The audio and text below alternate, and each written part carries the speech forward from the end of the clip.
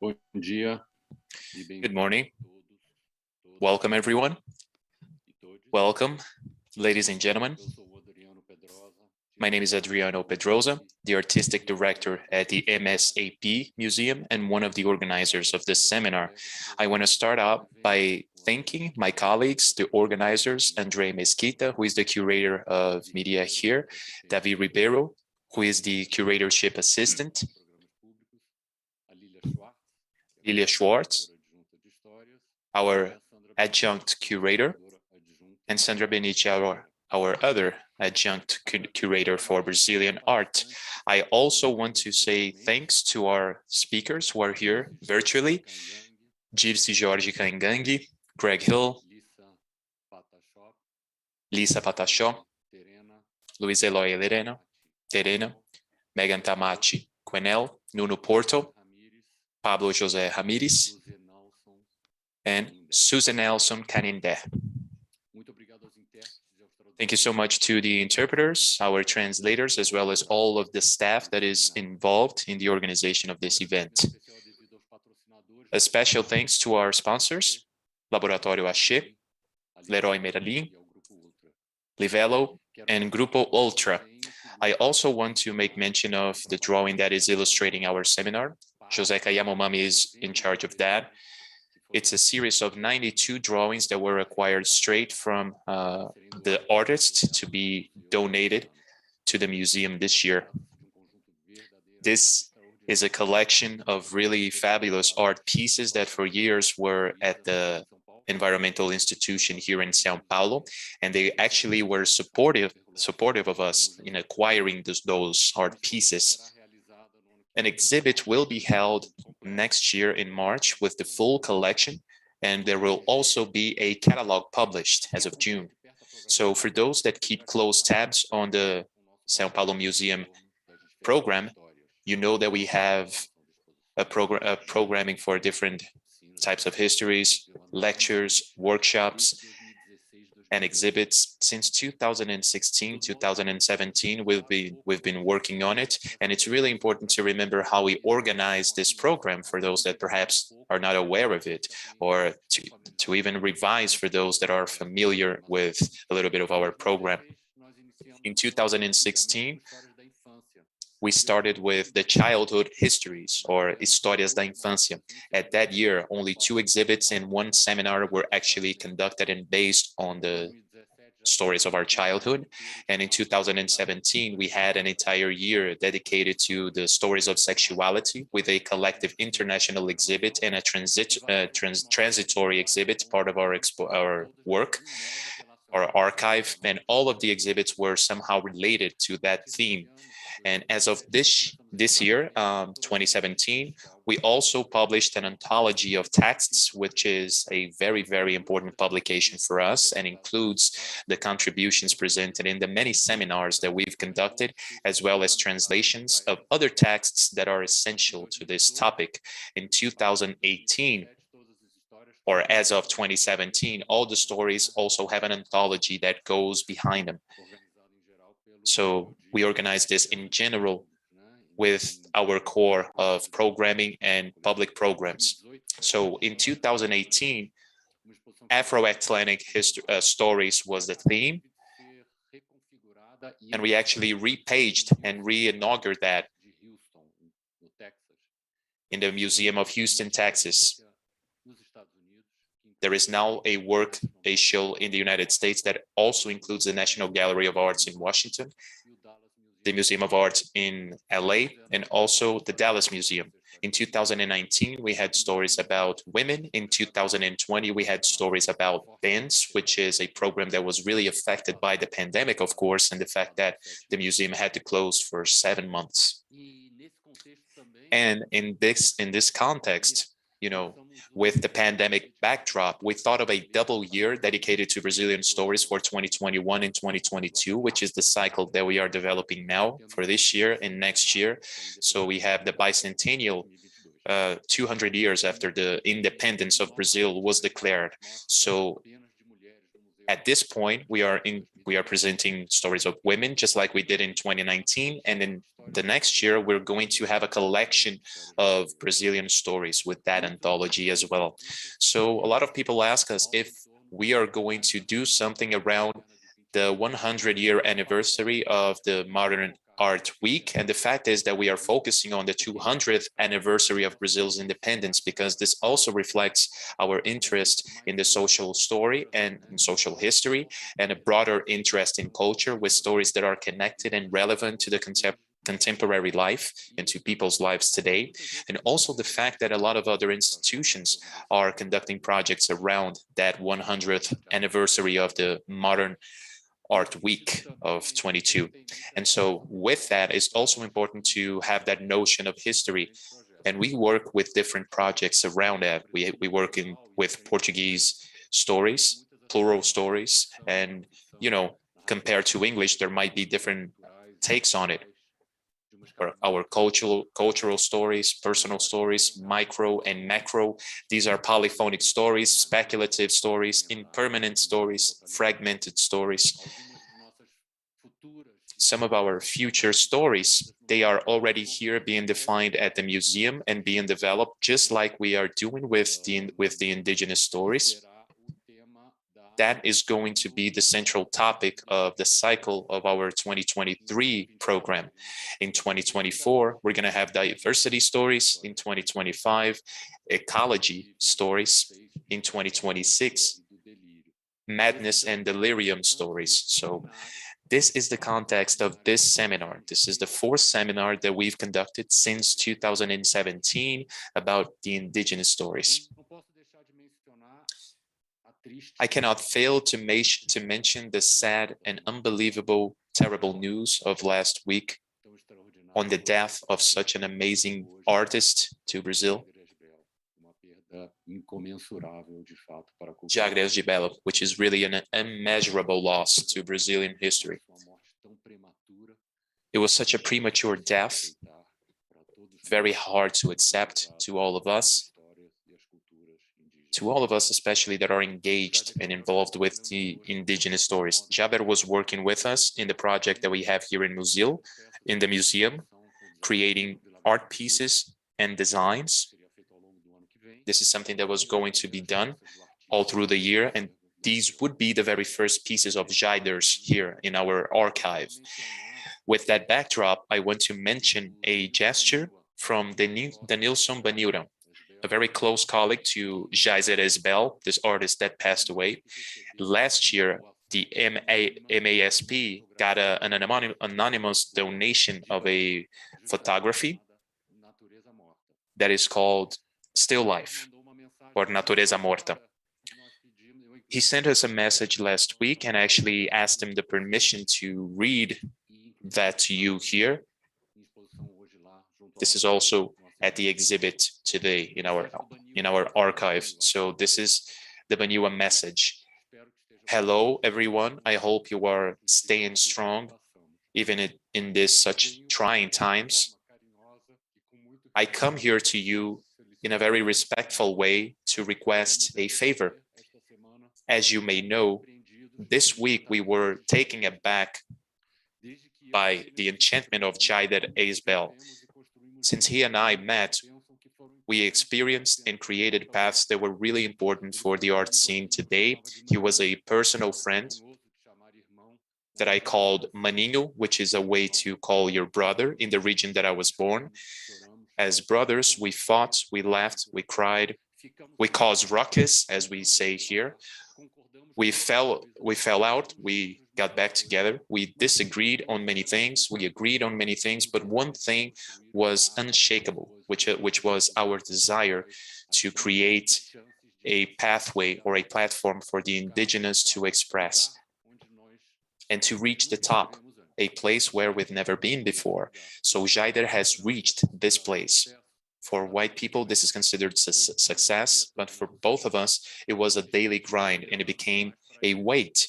And it unfortunately became too heavy for him, but it would have been so for many of us indigenous artists. So in this way, knowing that I have works that are exhibited with you, I respectfully ask to Jaider and all the our, the artists that I've exhibited before, to put a black cloth to cover the entire work and to keep it like that until you conclude the exhibit.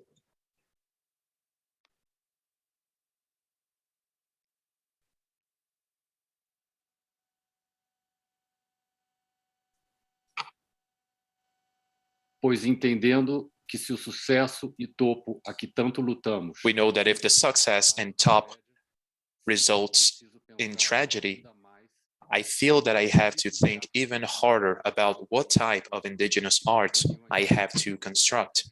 I'm still reading from Baniwa's quote. And it has taken us to a serious end, or one of us to a serious end. So with that, I have to think about the relationship that I have to maintain with Western art.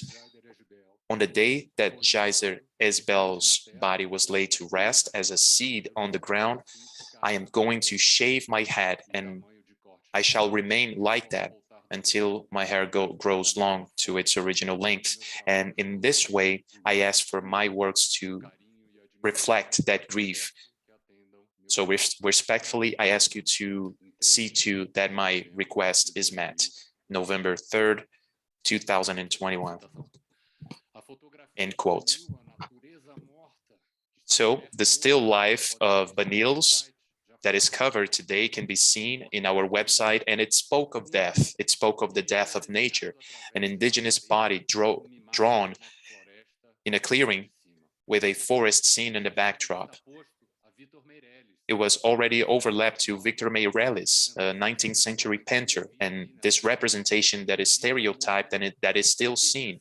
Moema, an indigenous person that drowned when she was swimming looking for her loved one. Portuguese Diego Alvares that was sailing back to Europe on a ship, and the ship can be seen at the backdrop. So, with the black cloth over Baniwa's death, there is another death that comes to the surface, Geyser's death, which according to Baniwa himself, maybe he could have been related to that encounter with Western art, to this success and to this receiving and embracing of the art. I need not say just how alarming this whole situation is. We have to find ways, pathways, and solutions to develop our engagement and our interest for the indigenous stories. This is a very tough reflection. I don't know what could be the answer or the exit, and he becomes emotional as he says it. So thank you so much. Have a great seminar. Eu chamo agora o Davi Ribeiro. Now I hand it over to Davi Ribeiro, who is going to do the mediation of our first panel. Thank you.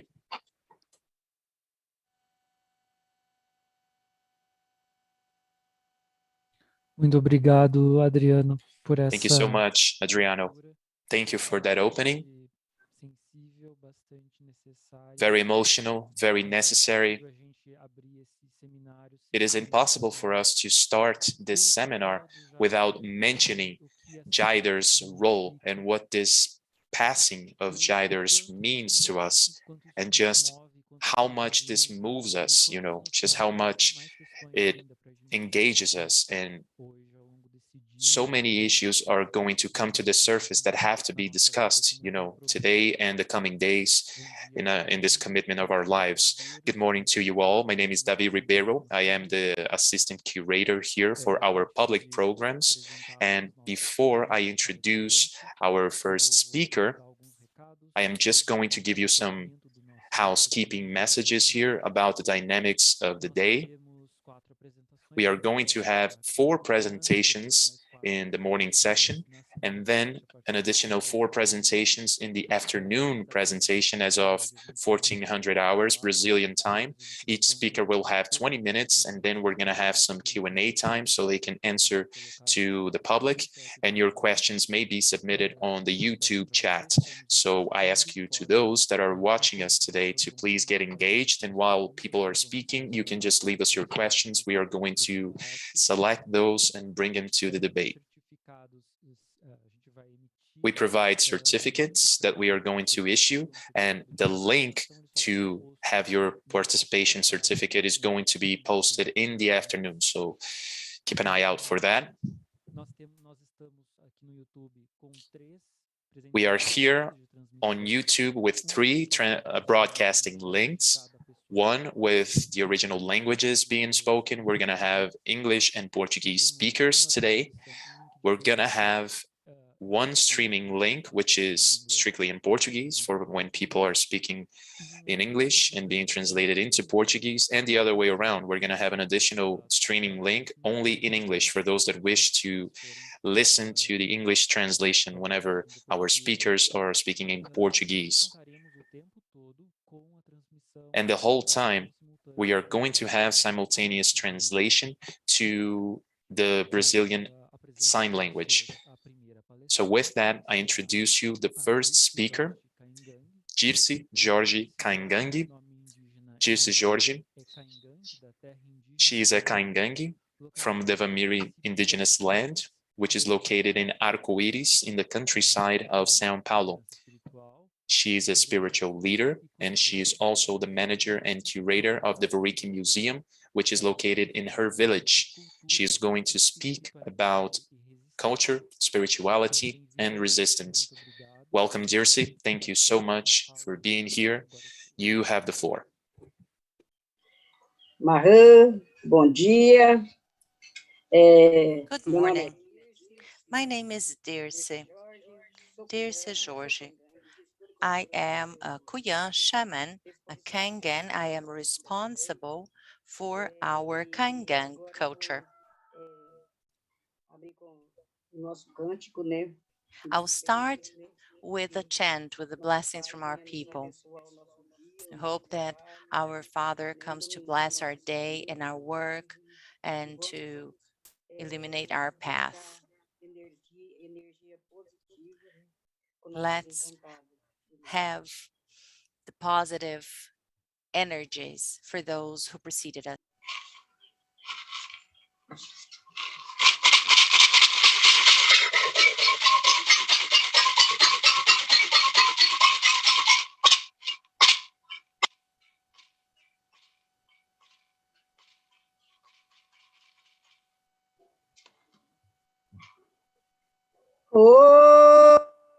Oya koro kate koro etorene koro aktorine eu amo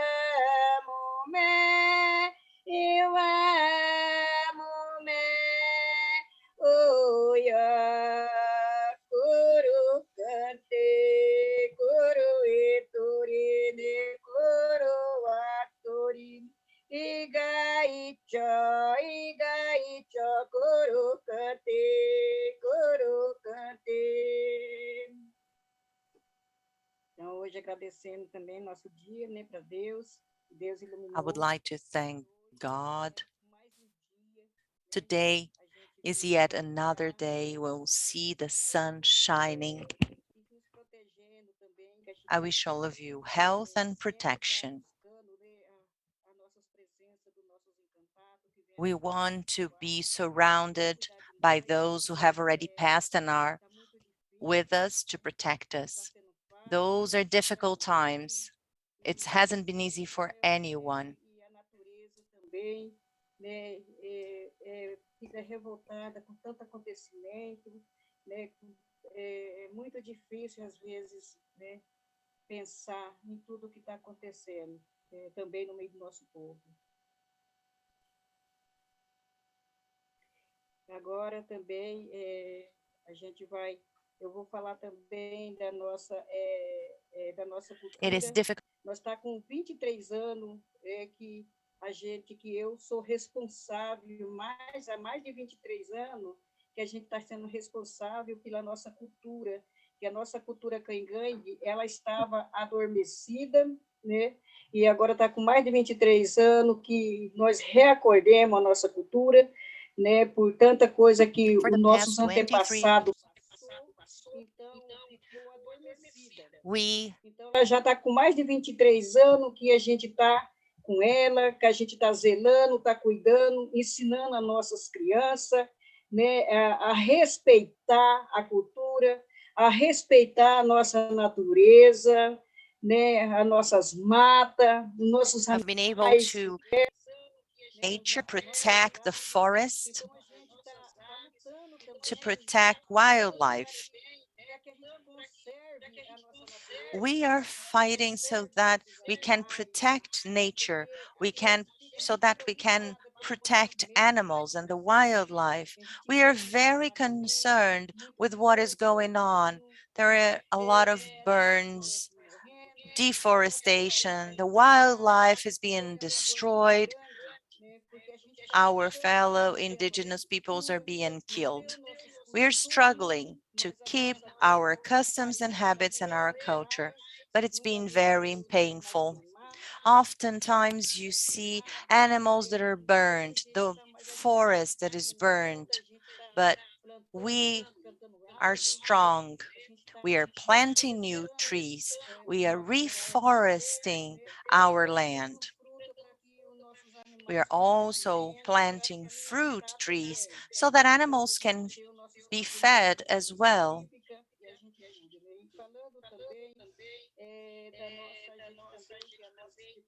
We also appreciate our spirituality. We have a lot of respect for our spirituality. We teach our children to respect it too. We light the fire, we dance around the fire. We appreciate the water, the moon, the sun. We teach children to respect it. In our full moon dance, we dance for be able to have a good harvest. We also ask to have plentiful of food. We live off the land. Culture comes with the spirituality, because culture without spirituality cannot move forward. They need to go hand in hand. Our ancestors, those who are gone, they left us that. There was a massacre and they were gone. But we have our spirituality.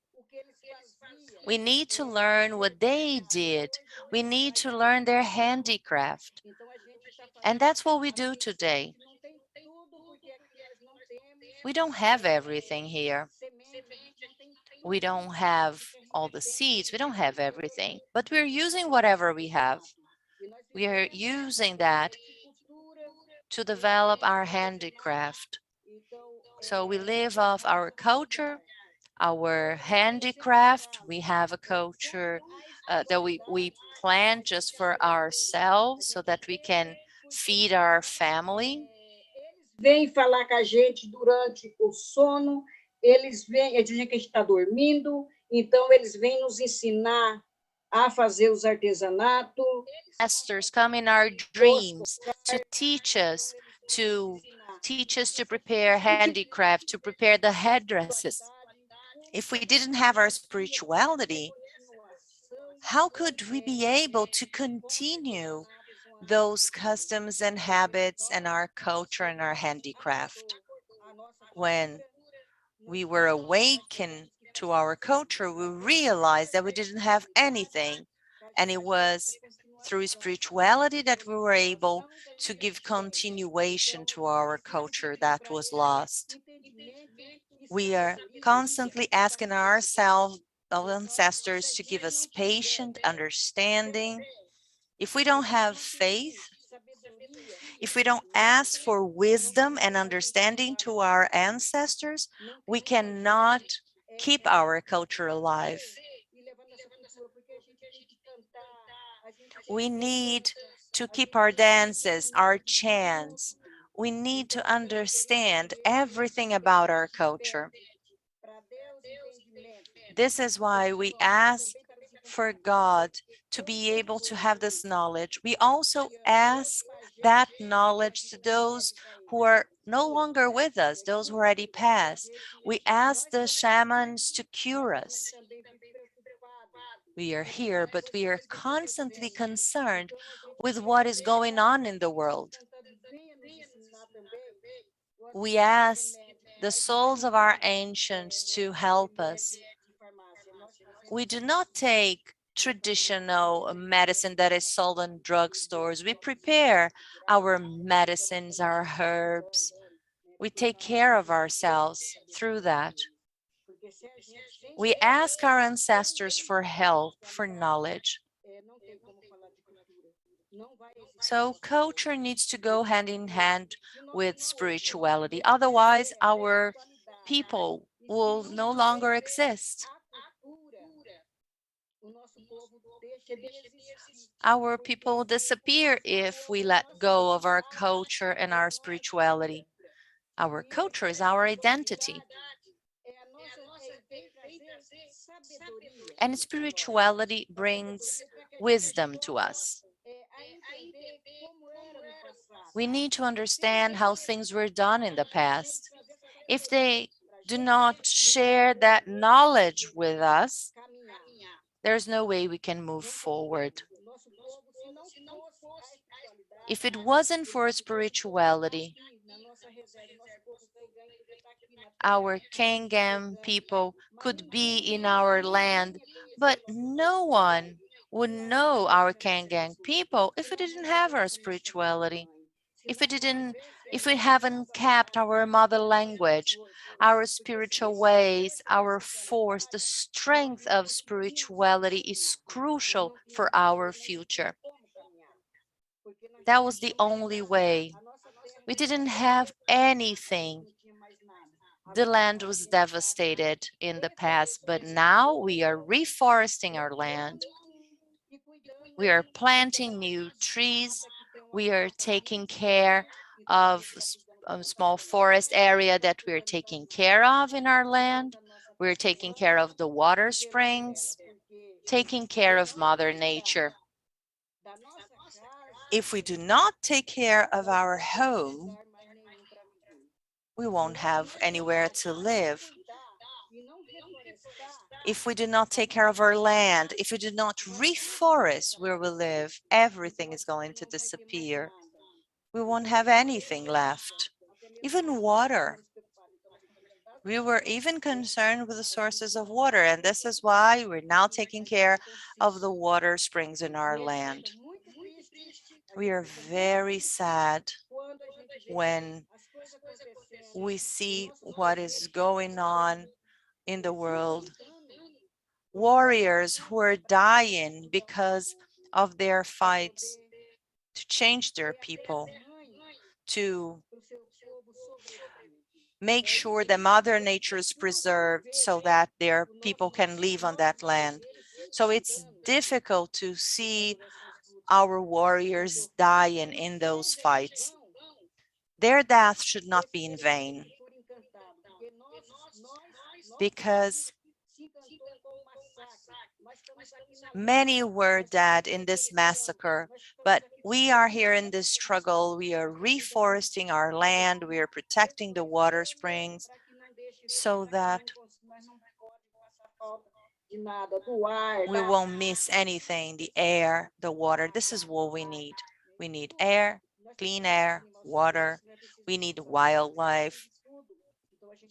That's what we need. We need to take care of that. Everything is related to spirituality.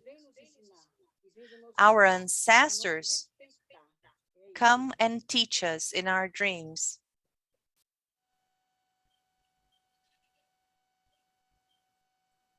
Muito obrigado, Dirce, pela sua fala. Thank you, Dirce, for your words. Always very sensitive and also very impactful. Thank you.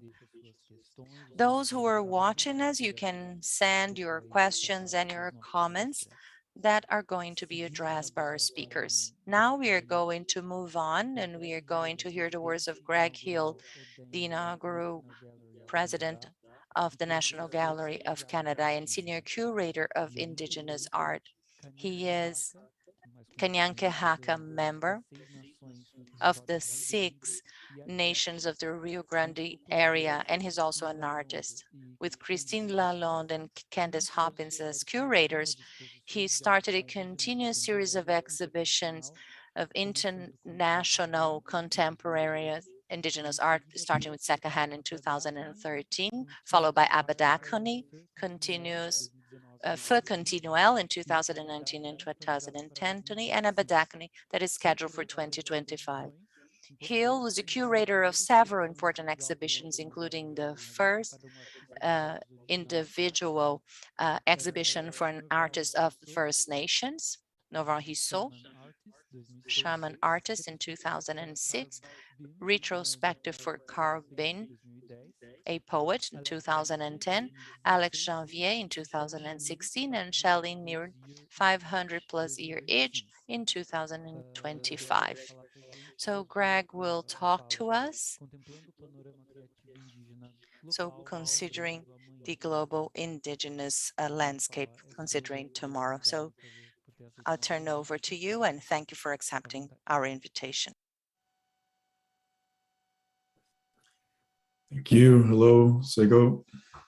First, I want to express my condolences for the loss of Shaider Isbell, who I had the opportunity, the fortune to meet in Toronto when he was there for an artist exchange, Arctic Amazon, that was organized by Gerald McMaster a few years ago. It's a success for many Indigenous artists comes with so many pressures and responsibilities to community. We've lost our own artists. That success doesn't necessarily bring you out of trauma. So it's I sympathize and feel the loss. I want to acknowledge where I'm speaking from, these territories. I live on the unceded, unsurrendered, unreconciled territories of the Algonquin Anishinaabe, in an area known as Ottawa, the national capital of the country Canada. And I want to. I've been in this area for 25 years now. It's a little bit of a way from where I grew up, but I feel very grateful for being here in these lands. I also wanted to express my gratitude to Masp, to Adriano Pedrosa for the organization of this day, for the entire series of seminars and exhibitions that are made possible by the efforts of everyone working with Masp. And I also wanted to thank Dirce for her words, because it really, I think, recenters us on the urgency of our work, and I'm thinking the responsibility of someone who's in the position like myself that has an opportunity to bring artists, to create platforms for artists to have their work seen and heard and understood. And that is something I take very seriously, and really what we're going to talk about today. You know, it's really a time of reevaluation for institutions like the National Gallery of Canada, where I work, in the context of decolonization, indigenization, defining what those words mean.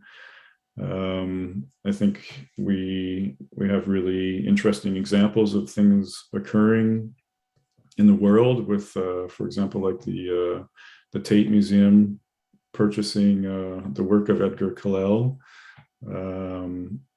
and making that acquisition in a really very interesting way according to his terms. That it's on a contract, a renewable contract. They don't actually outright own the work. It's in consultation with the artist and with community, and there are spiritual aspects of the work that have to be attended to for its presentation. So it's a very interesting model for new types of acquisitions and changing ideas of ownership in terms of how things come into collections. I'm going to talk about, and if we can just advance to the next slide, the first slide.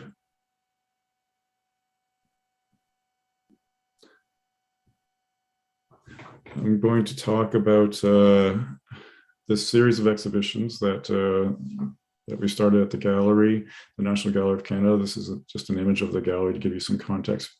And I wanted to give you a bit of a history of that institution. You know, it began in 1880. It comes out of British colonial origins, really. So in effect, replicating the idea of an art gallery in a colonial context in Canada, and has grown to a very large size as a national level institution, with this new building that was built in 1988 that has 12,000 meters of exhibit space, you know, a staff of 300 people, a collection of 75,000 artworks.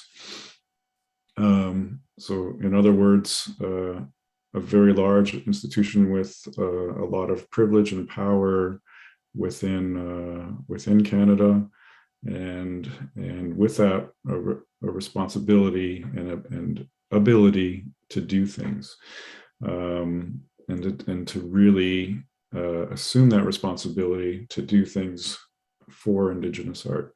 So that's now, it comes from a history really of neglect and exclusion.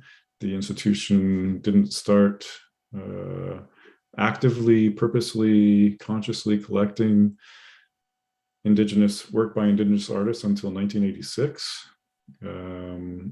There were works that came into the gallery before that, but it was very sporadic and not intentional.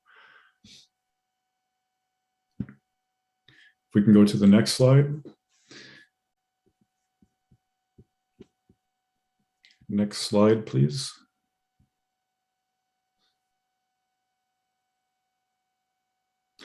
So in more recent times, the representation of work by Indigenous artists has greatly improved. For example, this is just an installation view of the very first gallery in what is now known as the Indigenous and Canadian galleries. So it's a series of really 30 permanent collection exhibition spaces, all connected, that tell the story of the visual history of the lands now known as Canada from time immemorial to the late 1960s, early 1970s. So this used to begin with the first thing you would see in the space was an altar, and there were no works in the Indigenous, what are now known as the Indigenous and Canadian galleries. There were no works by Indigenous artists in the space.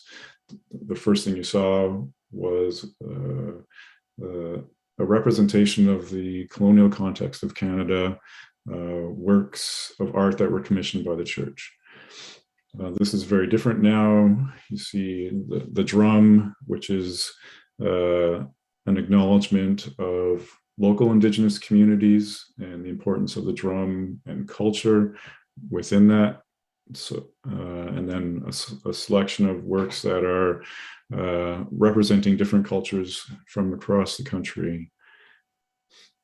Next slide, please.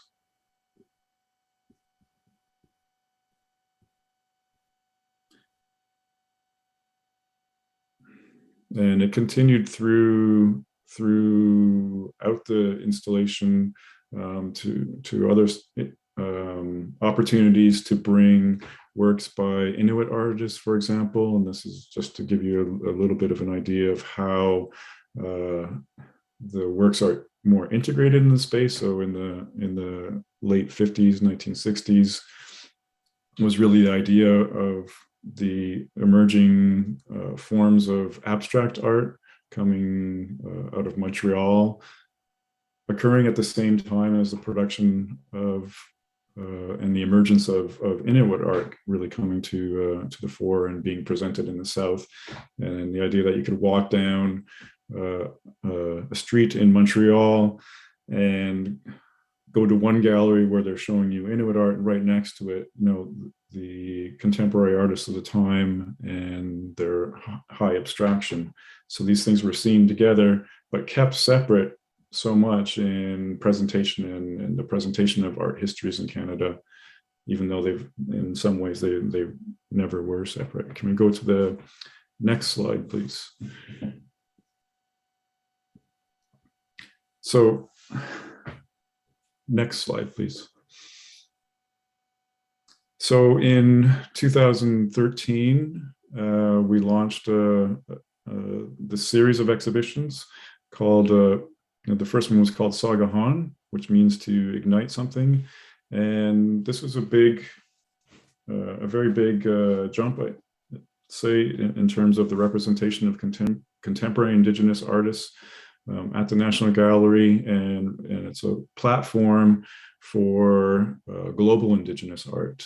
And the concept and the very much to put forward the idea that Indigenous artists still exist today, that they're everywhere around the world, and here's some of what that is about. So there were 89 artists in this exhibition, over 200 works. It was a show that was also collaborating with partner institutions in the National Capital Region. So there were 16 partner galleries. So in effect, it took over the entire National Capital Region for the summer of 2013. Just as an example, this is a work by Toru Kaizawa, who's an Ainu artist from Nibutini, Japan. And so much of this show was about about the idea of identity, of presence, that we are here as Indigenous artists. So this is carved in wood, and Toru is such a master carver that the tassel on the zipper, it actually moves. It's free. It's carved free from the rest of the thing, which is an expression of his skill. But also what's here is the idea of identity, where you can show, because your identity more or less by zipping or unzipping the jacket, which is obscuring the view of the traditional Ainu carving that's behind. So it's a very interesting expression of identity in that sense. Next slide, please.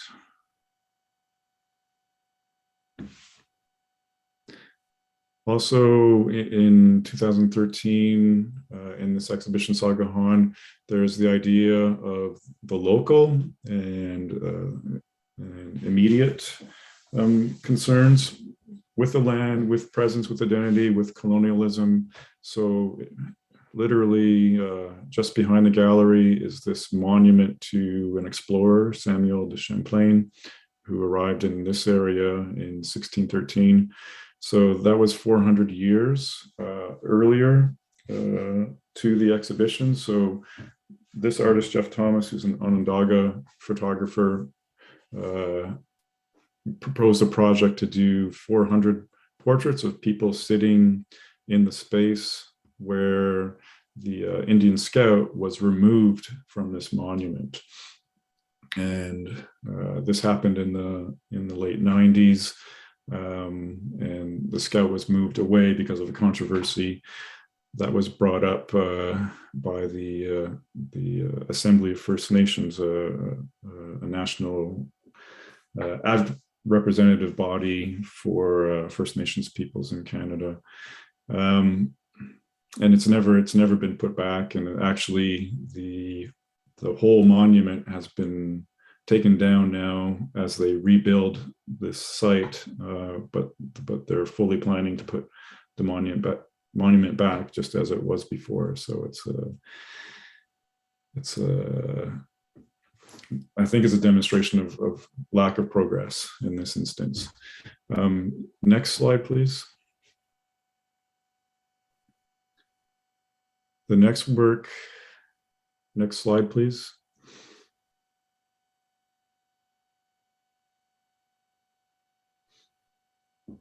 The next work by Teresa Margolis is an example of artists that work with Indigenous artists.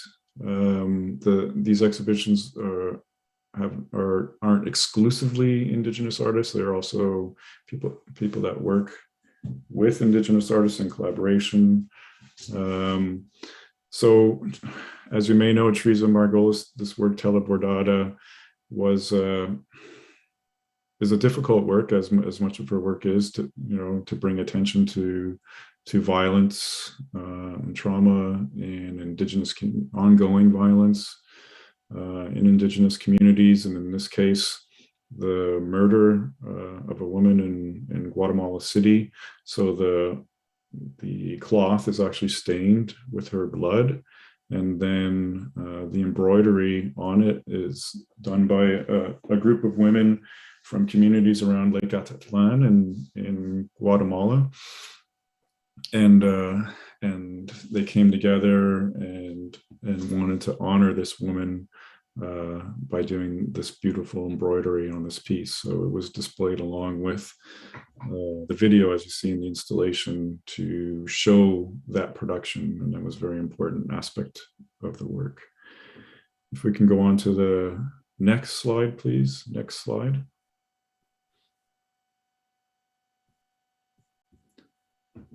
Next slide, please. So moving ahead to the more recent expression of this exhibition, which was called Abadakwane, Continuous Fire. This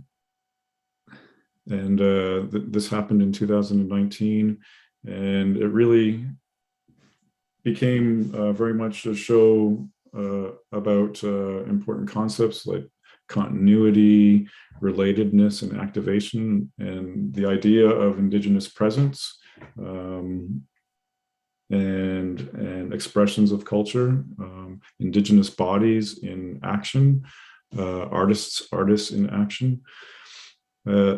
So it had 77 artists in this exhibition, and this is just an image of what happened before the exhibition. So the exhibition is not open yet, and this is about 2 weeks beforehand, and it's the work of Yuar Nango, who is very much in building communities around his artwork, and it was a commission by the gallery for him to build a Sami architectural library.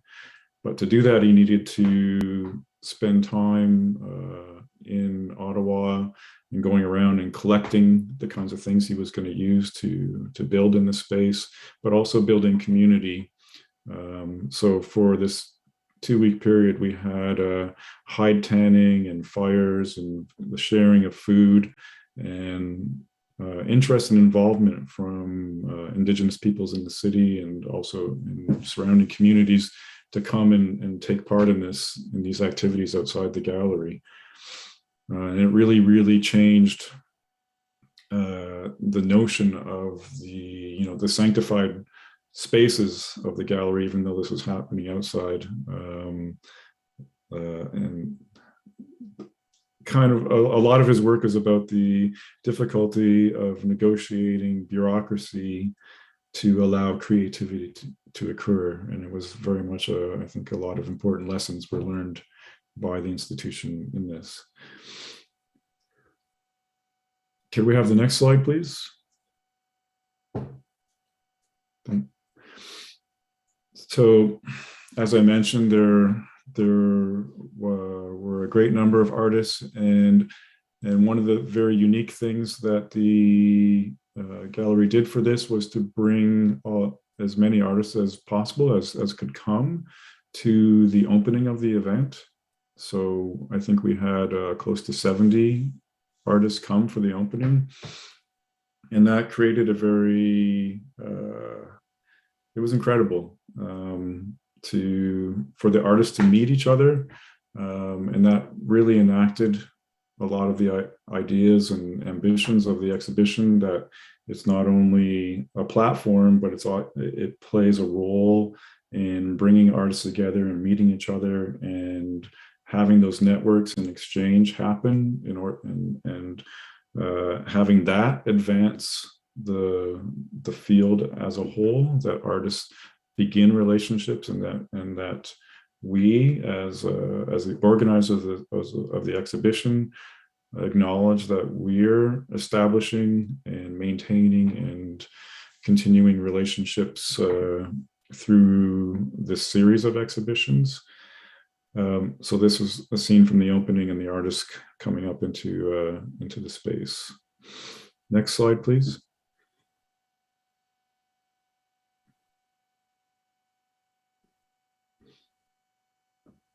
So this is a work by Edgar Kalel, who we mentioned earlier, who had his work recently acquired by the Tate Museum. And I just wanted to show it because I think it really picks up on one of the important themes of relatedness within the Abadakone exhibition. And you see that in this piece, in the sense that these are the feet of many people of the community that he was visiting, and he had an exchange with them, and created this video of the people in the community putting their bare feet in the soil of the land, and then putting it in a sketchbook and making these footprints, and involve the children. And there's a lot of joy in the video, and it really communicates this wonderful sense of exchange and connection between different communities that we wanted to bring forward in the exhibition. Next slide, please.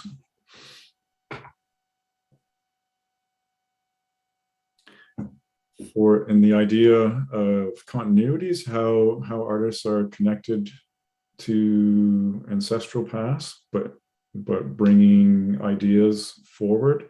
This idea that our cultures are important, not only in the past, but in the present and in the future. There's a work by Skawanati, a Mohawk Gahaga artist who lives in Montreal, and she works in machinima. So she creates machinima, which is cinema created in cyberspace. So she creates movies that are set, in this case, it's a movie that's set in the year 3025, so far into the future. And it is actually a story that relates origin stories of Haudenosaunee peoples. So carrying the past into the future. And then there are examples, physical examples of objects that appear in this virtual space. So she makes real what is in the virtual space and gives us examples of them. So in this case, these are on the right side, wampum belts, which are a customary art form for Haudenosaunee peoples, let's say, and she has created belt, and the belt that is second from the bottom, you can see that those figures are not human anymore. They're alien figures, and it's the idea of these belts, which are also records of agreements, being used very far in the future when we're in contact with alien races. Next slide, please.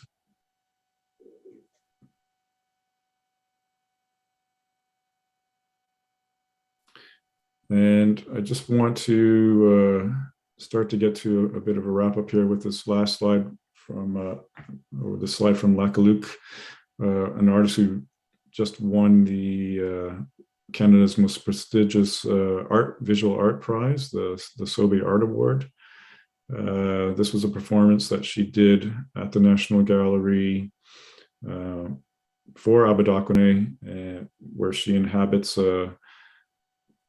this persona, which is a figure that is terrifying, humorous, and very sexual. So she's, the other part of the image you see is her physically crawling through the crowd and inspiring all of these feelings in members of the audience. If I can go to the last slide, please.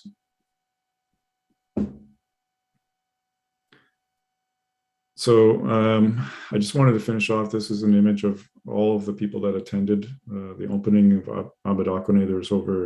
There was a record amount of people there, over 3,000 people. And the image is Jordan Bennett's work Tepkik that is installed in the space there. With these exhibitions, we really hope to carry into the future the ideas of the sacred aspects of Indigenous art, the concepts of artworks as living sentient beings. Again, the concepts of care beyond the physical, care for the spiritual aspects of work, making space, rescinding the authority of the institution, of the curator, concepts of owning and caretaking, and bringing these ideas forward. So with that, I'll stop now, and thank you very much for this opportunity to share. Nós que agradecemos pela fala, Greg. Thank you, Greg, for your words.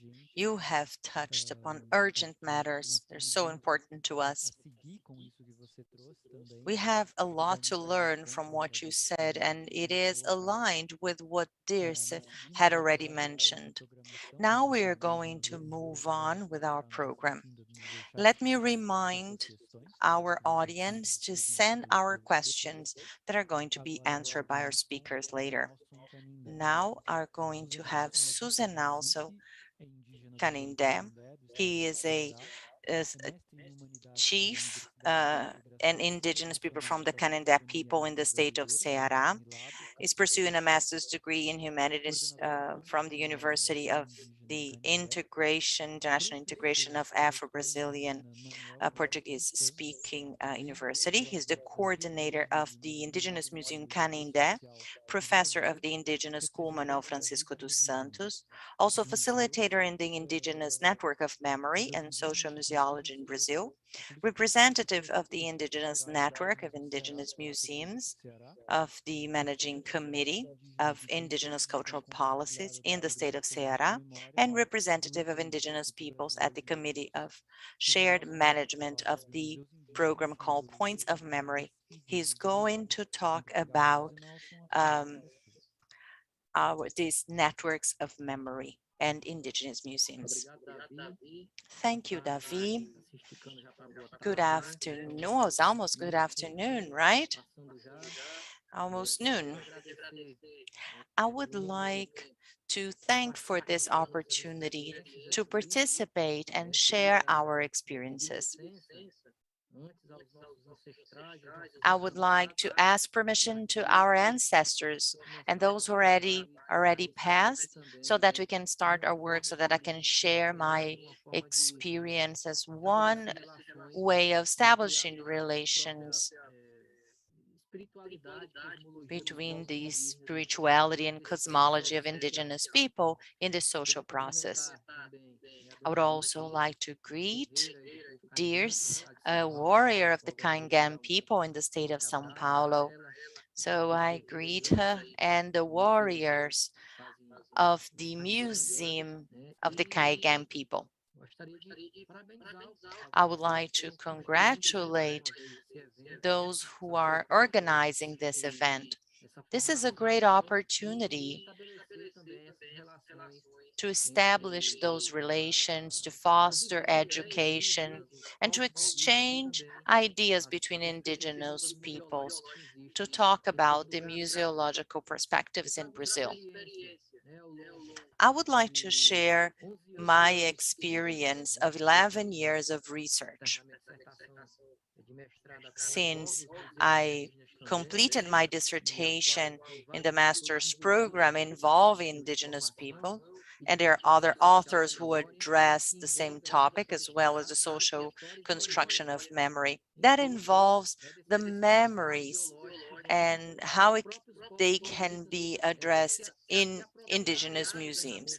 The indigenous peoples have used the tool of museums to establish relations between their perspectives, their ways of telling their version of the story, of the history, and also to show their living conditions, how they see the world, how they see the cosmos, how they see death, and the narratives of those who are custodians of memory, the chiefs, the shamans, the healers, so that we can develop a process of interpretation of how indigenous people see these memories and see these social processes. That's what we've been doing in these years. So next slide.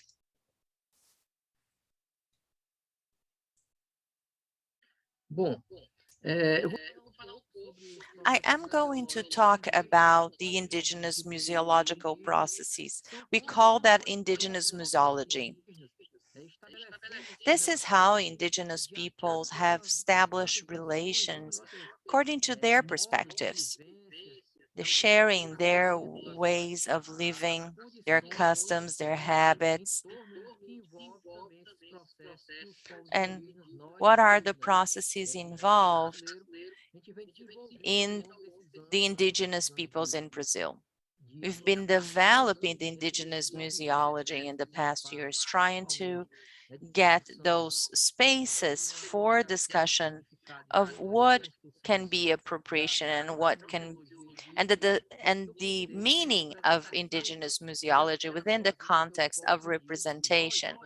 We want indigenous people to be able to establish relationships involving knowledge, going beyond the physical space, going beyond our lands, and going beyond our cosmology in our villages, and what those spaces have become in the struggles of indigenous people to build museums that are in Brazil, specifically indigenous museums. This is the Museum of the Canindé people in the state of Ceará.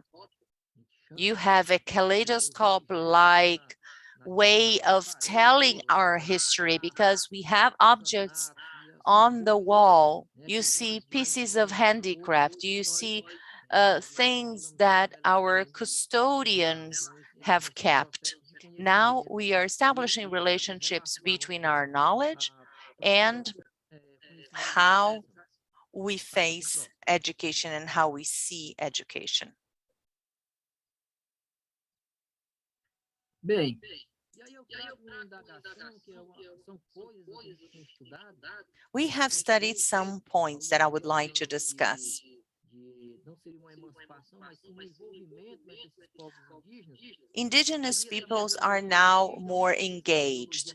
So what is this native or indigenous museology? What does that represent to us as indigenous people? How can we portray our knowledge in the social constructions that we belong to?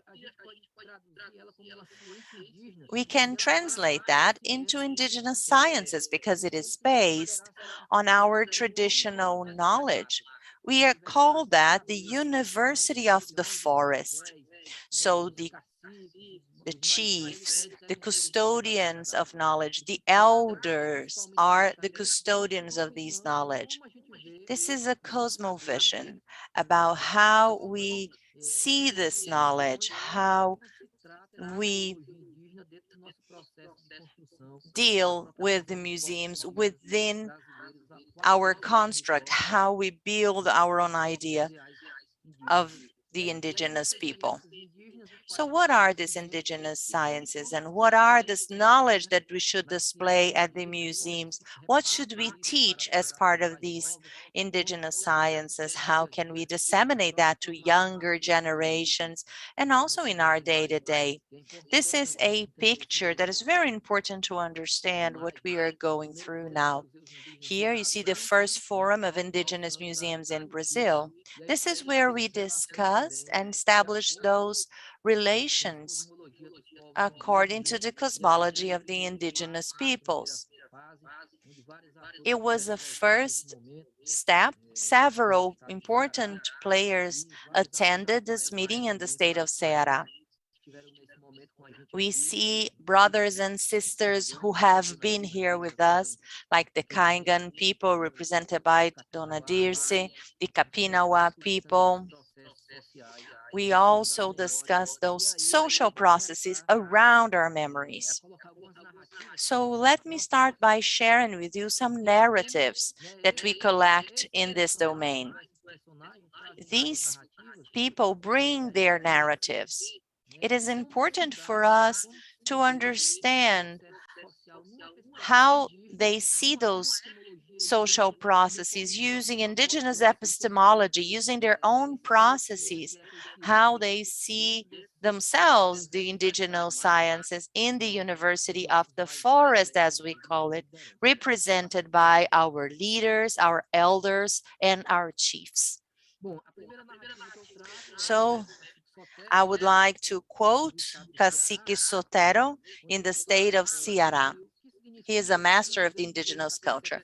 So in his understanding, the Indigenous Museum is a great source of nourishment for all of us in Brazil. It is a discovery that tells our history. It's nourishment. The museum is great nourishment for all of us. We are being nourished by those museums and we are going to nourish ourselves more and more. He's a master of indigenous culture. He is the chief of the Canindé people, and he was one of the people who started museology in Brazil in the state of Ceará, together with Mina Ticuna from the Amazon, from the Ticuna people, the first and second indigenous museums in Brazil, respectively. And this is when we established the first forum of indigenous museums. And this is when we joined our brothers and sisters to establish these relationships among different museums, to share knowledge, and to make sure that we could keep our memories. O próximo eu trago o Preá. Preá é o Heraldo Alves. Heraldo Alves, who's also called Preá, which is a small rodent in Brazil.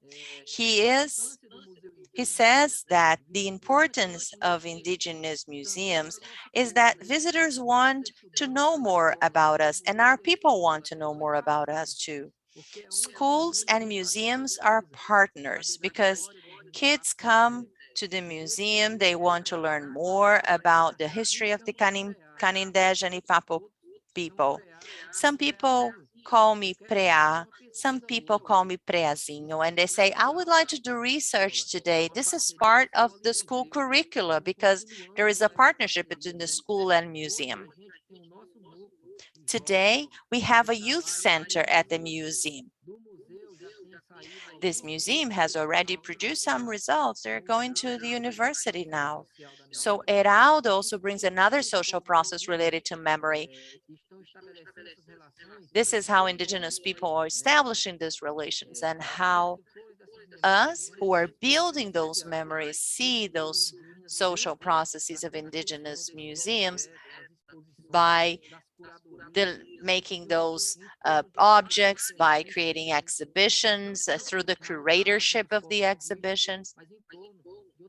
This is around several knowledges, things related to spirituality and also related to care of our land. This is Pajé Barbosa, a healer man. He is the creator of the Indigenous Museum in Ceará. He says, I am talking about a dream that is not only my dream, it's almost a global dream. We want to tell our history without talking, without words. We want to tell our history just with a glance. I have a dream to leave a legacy, not for me, but for the university and other schools. Our museum will tell a story in a glimpse, in a second, a story of 1,000 years through pieces that we need to put together. So why not creating a museum that tells a story of the Pitaguari people, our houses made of straw, because today our houses are made of rocks, but we want to show what modern society has done to us. Since today we can speak up, it is about time to show the pieces because old indigenous people could not use a headdress like that. And this is his perspective about these museological spaces of indigenous people and the importance of these heritage spaces to establish relations between the world and the rituals that exist and the ritualistic relations that exist with these objects that he talks about. So this is Ronaldo Kopenawa. He is the curator of an indigenous museum in the northeast of Brazil, in the state of Pernambuco.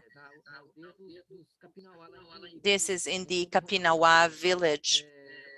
Kopenawa says that museums are made by indigenous persons in their language, is presented by them.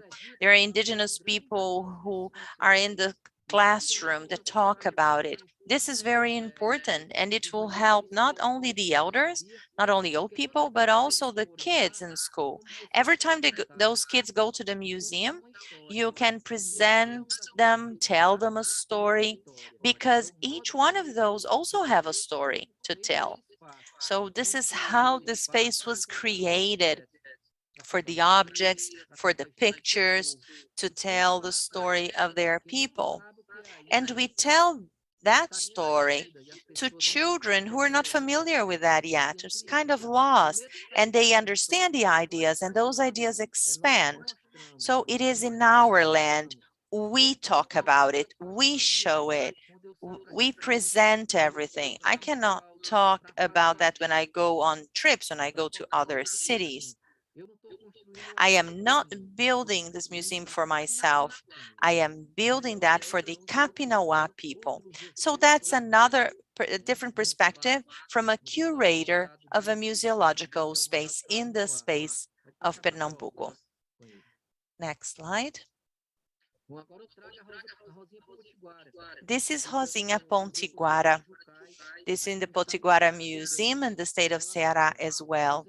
So she says, a museum for us is not just a space between four walls. This is where we live, where our mothers or grandparents lived.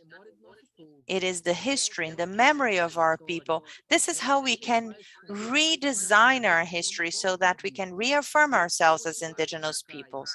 I am a Potigara from Jucás. My history dates back from our ancestors. This is a living museum, a museum of history. Everything for us is history. Everything for us is a museum. We need to strengthen and appreciate your culture, to appreciate the history. We are the protagonists of our own history. This is Rosinha Potiguara's perspective.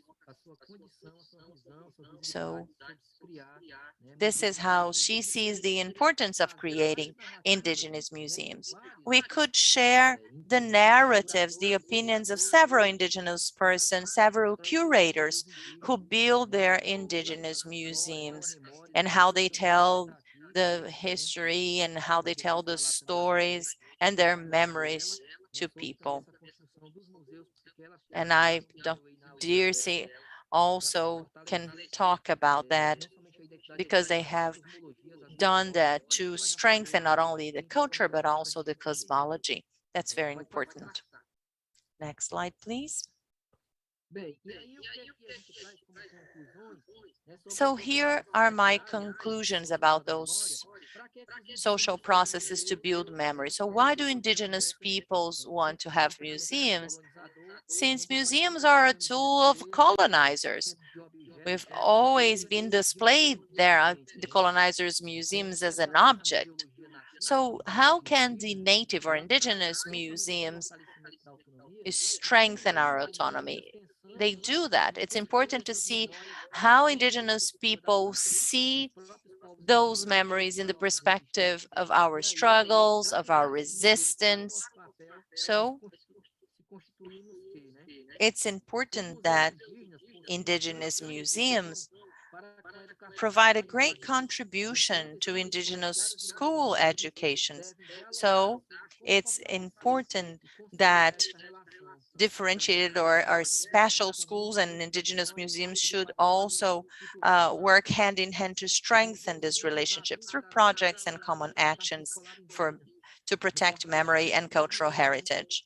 Indigenous museums also contribute to school education for the indigenous people because they strengthen and they transmit knowledge, the chants, the dances, the spirituality, their customs and habits. This is a live space that has different prayers, healers, midwives, leaders, ancestors. They narrate the memories to new generations. This is what we call the appreciation of the old tree trunk. Indigenous museums have a close relationship with the land. Activities are not restricted to the physical spaces, but also to sacred spaces, to ecosystems, to cultural heritage, to archaeological sites in the lands. For indigenous peoples, museums talk about their stories, not only in the past, but also in the present, highlighting the struggles and the resistance. And this is why they're privileged spaces to keep the memories by custodians of memory. Next slide, please.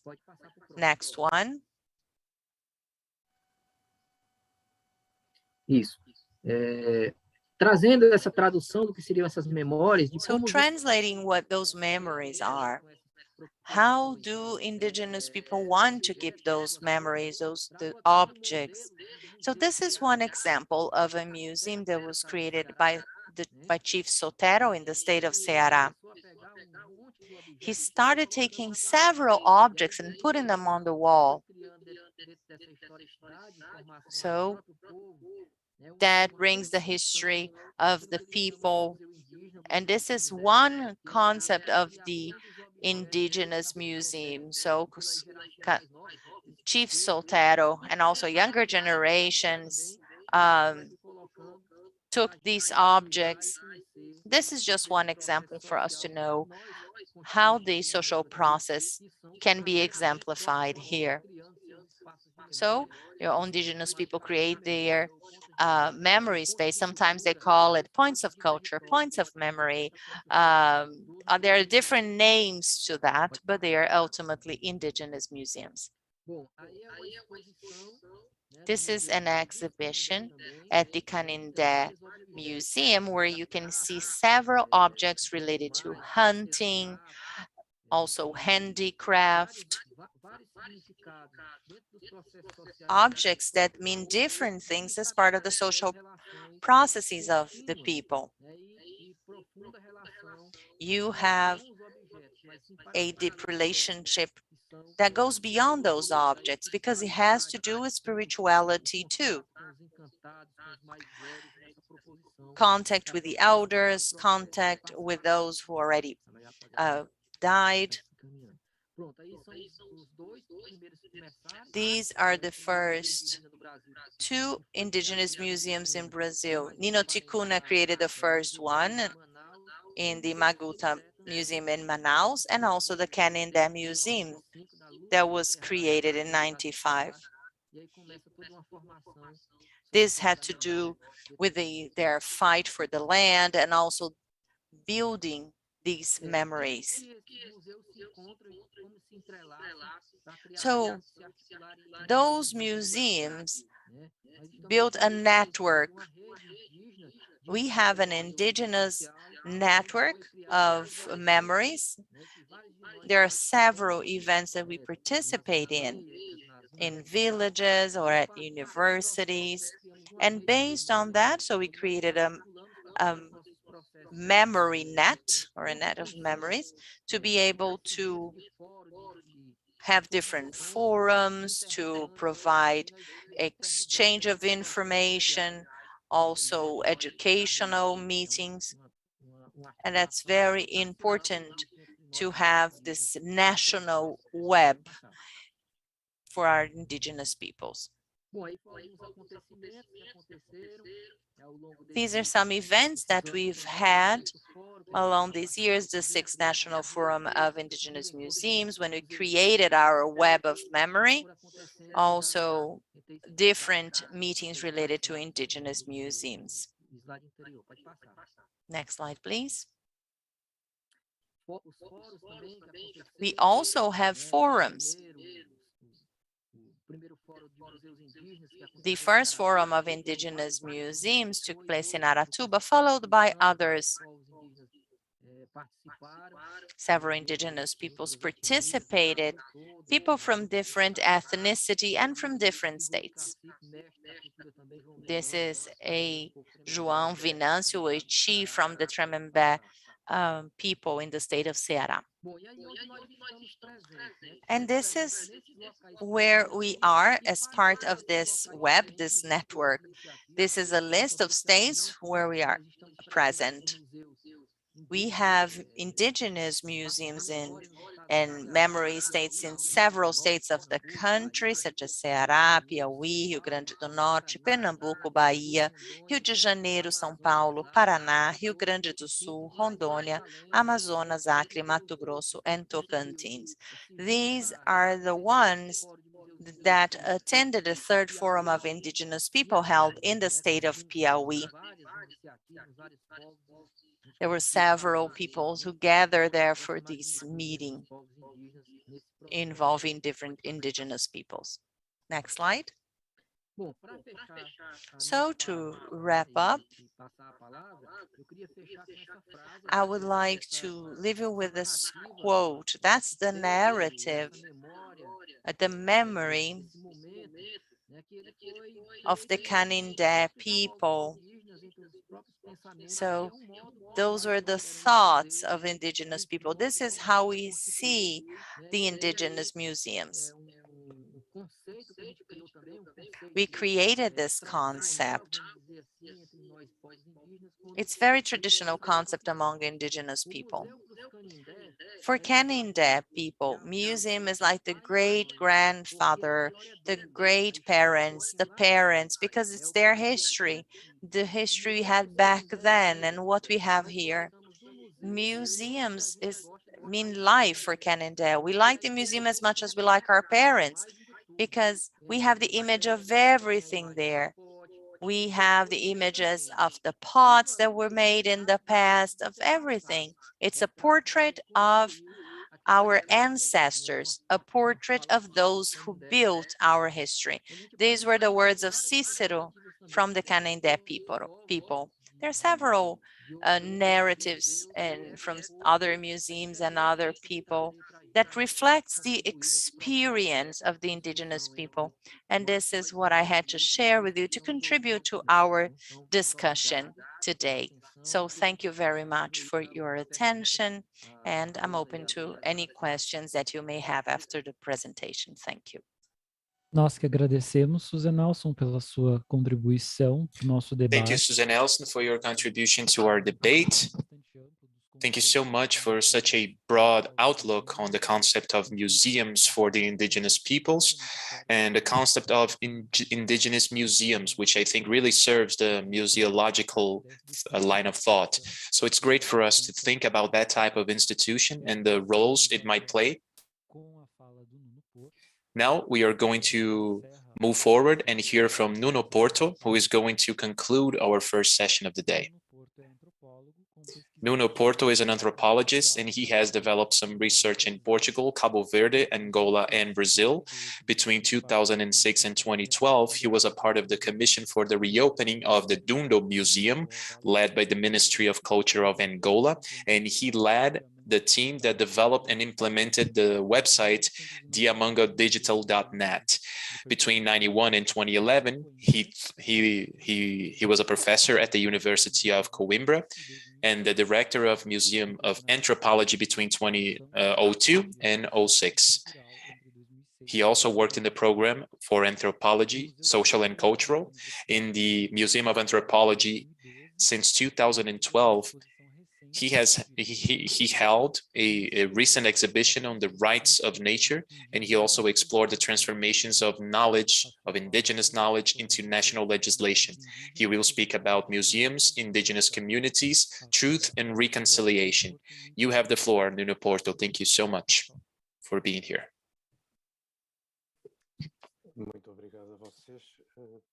Thank you so much to all of you.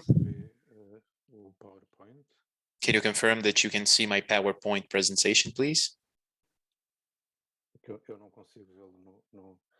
I cannot see it on my end here. I would like to thank you for your kind invitation. Thanks to Davi, and thanks to Adriano Pedrosa for the opportunity of sharing with you some of the works that we have been conducting here at Vancouver, Canada. I would also like to thank you for the possibility of sharing the virtual stage with Greg Hill, Jirsi Kanangi, who I didn't know, but Greg Hill I knew from previous exhibitions here, and also Susanelson Karindé, who I actually saw in recent times in an ABBA presentation about museums. I would also like to start by saying that on this panel, I am the only one that am of Portuguese descent. I am an immigrant here in Canada.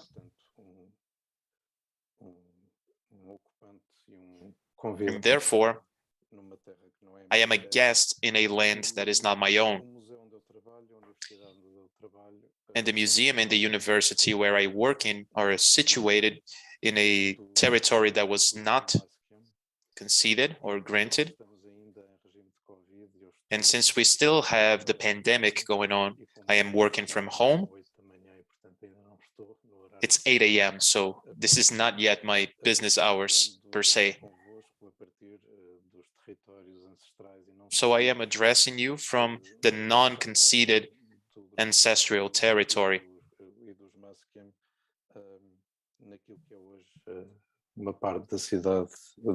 And today, speaking from the city of Vancouver, Canada. So in my speech, I'm going to be very brief. I want to touch on the recent period, and I want also to share with you a little bit about the trajectory of the museum with regards to a situation that, even though is well known and it's a part of the history, it's not really at the forefront of the official Canadian history, not until a short time ago at least. And the fact is, Canada is reviewing itself as a nation founded on genocide, as it was the entire American continent. I also want to talk about some references that we may consider for the work of museums based on two documents that gave origin to a third one. And finally, just mention one example of the Museum of Anthropology here in the University of British Columbia in Vancouver, in the Amazon project that I worked in.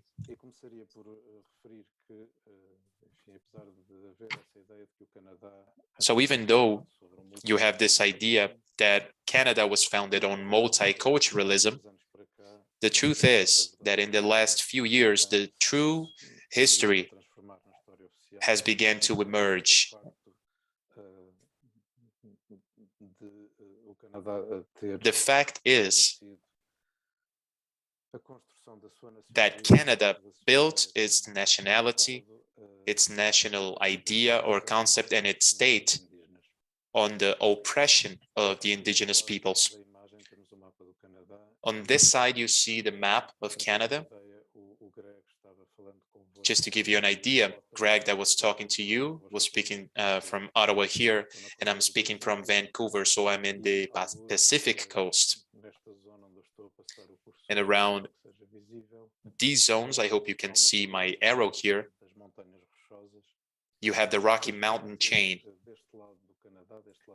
And on this side of the Pacific, there were a lot of dealings with the indigenous communities. And in 2003, there was a movement that took place called Quiet No More. That's the free translation from the Portuguese words. Indigenous peoples were under threat of a very conservative government. And this movement led to the creation of a commission of reconciliation to speak about the unspoken history of Canada, which has to do with the creation of the state based on genocide. One of the instruments of such genocide was a system called internal schools,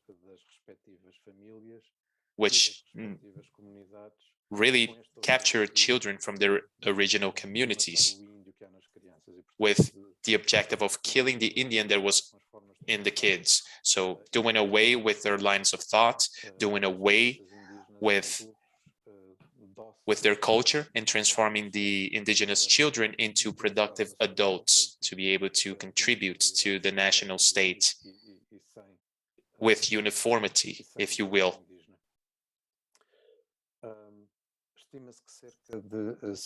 It is estimated that roughly 150,000 children in a country that at this point would be 20 million inhabitants, so 150,000 children were subjected to this system, to this educational system, the residential schools. And between 10,000 and 25,000 children perished. They were killed during this period where they were staying at the residential schools.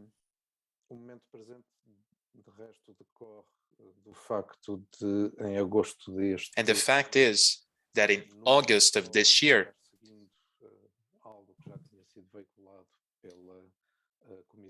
we saw something that was already pointed out by the commission. They discovered an additional 215 bodies of children that were buried. in a very nondiscreet way by the school. And this news really hit the Canadian news cycle as a bombshell. Some excavations are still being conducted, and there are roughly 6,000 bodies that are still being identified. One of the consequences of the residential schools can be seen on this map right here.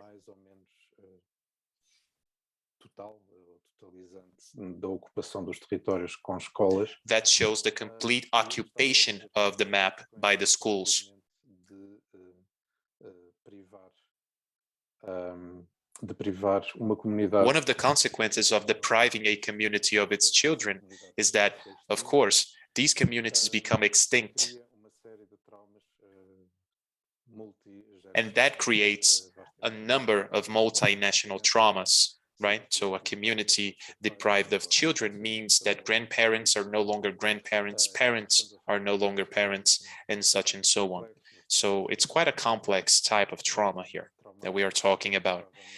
It's very traumatic, and that is really the core topic for the museum's work.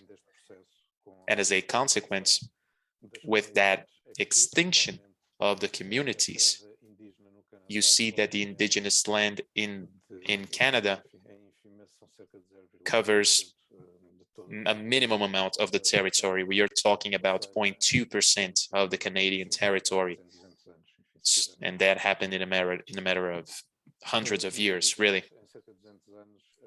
So in roughly 200 years, the indigenous populations lost nearly their entire territory. On this side, this is the Pacific coast.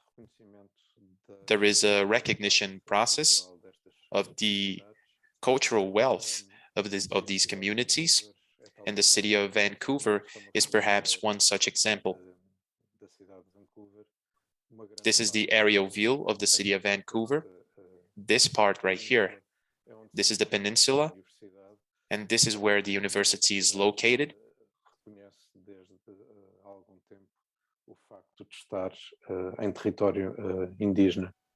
And the university has recognized that it's sitting on indigenous territory. And with that, it has developed a number of protocols that aim, on the one hand, to create an indigenous faculty, and also the studies of the indigenous languages, which are essential for us to think about to think about that culture, and also the instruments that are related to that process. There are many instruments that are related to it, and one of which is the recommendation for action, which was developed by Truth and Reconciliation, by the Commission, that thinks about the multiple ways in which the state is involved and responsible for the genocide of its indigenous populations. And in terms of the museum's work, this has been expressed by the national legislation, such as the declarations on the rights of indigenous peoples from the United Nations, that finally were translated into university terms by the UBC Indigenous Strategic Plan. And the museum has been not only a player in this process, but an active participant as well. And the Museum of Anthropology is working with the university body. We are situated in this territory, and the museum is also trying to emerge as a convergence place for those cultures. I can use an expression that I am convinced will serve me well.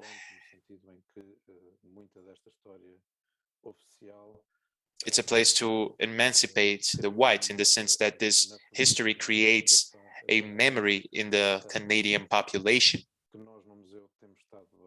And us at the museum, we have been trying to deconstruct that memory. And we think about the museum as a place of unlearning, really. Unlearning the colonial ideology, if you will. And we do that from what we see in the commissions.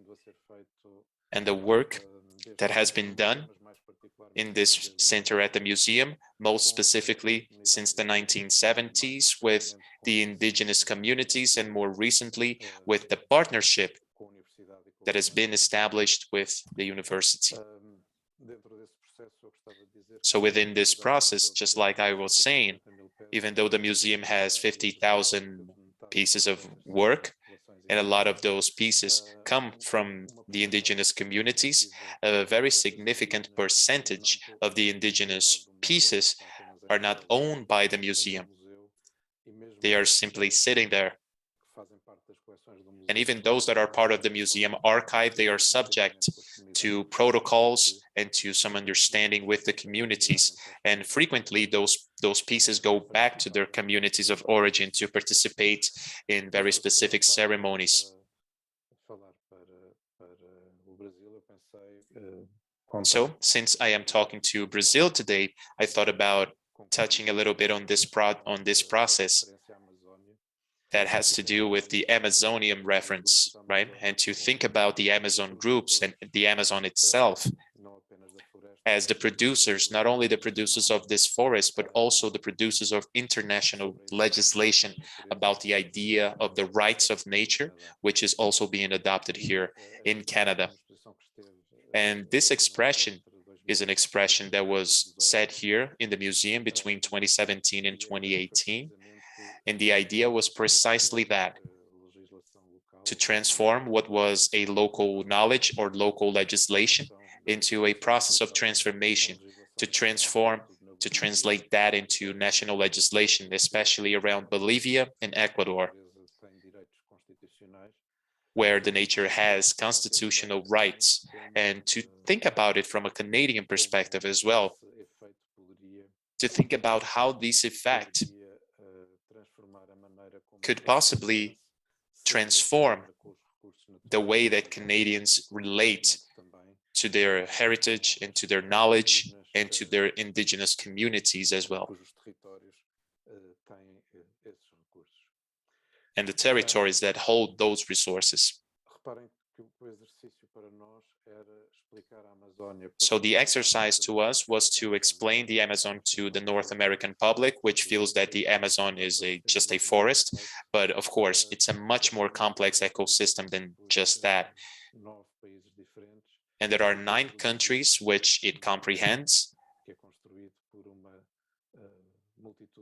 and it's comprised by a multiplicity of groups, by multiple groups.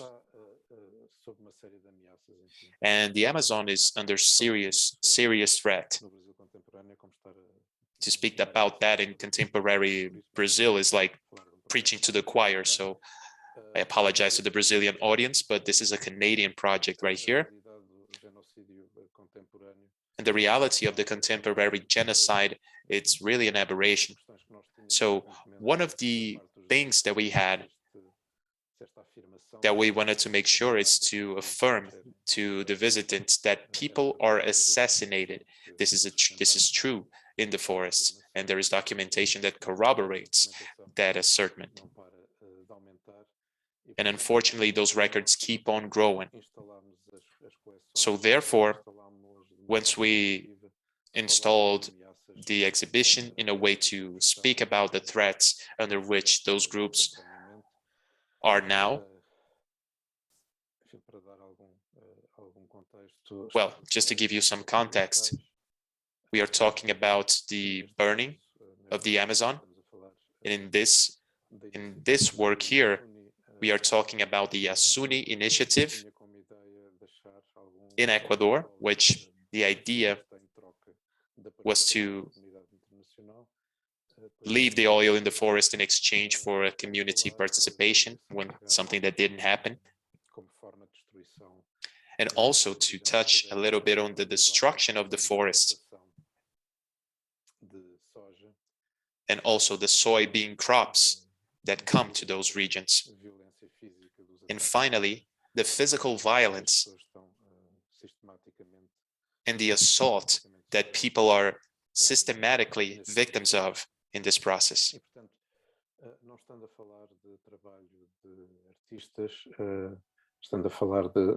So, we are talking about ethnographic matters as well as the work of artists. So one of the arguments of this exhibition, which is an exercise of sorts that we practice constantly in any situation, is an exercise of speaking about the present on the one hand, even though the objects that we are showing are objects of the past.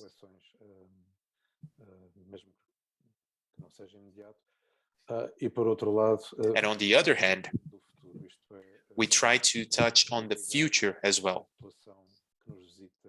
So we try to make sure that the population that visits us, indigenous and non-indigenous, that they think about the other member of communities, such as our neighbors here, and to really put the indigenous knowledge on the forefront as a knowledge that was produced based on the nature's rights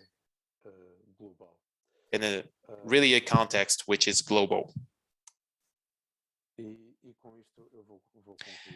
And with that, I conclude my presentation.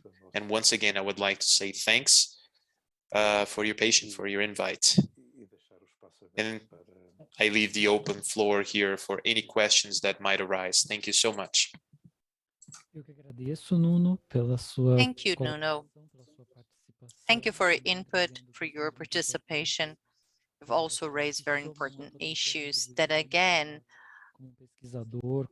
really are aligned with your contribution to the issues of social museology, and especially in your work as an anthropologist. We have a lot of questions to ask our speakers. If the audience has more questions, please send them to us. It will be a pleasure to use those 30 minutes for the Q&A session.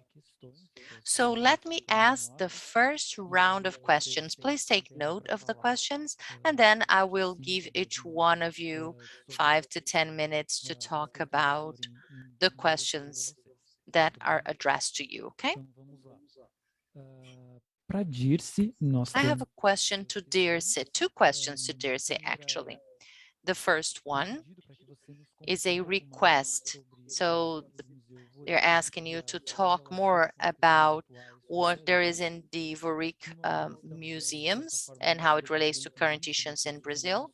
And also related to that, and also to the topic addressed by Susan Alson, what is the relation of the Voric Museum and the spirituality in the Kangan period? Because you said that museum is healing, that it means that it can heal people. So those are questions to Dirce. And there's a question to Greg. How do you see the impact of the exhibitions that you showed us in the social and political space in Canada regarding the rights of indigenous peoples? So how did the general audience receive or welcome these exhibitions in Canada? We'd also like to hear you more about artworks as something living or something sacred. We'd also like to understand this concept that you mentioned. There is a question two questions to Susan Alson. As a researcher of indigenous museology, one of your contributions, one among many, is the kaleidoscope-like exhibition. Could you talk more about that? And the second question is, how is the ethno classification of the Canada Museum can contribute to the classification in general of objects in museums? There is a question to Nuno Porto too. So you talked about museum as a social agent. I think that's part of what you said.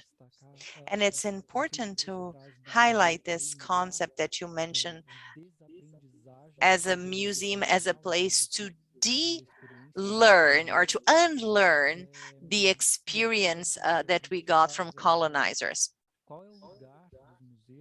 So what is the place of museums that bring indigenous objects or exhibit indigenous peoples related to the genocide of indigenous peoples in the past? So what is the stance that those museums should have in relation to those museums?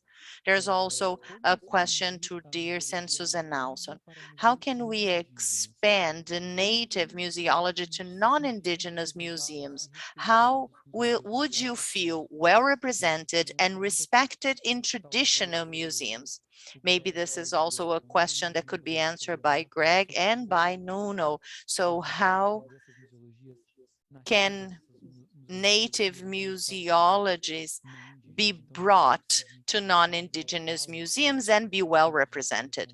So let's start with the answers of Dirce, then Greg, then Susan also, then Nuno Porto. Dirce?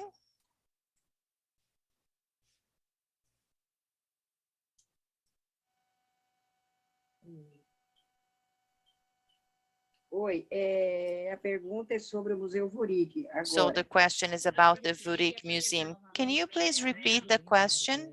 Para você contar para a gente pouco sobre... Could you please tell us about the museum itself and the objects it has? And how does that relate to the issues we face in Brazil related to indigenous peoples? And how does that museum relates to the sacred aspects of the spirituality of the Kangan people, since you said that museums can heal people? The Vurik Museum is actually celebrating its anniversary. Museu Vurik, foi uma grande caminhada para a gente chegar até o Museu Vurik. It took us a long time to reach this point. We indigenous people, we are a live museum. We are history.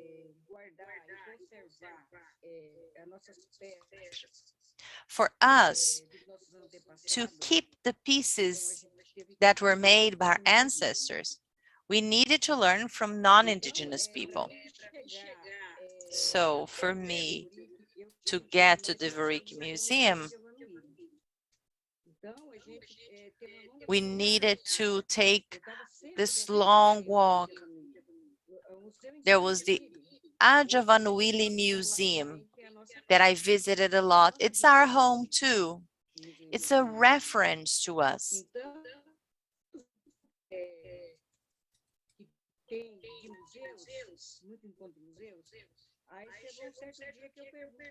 So one day in a meeting of indigenous museums, I asked the curator of that museum, and she said that she would go to São Paulo to represent the museum in a meeting.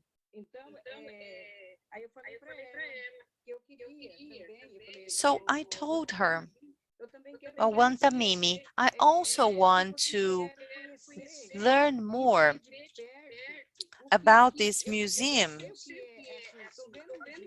I can see the museum, but I want to learn more about that. We knew, I know that we were the museum, but not in a city, how that would look like. Since you were going to talk about us, the Kangan people, I would like to go with you. Can you get me an air ticket, an airline ticket? I will stay where you stay. It doesn't matter where I'm going to stay. I said, no, I can get that for you. So this is how I started attending those meetings about indigenous museums and to learn more about what they did, what museums meant to me. So I started accompanying her. And I realized that museums are a sacred house. Museums are very important. I realized that museums are very important for us, especially in an indigenous reserve. I understood that museums are our hearts, our history.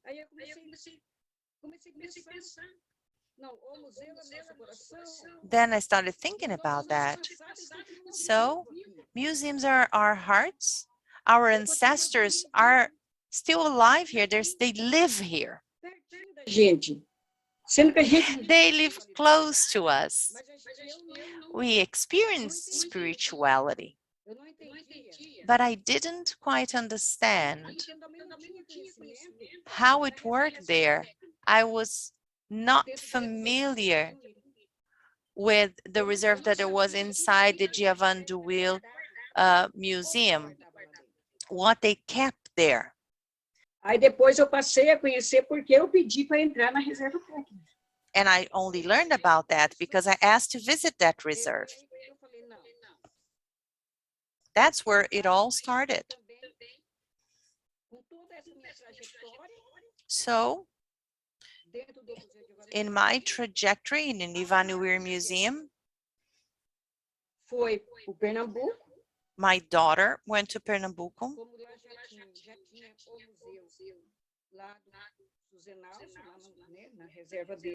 Pernambuco is where Susanalson's museum is at his reserve.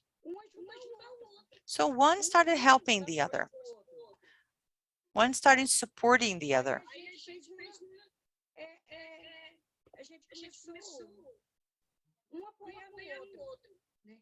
So we supported ourselves. So if there was a Javanuri Museum event, they would come visit us. Estava com eles lá também, né? Então a gente. And in Indigenous Museums meeting, we would meet them. We would go there and visit them. And this is when I started to understand.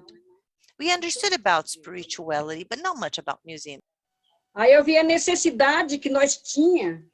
I realized how much we needed to have the Vudi Museum, and this is how it all started. The Vudi Museum was created after my daughter went to visit Susanalson's museum in Pernambuco. This is where the Vonix Museum trajectory started. Our hearts started beating again.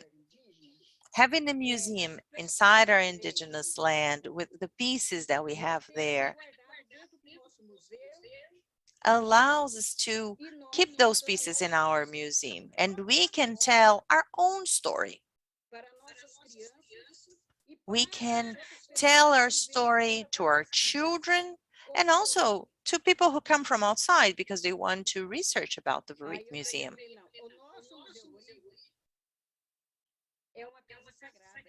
This is when I said that it was a sacred house. It was a healing place because what we have inside there is sacred. We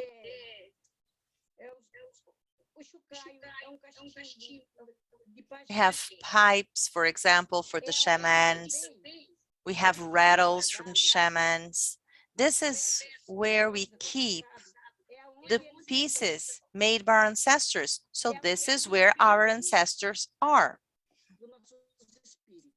And the spirits are healers. Sometimes the flesh is not sick, but the spirit is. So in our museum, we find healing. This is where we heal our souls. If our soul is sick, our flesh is weak. Our legs are weak. They cannot walk.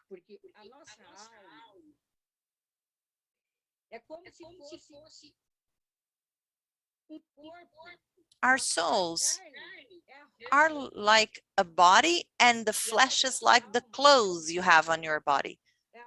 Your soul is your body. Our soul is inside our body. If the soul is sick, we don't have strength to do anything. We cannot even walk. We just want to lie down.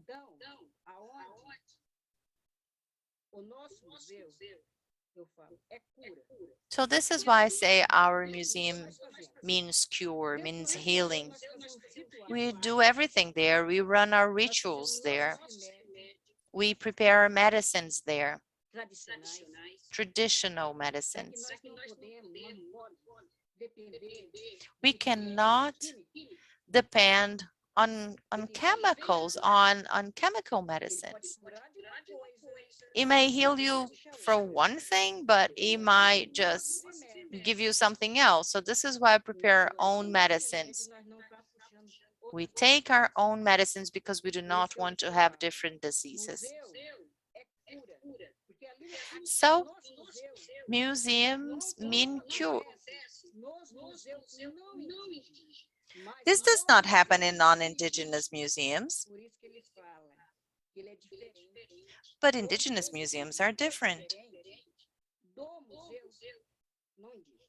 They are different from non-Indigenous museums. The Voric Museum differs from even the Javalawid Museum. We have our rituals for cure. We have our traditional medicines.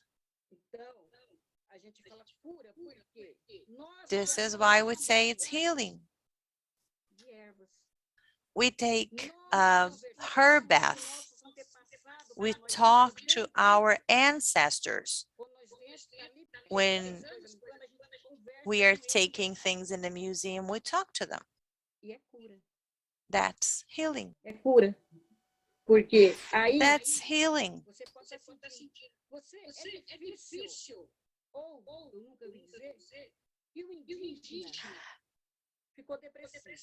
I've never heard about an Indigenous person with depression.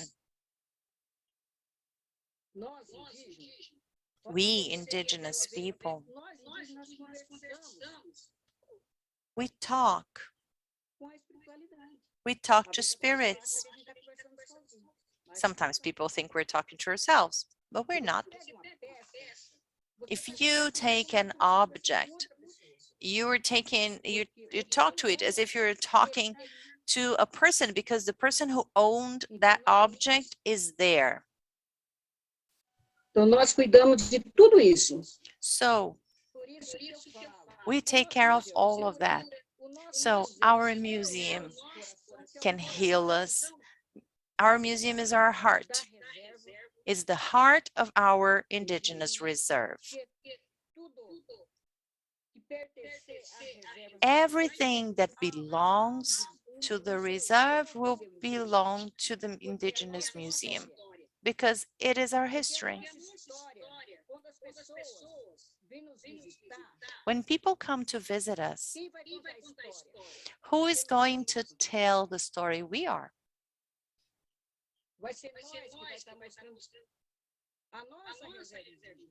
We can show them our indigenous land, our forest, our water springs.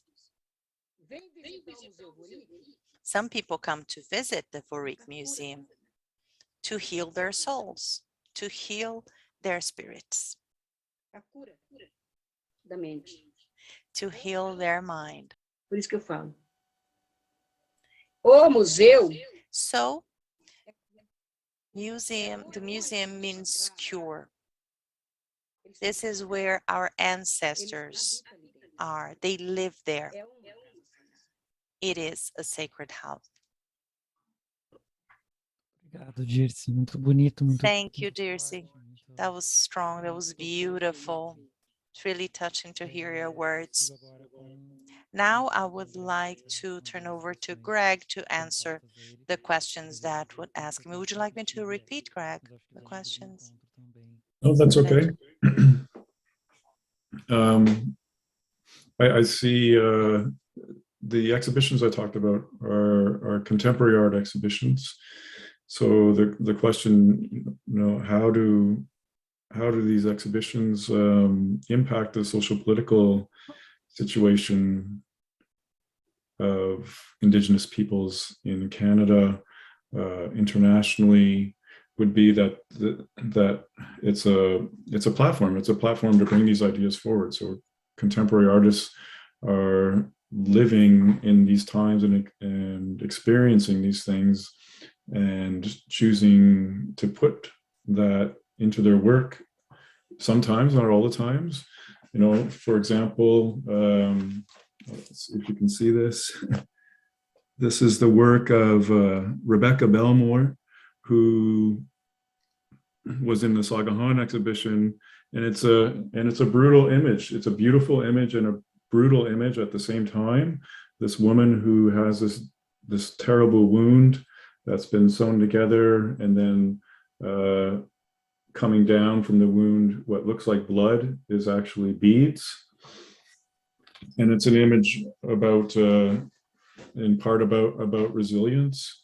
And it's a provocation for people to learn more, to know more of the kinds of situations that exist in Canada. Like Nuno brought out the facts of genocide and the ongoing traumas and situations, the battles for land and rights that are still occurring even as we speak in Canada in all different situations. For the other question, the idea of how an artwork could be something living. One example was for an ancestral work, a historical work that was borrowed from the community, and the community, in having a say about how that work was to be loaned to us through consultation, decided that it needed to be named before it could come to our space. So when you name something, you're giving it a personage. It's a person, and this was Kalemtuluk. Kalemtuluk was a stone carving.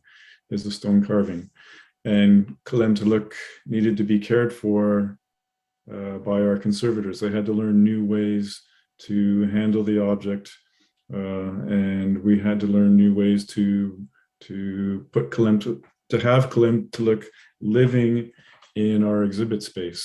So Kalemtuluk needed to rest at night and to be put to sleep. So a cover would be put over the case. Another example from a contemporary artist would be in the Abadakwane show, this drum. And this is a drum, a shaman's drum created by Fredrik Prost, who's a Sami artist from northern Sweden. And he single-handedly is trying to bring this practice back to life. So through colonialism, the onset of Christian religions in Sami territories, traditional practices were demonized, and people have a great fear still of bringing these things back. And Fredrik Prost is doing this, and he made this drum specifically for art, for display at the National Gallery of Canada, and it was activated there. And again, there were very important protocols that went along with it, such as everyone that needed to be working with the drum had to spend time with it and hold it so that the drum could know you as a caretaker. And then it was played. We had a space for ceremony before the opening of the exhibition, which was a time for exchange and gifting just between the artists before the big public ceremony. So there were exchanges of objects, exchanges of songs, exchanges of knowledge, of gratitude. And at that ceremony, Frederick played the drum as part of the procession, bringing everyone into the space, and then the drum was placed in the exhibit in the case. So there are many ways that that these ideas are coming into the practice of museology at this institution, at the National Gallery of Canada, and it's changing the institution. But I would say it's very different from community museums, Indigenous-led museums, where we talk about this idea of how an Indigenous museum is a place of healing and nourishment, and a national level institution is still, as much as it's trying to change, is still a place that is founded on the principles of taking things and removing them. And it's only now that we're starting to shift to reciprocal relationships and ongoing relationships, and being agents in living cultures between peoples. There's also a distinction in Canada, I think, between museums that are called ethnographic museums, like the University of British Columbia Museum of Anthropology, and what's called a fine art museum in Canada. It's an artificial distinction in relation to Indigenous art and artists and culture, as we bring the idea of art and culture and spirituality together as necessary parts of visual expression. And there was a final question about bringing Indigenous curators, museologists into institutions. This is starting to happen in Canada. In the institution that I'm working for, I mean, it's still fairly recent. It wasn't until 2008 that there was a position for an Indigenous curator, and that's what I've been doing since that time, and there's then following that an Indigenous department, and bringing and really the opportunity to build a collection of Indigenous artworks, historical to contemporary and global, and now through attempts towards reconciliation, to reconcile this genocidal past and its effects in the present. More and more positions are starting to open up in non-Indigenous institutions, so that there is more equitable representation, better representation. So the change is happening, but it's slow. Thank you. Muito obrigado, Greg, pelas suas respostas. Thank you, Greg, for your answers and comments. Now, let's move on with Susan Nelson. Would you like me to repeat the question? Não, Davi, tá tranquilo aqui. No, that's okay. I have it. First, about the concept of the kaleidoscope-like exhibition. I don't know if you understand my language, he says. That's the elderly language. This is when you have several objects hanging from a wall, and those objects are together, and the meaning of those objects are part of the day-to-day lives of these people. So in this kaleidoscope-like wall representing the Canindé people, for example, there are several objects related to hunting, related to handicraft, related to seeds, or maybe other pieces that are worn, like colors, and also the relationship that we have with animals. In other spaces, sometimes we see animals, but we see them differently. But here in the curatorship of the Chief Soltero uses a different technique to preserve the animal, to preserve the hunt. And we so we take, for example, we hunt maybe an anteater or another animal, and we are able to remove the skin of the animal, and then there is a special technique to stuff the animal. So then they use a product on the skin of the animal, and this is when the animal is stuffed.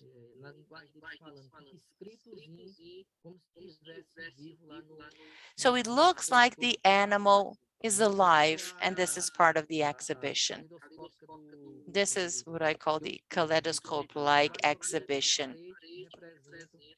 Several objects from of course, there are different peoples and different museums that also use this exposition concept. It was also asked about the narratives of our own classification system. One of the first things that we did when we discovered this movement of museums by the Canada people was trying to understand how the social processes of memory belong to our routine and how they could help us make our own narratives. So we started to take the narratives of Chief Soltero because he has a way of classifying the objects that he chose to place on the wall. We are communicating that system, and he said the things of the indigenous people, the things of the elders, and the things of the forest. This was a classification system that he put into practice when he was building the museum. So we follow the system and the same language that he uses too. It is his own way of classifying that. Because of course, in other museums, even the way that you present that is different. We want to go beyond the academic classification, and we maintain the language used by our chief. So there, again, things of the indigenous people, things of the elders, things of the forest. This is the classification. And then you have a timeline that indicates what objects are part of that narrative. There was another question about how can we expand indigenous museology to other museums.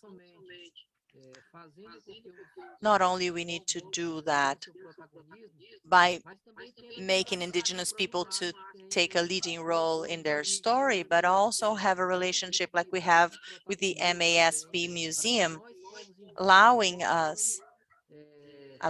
indigenous people to explain our knowledge and to take our knowledge, our heritage, our culture to these traditional museums. And it's important that indigenous people take a leading role in the indigenous and social museology to preserve heritage. That's very important for museology as a whole. There are people in the western area of the São Paulo state who have been working with Professor Marília Xavier that has worked us in this relationship with the MSAP Museum.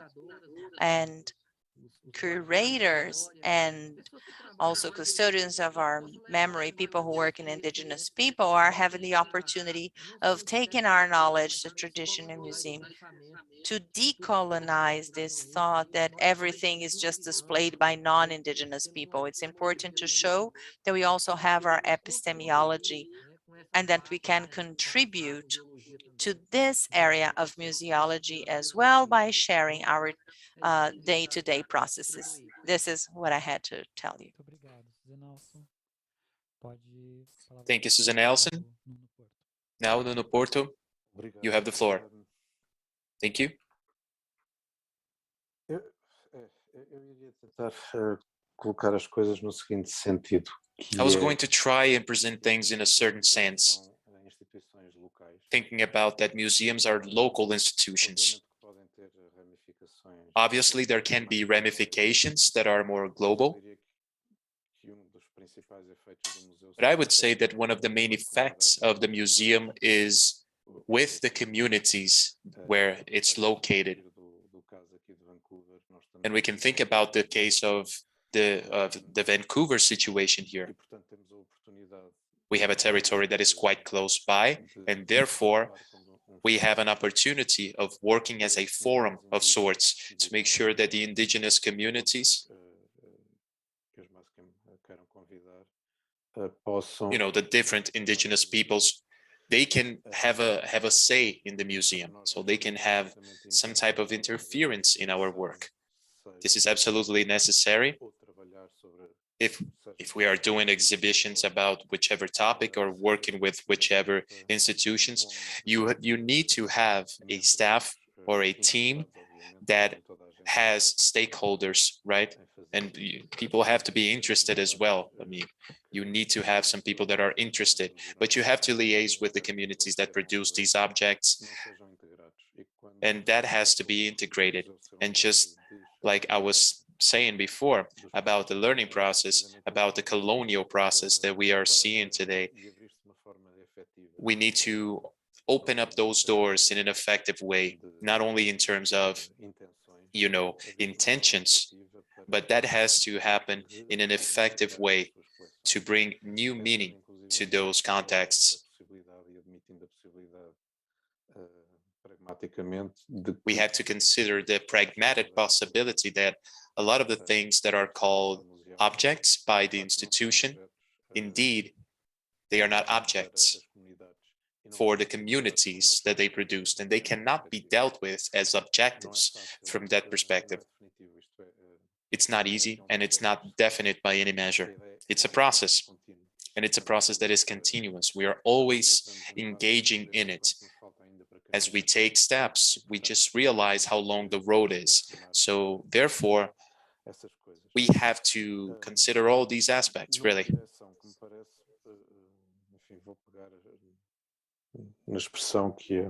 Well, there is one quote or expression that speaks about museums as a place of cure or of healing, right?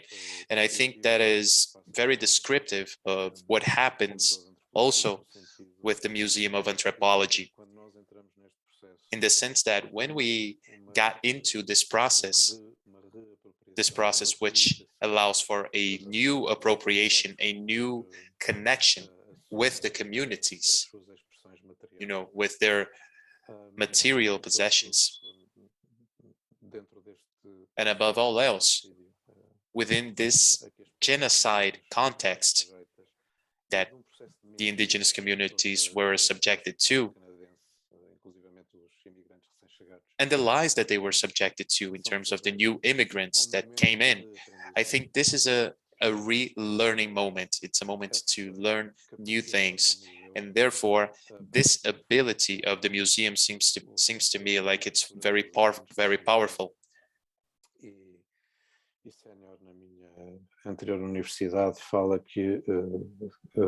In our university, we say that the present moment is a moment to deal with the absences that were deliberately created in our history, and with the emergences of the processes related to those absences. etnográficas, mas que são também coleções de arte contemporânea, muitas vezes, são I elementos. think that these elements are excellent elements in contexts to produce this effect and to work towards this direction.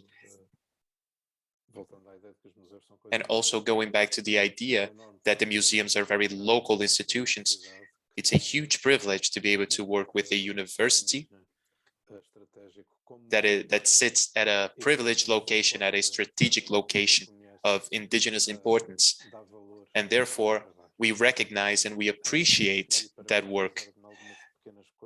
And also, there are some other aspects to it. We have a Peter Moran exercise, who is an artist, and he says that museums are a song.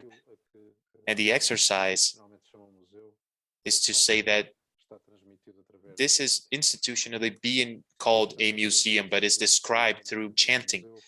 Therefore, we conducted a number of ceremonies in the museum with different drums that are now exhibit to bring new meaning to the idea of the museum. And that draws our attention that memory exists in a scattered way. One other contemporary artist, an indigenous one that was exhibited in the museum, is Loris Polio Lupton. And we launched Repto, which is a new name in a province that is still called British Columbia, but it's not even Columbia, not even British. So the exercise here is for us to see ourselves in that discussion, in this discussion with the material heritage that is, personified or translated into objectives or objects. There are some essential partners that are necessary to produce different ways of awareness, of consciousness, in terms of our collective history, really. And I think that's the way that museums can work. Muito obrigado, Nuno. Thank you very much, Nuno. Always a pleasure to hear from you, to read your words, and to have any contact with your ideas as well. Well, folks, our time is up, so I have a huge thanks to give to our panel, to our 4 panelists. It was truly an honor, truly a pleasure for me to be present here and to be able to have this dialogue with you, to be able to listen to your words firsthand. We are going to be back here at 2:30 sharp Brazilian time. We are going to hear from Lisa Patachó, Megan Temari Kenel, Pablo José Ramírez, and we're going to be here in the same link. And just one last comment, just food for thought as we conclude the presentation here. We had a lot of pathways here described. We heard from different routes and pathways that different museums and people, and especially indigenous people, can tread in a sense of respecting the cosmologies, the spirituality, and the ways of being of the indigenous people, and also to transform their own actions and to transform, to try and deconstruct or unlearn everything that was taught to us by this colonial ideology, by this violence that was and still is directed at the indigenous peoples all over the world. So I think this is an important reflection for us. Those reflections were emphasized by our 4 speakers. And I think that we have to look for new ways of creating a world that is more respectful and mindful of these populations that were so violated by our colonial systems that are still in effect to this day. So it is really important for us to think about all of these concepts, to think about those knowledges, those practices, and to stop replicating the violence that is still being carried out. So once again, thanks to all the speakers, thanks to everyone that watched And thanks to our sign language interpreters, our language interpreters, and thank you for all the support from the staff. And we'll be back at 2:30 in the same link. Thank you once again.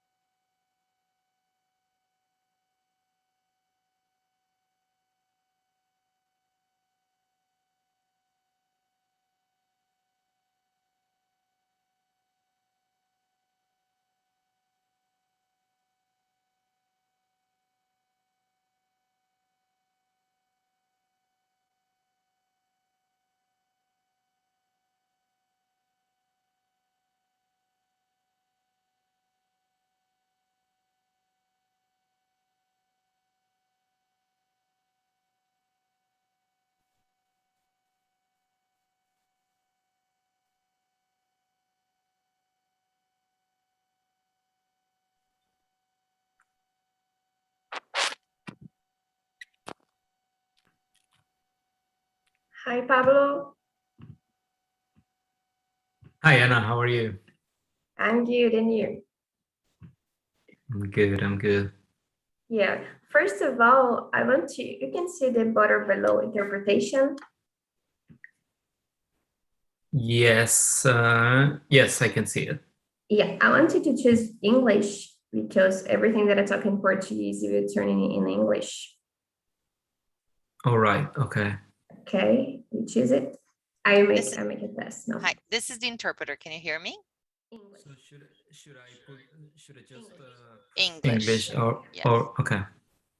Ok. Agora você deve ouvir os So intérpretes. now you're probably listening to the interpreter translating me into English. Is that right? Can you That's hear right. the interpreter? Okay, just stay on that channel throughout the whole meeting. Don't need to change anything else anymore. Ok. Eu já passei aqui com todo mundo. Você Okay, prefere? so I've talked to everybody else.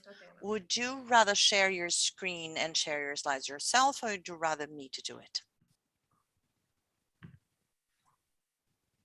I think that in my case, I rather you to do it. Tá. Eu vou passar aqui para a produção. Okay, I will. So you just say next, and then you know when to change slides, okay? Okay, perfect. Perfeito, então. A gente vai começar, não sei se você tem uma tela aí do lado, escrito retorno. You will see a screen called Retorno. That's what we can see on YouTube right now.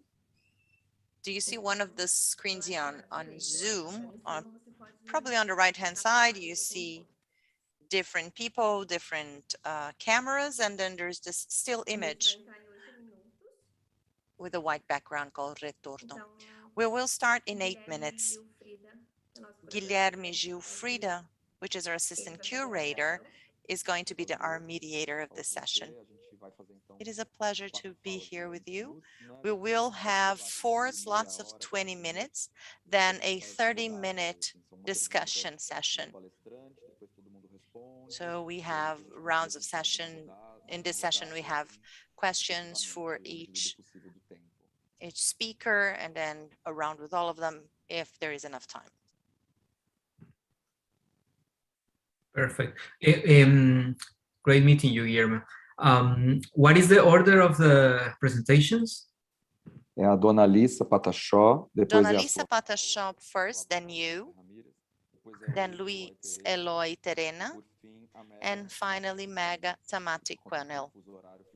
Because of the time zone, she's in New Zealand, so she asked to be the last to speak. Perfect.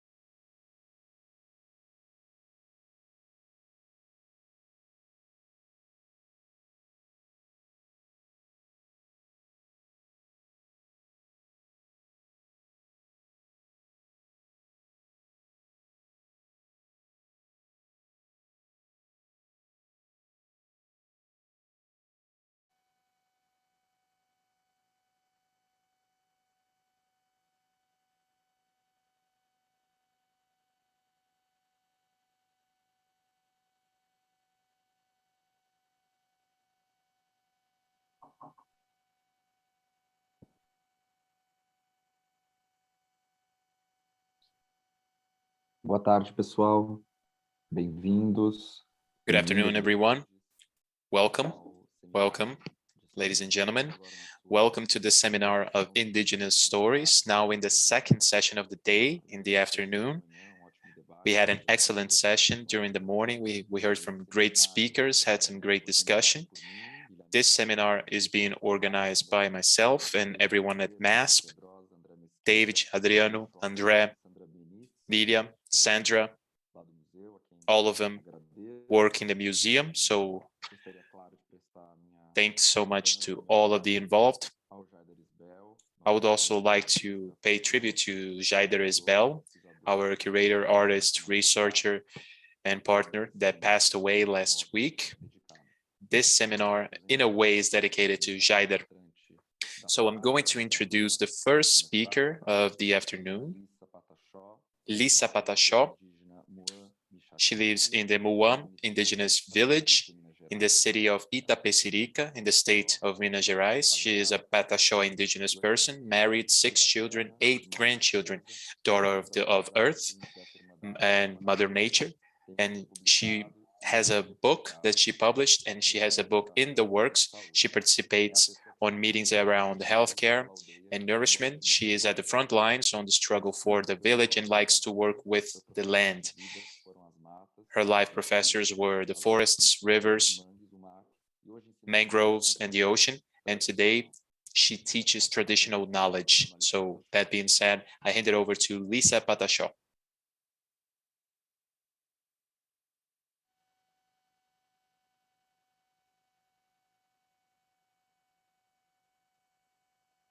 Dona Alice, eu acho que você está com o microfone.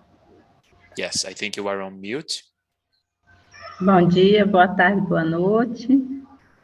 Então, me chamo Dona Alissa Patachu, né? Aí, da aldeia Mamanti, município da Pecerica, né? Sou uma também das lideranças das mulheres, I'm né? one of the leaders of women in my people. My name is Lisa Patachou. A escrita, né? Eu sou filha da terra, irmã da I am the daughter of Earth. I am a sister of Mother Nature. Uma escola lá de fora, né? A minha escola foi a Mãe I Terra. was not educated in traditional schools. I was educated by Mother Nature. E também, assim, não tive, assim, esse lado de estudo de fora mesmo. Meu estudo foi... So I did not have formal education. I was taught by Mother Nature. She was my school, my teacher, my university. O meu aprendizado. This is where I learned everything I know. Ouvindo, né? I learned by listening, by feeling, by looking, by doing. Nos lugares do território. So I did all of that in our land, in circles around the fire, in circles where we talk to the elders. This is how I learned. I published 2 books. One of them is called With Earth We Build Our History. And the other one is Land of Fishing to Get Knowledge. So I appreciate the values we learn from nature.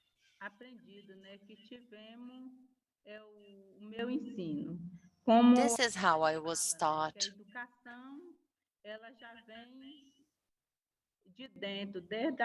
Education comes from within. Education comes since birth, comes from birth. What we learn in our lives or where we study comes afterwards. This is when we learn more about how to handle life, how to work. We need to learn more about the world. So I focus on the values of life.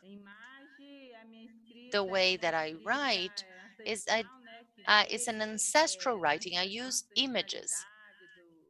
It has to do with ancestral lessons we've learned from our brothers and sisters,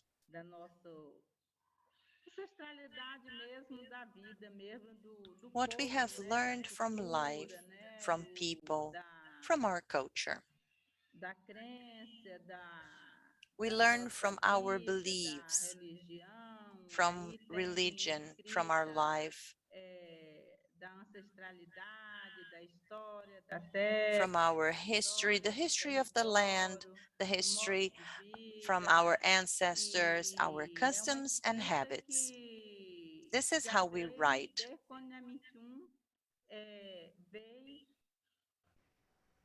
Ao mundo da terra, né? So Para ensinar para nós Patatu. we received that, the Patachu people, those were lessons that we learned. This type of writing in our people Valorizada o olhar, né? Appreciates the look from the perspective from everyone, appreciates sisterhood we find in nature.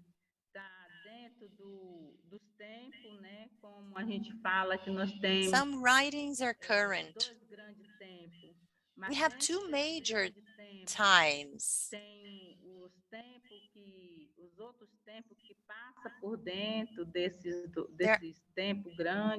You have the different types of time. There is times of drought, times of cold. There are the times of heat and times of rain.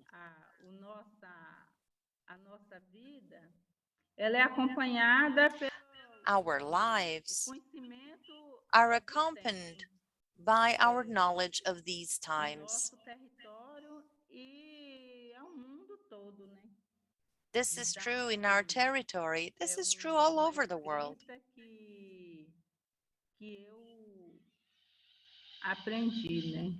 That's how I learned to write. This is my writing. I use that to teach children, to teach the youth I work with, also adults. Every day of our lives, every hour of our lives. Sempre fala assim, tem hoje e amanhã, mas a gente tem a hora, né? É o agora que a gente important because we don't have tomorrow, we don't have yesterday. All we have is today. All we have is this hour. Uma indígena assim, dentro do meu pensamento, da minha cabeça. The way I see it, I am an indigenous woman, and I live close to the river, to the mangrove, to the lagoon, to the forest, to the sea. Everything that is important in life. We have fruits from the forest, from the sea. We have fish from the mangrove, from the river, and from the sea. I've grown in abundance. Everything that I've lived is something I take in my memory. This is where my writings come from. I write about my memories in the books that I write. There you see my culture, my values, what I've learned from life, what I've learned from my people. Also the history from our ancestors, the current life, the way life is today and the way life was in the past. Everything that I had and that I have, because I don't want to lose anything. Poder passar o... So maybe you can share the screen so that we can see your life. Este aí, sim. So this is the book called Terrei. Cada... esse aí é o terrei. Para quem não conhece, Terrei, for those who do not work, what that word is a material that is used by women and by children to fish in the river. In this particular case, I've made this analogy with the fishing tools used to collect knowledge instead of fish. So, in this time, every image that you see here shows a text, represents a text. So instead of using text, I've used images.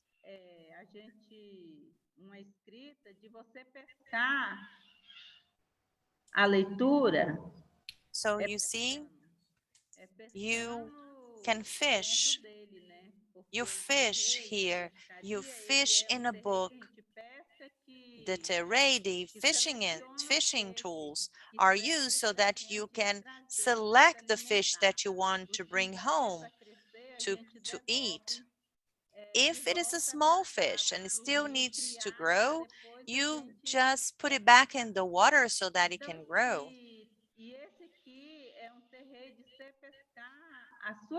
This is the way for you to fish your reading, your life.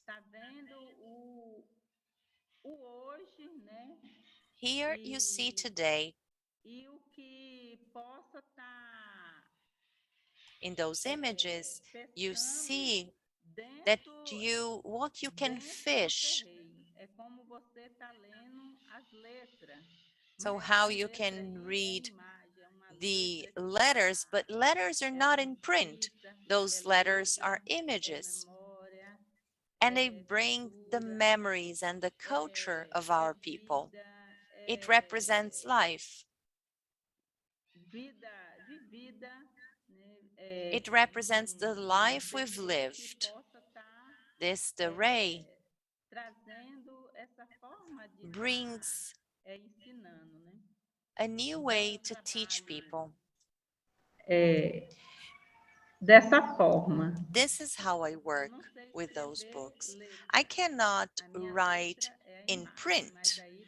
My letters that I write are not letters in print. They're images.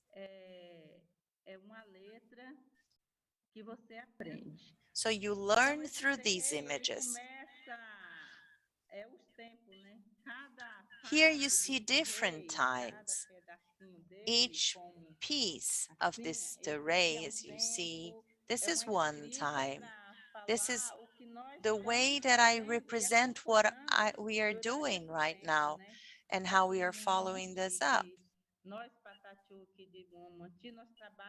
We Patachuki, we base ourselves on our times. Starts here, then comes in this direction, then in this direction, and now back to the lower left-hand side, and we continue. This is the month of September. September is part of the time of water and heat. So, in this image, we see what the Patachu people are doing in that time. So here in this first time, we are preparing ourselves. Of course, we don't have enough time to explain everything, so I'm just summarizing. Mas aqui é tempo, aqui é setembro, This is September then. So this is a time of preparation. We prepare and nature prepares itself too, because we work together with sister nature. We live side by side with it. And why do we say that? de lado você segura. Because if you are in front of someone, you cannot hold someone's hand and move on. But if you walk side by side with someone, you can hold hands and move forward. Then after September comes October. Esse tempo aqui, nós We e a prepare natureza, ourselves. como tem os animais, tem We see as animals, plantas, we see é the tempo plants. de se preparar This is a para time of receber preparation. e lá vem outubro. Aí It's a outubro, time of gente preparation aqui, for quem October. puder In pescar, October, if you vai can fish, perceber que está you diferente desse tempo. realize Então aqui é um that it's a ritual. different time. A gente se prepara porque We have rituals to outubro prepare é ourselves. novo ano. In October, we have a Então, new todos se year. preparam em setembro, como So we prepare se ourselves in prepara para esse September. tempo, We se prepare ourselves porque for this sempre é time. tempo de plantar, né? This is the Aqui é time tempo to de plant, aqui mais to é tempo sow. de plantar, é tempo de fazer. Isso aqui é um This ritual is que a ritual. aconteceu em outubro. Então a That's gente something that took preparou place in esse, October. aí cá vem o novembro. Novembro pode olhar que é outro tempo You também. see, November Nós is e a a different natureza se time. preparar para poder We receber outro and nature tempo. prepares E a gente to peça get também e to lê a receive leitura and to do chá. welcome a different time. Eu não posso explicar tudo, porque o tempo é pouco. Unfortunately, Aí time de is lá short. I de cannot novembro explain vem all para images. dezembro. Então, From dezembro vai November, we chegar move into céu, December. cada pedaço do As tempo you está see, diferente do different outro. Aí vem times look para o different. You tempo see the way dezembro. that the sky Dezembro é is tempo depicted, it's different. de colher, In de December, fazer, it's time for the harvest.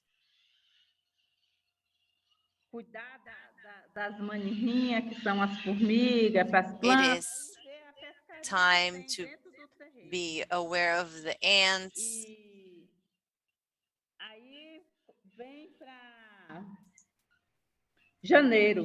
Então, And then there's January. não está tudo, mas está só pouco. We don't have Que tem everything there, tempo que tem but muito mais this is em just a cada representation of a time. Of course, there is much more in each of these periods of time, but I've just made here kind of a key text, a key images that can teach us about this time. Janeiro. Então, janeiro também Then January, tempo que a gente está mais parado, né? we don't have a lot of activities in January. Tempo muito de vovó trovoada, vovô This is a time when we have a lot of thunderstorms, chuva. a lot of rain. Então, aí a gente está mais nas colheitas, já é tempo de muita semente de artesanato, And né? there are a lot of seeds we use in handicraft that we can harvest at this time. A aldeia fica mais de silêncio. Sometimes the village is more quiet during this time. We can only hear the movements from nature. We can hear the birds. Se aquieta, porque é um tempo da natureza vir também fazer a sua produção de vida com a terra, né, os It trabalhos. is time for you to work on the land. E começa aqui, cada tempo desse é um tempo de nós se Nimuamanti que está em So movimento. this is a time of being in movement. Cada escrita dessa You see that each one of these images represent what we do, dentro do nosso ensino, né? and we do that based on what we have learned, and we teach that to our children. Nesse aqui, que vai encerrar And finally, we have this fevereiro. final image from February, Tá no final. É the last one. Aí começa lá no ritual das águas. So it starts with the rituals of waters. Agradecer This is a time we take to thank nature, nosso trabalho e o trabalho dela, our work, the work of nature. Em fevereiro, a gente And then in February, a gente também, we wrap up. Em setembro, a gente vai se preparando. You see, it was preparation time in September. Fazer So it's like preparing for a party. So you prepare the space, you prepare a lot of food, you prepare clothes.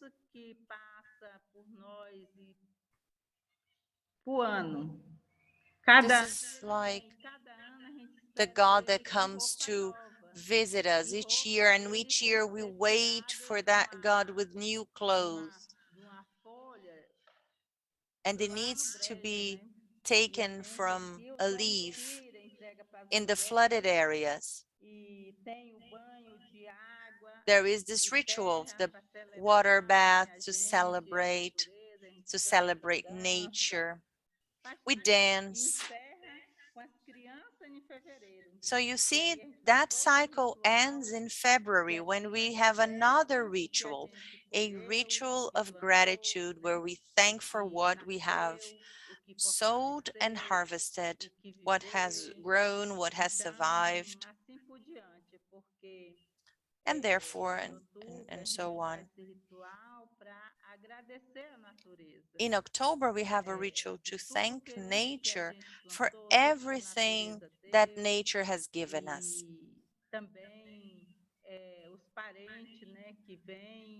We also have visits from our brothers and sisters that come to celebrate. Our ancestors also visit the land, and they also produce life. Pode apresentar mais ou não? Já chegou. So is that the end of my time?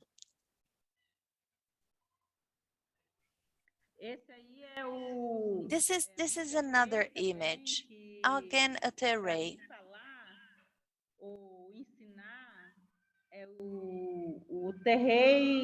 So this is a terrain of fun, of leisure.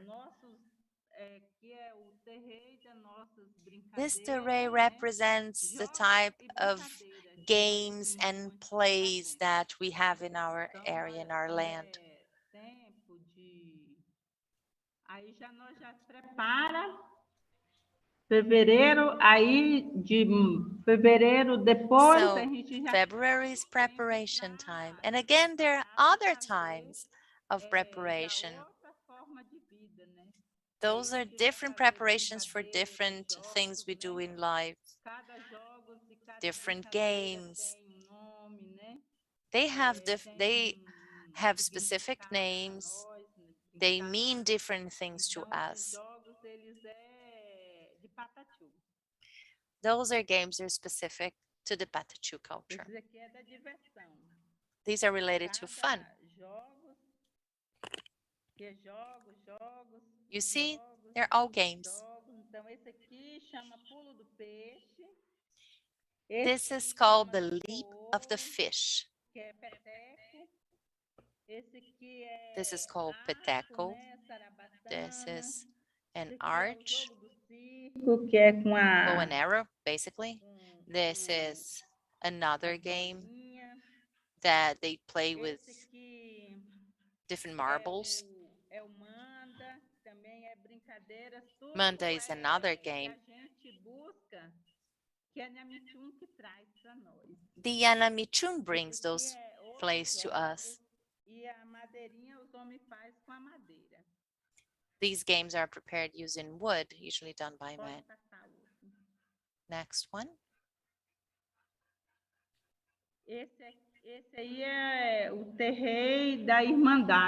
This is the ray of sisterhood, the sisterhood of nature.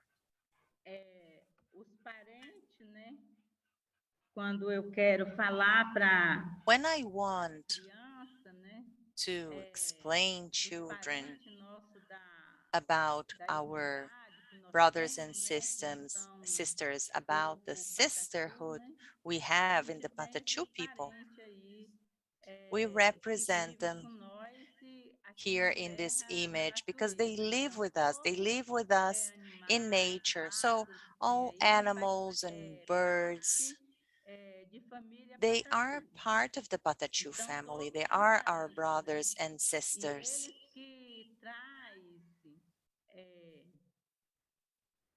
Assim,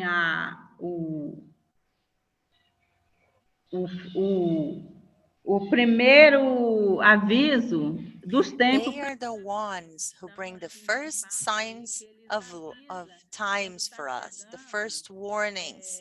They let us know when a new time is coming, when bounty is on its way, when new people are coming to visit. These animals, the birds, let us know that.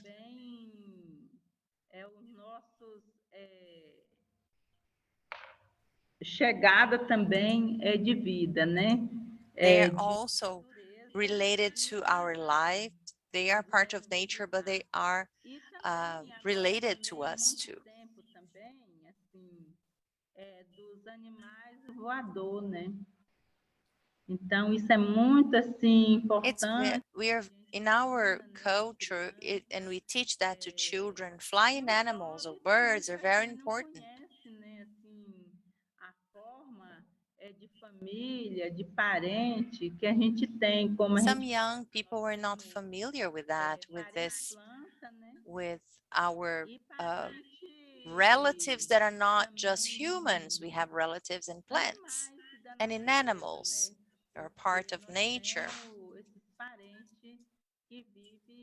They are relatives. They live with us.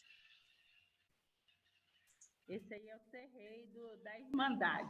This is the serray of sisterhood, of nature. Pode passar o. Next one. Esse aí é o terreiro do surgimento do povo Patachu. So this is the ray about how the Patachu people came to be. Chegamos, né?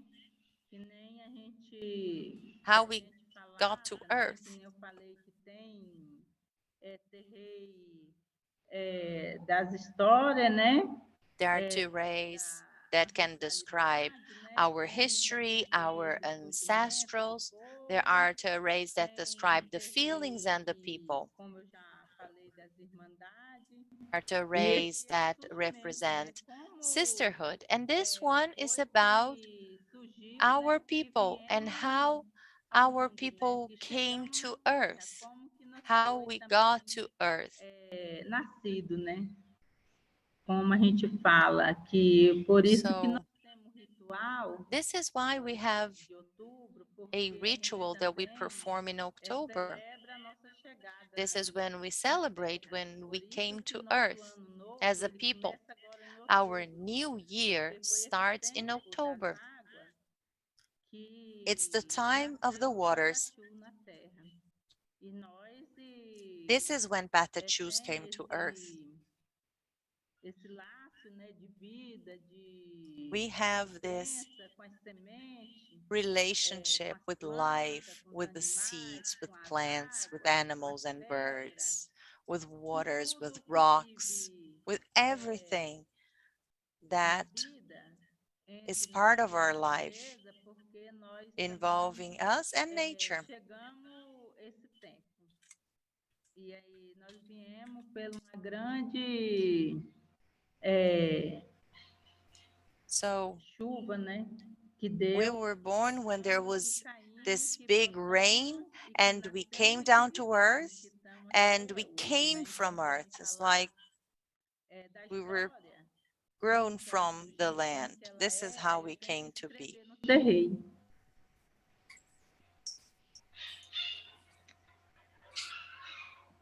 Aqui eles estão nascendo. Aqui So right here, it's the fall. Right here, they're being born on top of the land here. And over here, you see the knowledge, nurturing knowledge with nature. So at this point, people are getting to know their territories and getting to know their place on earth. Pode passar. You can move on to the next one.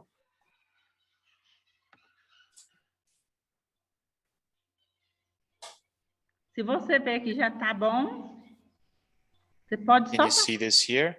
Yeah, you can just move on so people can see it. It'll be faster this way. Esse aí eu cerrei sobre Well, this one a força, né? this is the terrain about the force, Da natureza, né? which is the force of nature, the force of our ancestors, the force of our family members, Na terra e do céu, né? ones that live on earth, but they come from the sky. Cerrei que para mim falar This is a terrain da história, como that tells a little bit about our history. como que tem Just like we saw before, the way we came to be, the forces that are sacred, and the terrain tells us that as well. We see the sacred forces like the sun, like the rain, like the wind, the moon, the clouds, and you have to fish on the terrain as well. Well, this is a really beautiful story. Unfortunately, we don't have the time to tell it. Okay. Well, we have some additional terrains. Muito obrigado, Dona Alissa. Thank you, Dona Alissa. Unfortunately, we went a little bit over our time, but I hope that during our discussion, we'll be able to go back to these images that are so precious and that you are sharing with us here today about the stories of your village and the cycles of your time. Unfortunately, we have other times here, but I think during the discussion, we'll be able to show other images if possible. Right. You have so many stories, and those stories teach us about ourselves, right? Because story is about learning. So storytelling gives you a learning experience. Each terrain that we have here, we have some life experiences that are drawn from them.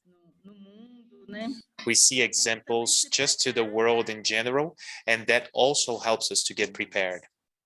No question. Thank you so much once again. I'll now hand it over to Pablo Jose Ramirez. He's a curator and writer and also cultural theoretician. He curates materials around the original peoples at Tate, and he considers non-Western ontologies and also racial inclusion strategies. In 2014, he was a co-curator with Cecilia Fajardo-Gil of the 19th biennial, which is called Transvisible. Ramirez is the editor-in-chief of Infrasonica, which is a research about non-sonical, non-Western cultures. He has spoken as a speaker, and he was awarded the Independent Curators International Award. He is also part of the curatorship team of the 58th Carnegie International that will be held in 2022. So I hand it over to Pablo. Thank you so much. Thank you for Masp for such a wonderful invitation, and molto obrigado pela sua palestra, Donna. It was really enriching to see your work and to listen to your words. So I think that Anna is going to help me with the presentation. So it should be soon there on the screen.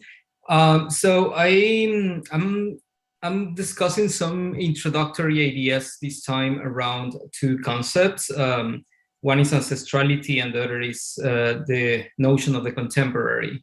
My work is I work as a curator in the field of indigeneity and contemporary art, but also in some kind of explorations around language, the philosophy of language, and sound. So this this talk will kind of like dig a little bit into some of the core concepts that that have informed my practice over the years, And so I'll do two things. One is that I'll kind of like briefly speak about why the idea of ancestrality somehow is antagonistic to the notion of the contemporary. How is that tension actually takes place or is being activated in what we call indigenous contemporary art, the idea of the ancestral and the idea of the contemporary.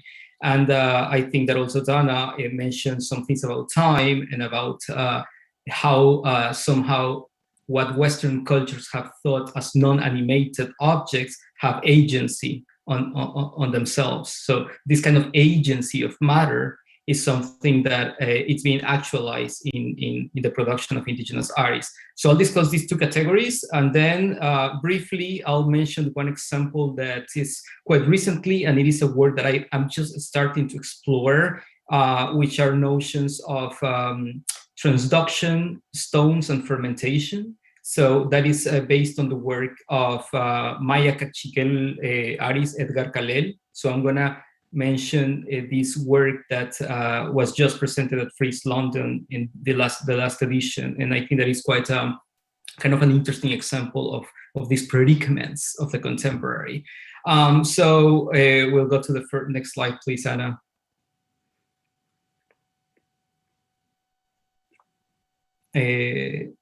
Next slide, please. Thank you. Next one. So when I'm thinking about ancestrality, I like to point out to an example that it's not related to art. Next slide, please. But to an experience that I've been somehow researching around, which is the bones of Cuauhtémoc in the last Tlatoani Mexica in Mexico. So as some of you might know, Cuauhtémoc was murdered by Spanish settlers, and his bones were disappeared. I think that something is not working with the PowerPoint. If you want, I can use mine.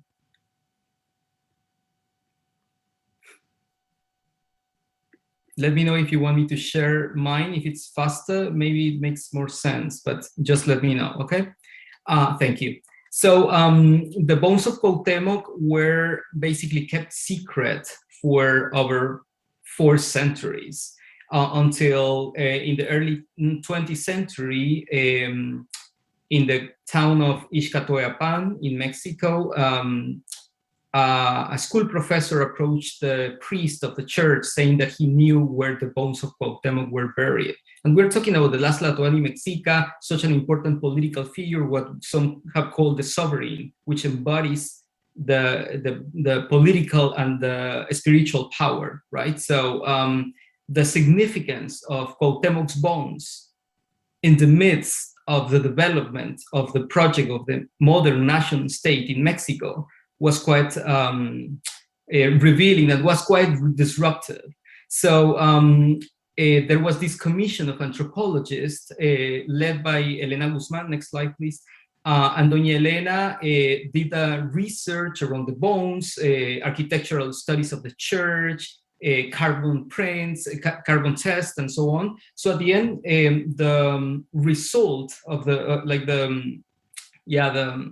after the research of the commission, they agreed that those were most likely Cuauhtémoc bones. There was a whole debate because that meant the revitalization of the millennial indigenous culture, and it somehow threatened the project of mestizaje and the project of indigenismo in the 20th century, which, as many of you know, indigenismo was some of the kind of keystones for the development of Latin American modernisms, which in this case, saying indigenismo is not the same as saying indigenous art, but that's another topic. So what is interesting about this is that somehow ancestrality deposited in these bones emerges from the past. It vibrates, but it's a matter that vibrates with its own agency without any discourse. So how is it something that is something such as the bones of Cuauhtémoc can somehow disrupt the discourses of mestizaje and of the Mexican national state. So the thing with ancestrality in this case is that represents a sort of paradox for Western thought. Insofar ancestrality exists before colonial translation. So the idea of time before history is ancestrality. Ancestrality is something that in this case vibrates. It vibrates in a register that cannot be translated by the colonial mind. And that's one of the powers of indigenous art, its possibility of kind of accessing the episteme of ancestrality that is not transductive into a form of Western knowledge, to put it somehow. Next slide, please. And next, this is Elena Guzman and the commission doing the research around the bones. And then the next one, please. Then two key historical moments when it comes to indigenous art that I just want to mention to contextualize what I'm calling the predicament of the contemporary. One is the fall of the Berlin Wall, which anniversary someone told me that it's actually today. So the fall of the Berlin Wall in 1989 represents somehow a before and after in terms of how what we think as the globalized world works. So before 1989, the idea of like the relationship between the Western and non-Western cultures in terms of culture and in terms of art infrastructures was in some way a dual relationship, right? The fall of the Berlin Wall inaugurated, among many things, of course, the neoliberal process, which on its kind of flip side, needed of the enunciation of a world that is diverse. So this paradox of a world, of an art system, of a globalized art system that needs to enunciate itself as diverse, while at the same time centralize its own kind of power, is one of the characteristics of the contemporary. The paradox of decentralization on one hand, which we see in the 90s with the boom of biennales, the decentralization of art collections. For the first time, art collections and museums starts wondering about indigenous art, African art, diasporas, and so on. So that let's say kind of birth of the paradox of the contemporary exists in that relationship, and indigenous artists create within that paradox. Can we move to the next one? Let's do something. What if I share my screen? Would that work? Because it's going too slow, and I don't know if it's just for me or for everyone.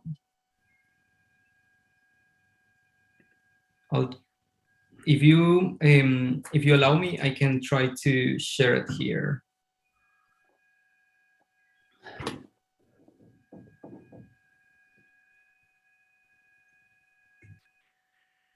Okay. Eduardo Carmo. Okay. Yeah. Is that I'm seeing now. Okay. Thank you. So so then in 1994, the emergence of the Zapatista movement, right? The first declaration of the Selva Lacandona on the 1st of January in 1994, which, in my view, creates a new moment for indigeneity worldwide. The transition between a culturalist discourse in terms of indigeneity and a political one is embodied in the Zapatista movement. And one of the, let's say, kind of imprints of the Zapatismo is that they envision a planetary project. So indigeneity is not anymore, politically speaking, a matter of just of the community or just like a specific kind of ethnographic view of a culture, but it's a planetary project. It's a project of transformation. It's a project of transformation of the world, which posits a new alternative to neoliberalism. Next one, please.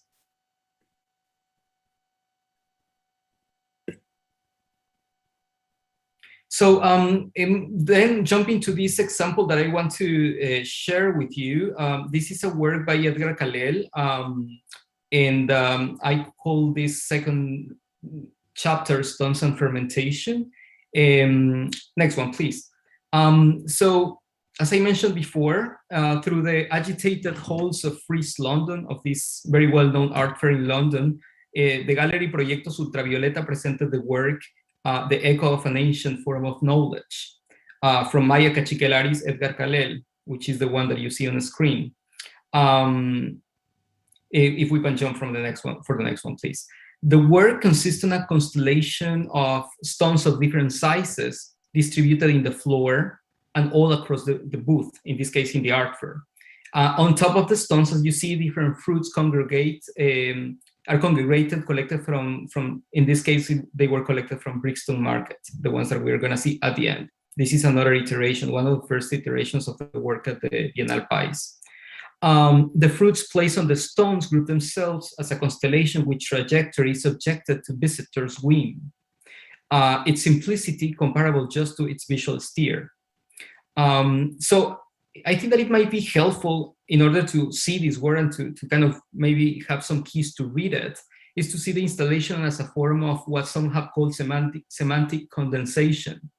Its formal features are insinuated through a condensed silence, which utterance is possible in the agency of the work itself, in the time it possesses. And then I go back to what Donna was mentioning about times and different times. The histories, the stones and the fruits articulate. The work was not on sale at the international well-established art fair. It was not to be owned by a savvy collector or a museum. Edgar Calel, if we can jump to the next one, please. Edgar Calel is an artist from San Juan Comalapa in the central highlands of Guatemala. Next one. The history of the town goes back to anti-colonial resistance and the history of Maya Cachiquel population. That is the town, what you see on the screen.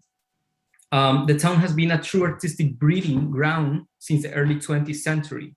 Artists such as Andres Curruchich, Paula Nich, stand as unique iconic figures that somehow, let's say, transform the way we see and understand naive painting. And we're talking about the first half of the 20th century in Guatemala. So Comalapa has been kind of this leading force. Next one, please. So this is a drawing from the 19th century of a volcano that then became a sort of mountain called Cerro Quemado. And I'll tell you why I see this as a connection with Calel's piece. So in the stones, for instance, in Maya Cachiquel community, stones are, as we might infer, are matter with agency. So what it means for matter, for a stone to have agency, what it means for a stone to be in an active silence or being able to speak somehow through that silence. So that's kind of, so it's a silence that somehow teaches and transmits knowledge. And then, like as I said before, take for example, the case of Cerro Quemado, the next one please, in the southwest high hills of Guatemala. So in the Cerro Quemado, the relationship of the Quiché Maya community with the Cerro dates from ancestral pre-colonial times as their relationship with the stones in it. So people go to the Cerro, they honor the stones through rituals, they speak to the stones, they pray with them, they chat, they cry with the stones. And even like after the 80s and with the expansion of evangelical neo-Pentecostal churches due to US interventionism, many evangelical churches have even used that mountain, the Cerro Quemado, to attract more adepts. So they have improvised structures that have to combine with the rugged and uneven terrain of the mountain. So in a way, we could say that Calel's work is a mirror of such practices. It is not a representation, but more as a sort of transductive object. The next one, please. So one of the first iterations of this piece is on the image we saw at the beginning. And then the work has had many iterations in Brazil, in Guatemala, and last time in Frieze London. So the stones are brought, they are moved from one place to another, they are distributed differently, fruits are sorted from local markets, and in the case of Frieze London, next please, next one and next two maybe. This was in the last one, it was in Sao Paulo, not in Sao Paulo, in Brazil, and this is Freeze in London just like a few months ago. So the activation of the piece responded to different moments. So that means different rituals. And during Freeze in 21, the activation of the work was performed by Ulrich Lopez, a Puerto Rican Mexican artist. So with alcohol and incense, Lopez opened the piece, setting the work in motion to be presented at the art fair. The work was accompanied by a group of drawings inspiring the installation. We can go one or two more where the drawings are, please. So what is important about this and why this piece represents such a paradigmatic case is that the decision of showing the work but not put it on sale is not minor. And it is what I mean. You went to the booth of Ultravioleta, you could see the pieces, but you could not buy them. The only thing you could buy actually or collect were some drawings that were drawings inspiring the pieces. So this is kind of a bold gesture, typical in Khaled's practice, making of indigenous art much more than a commodity. The artist creates agency within the matter of the object, downplaying the role of an art fair as a vitrine for commodified objects. The piece is of such a subtle irony that could even be mistaken with naivety. The work speaks of it for itself, and while it is exposed, cannot be owned, resembling the very well familiar paradox of the exotic eye, the explosive impossibility of desiring something that actually one cannot possess. So to wrap up, to finish, after conversations, if we can just go one and two more, please. After conversations between the artist, the gallery, and in this case, Tate Modern, the piece was acquired as custodianship for 13 years in consultation with the artist. The decision became unprecedented when it comes to the institution and its relationship to indigenous art. The work then will not be owned, but will exist in custodianship at the museum. And after 13 years, the piece would be either negotiated through a new agreement for another 13 years, past the custodianship could be passed to another institution, in this case, given to another collection for another 13 years. So why 13 years? Because the Mayan calendar holds 13 energies, which also represents the conjunctions in the human body. So Khaled insinuated this number as it is of significance for the Cachiquel culture. And what we see now on screen are the drawings of the pieces. So when you first saw the booth, you could actually collect the drawings, the representation, but not the actual work. So I would say that this is probably just a step forward, but it certainly opens the window to think on something that has been troubling me, in this case, for quite some time. And it is how is that we can pass beyond questions of representation when it comes to indigenous art and museum collections, towards a view that understands indigeneity as a force that is capable of transforming and question the structures that have given shape to the way we understand art history and its curatorial repertoires. In this case, I would say that to indigenous a collection might then mean to have different understanding of museum practice, not rooted in owning, but in sharing certain values. The idea of custodianship might require a new set of theoretical tools and curatorial practices that treats the art object as matter with agency, with a history, with a social vibrancy. To hold these stones at the collection, to collect the fruits at a market and take care of their process of decay brings forward the need of a different type of awareness of the art object, but also of how time acts in a piece. The fact that the piece depends on a temporality of fermentation, decay, and transformation means it's a piece that is alive, that therefore it has agency. So my whole point with this piece and the question of ownership and museum collections is that one of the things that I've been thinking about is that in this moment, the openness of international museums such as Masp, Tate, MoMA, different museums around the world there is a shift, and that openness represents an opportunity, but also that openness is marked by the paradox that I mentioned before.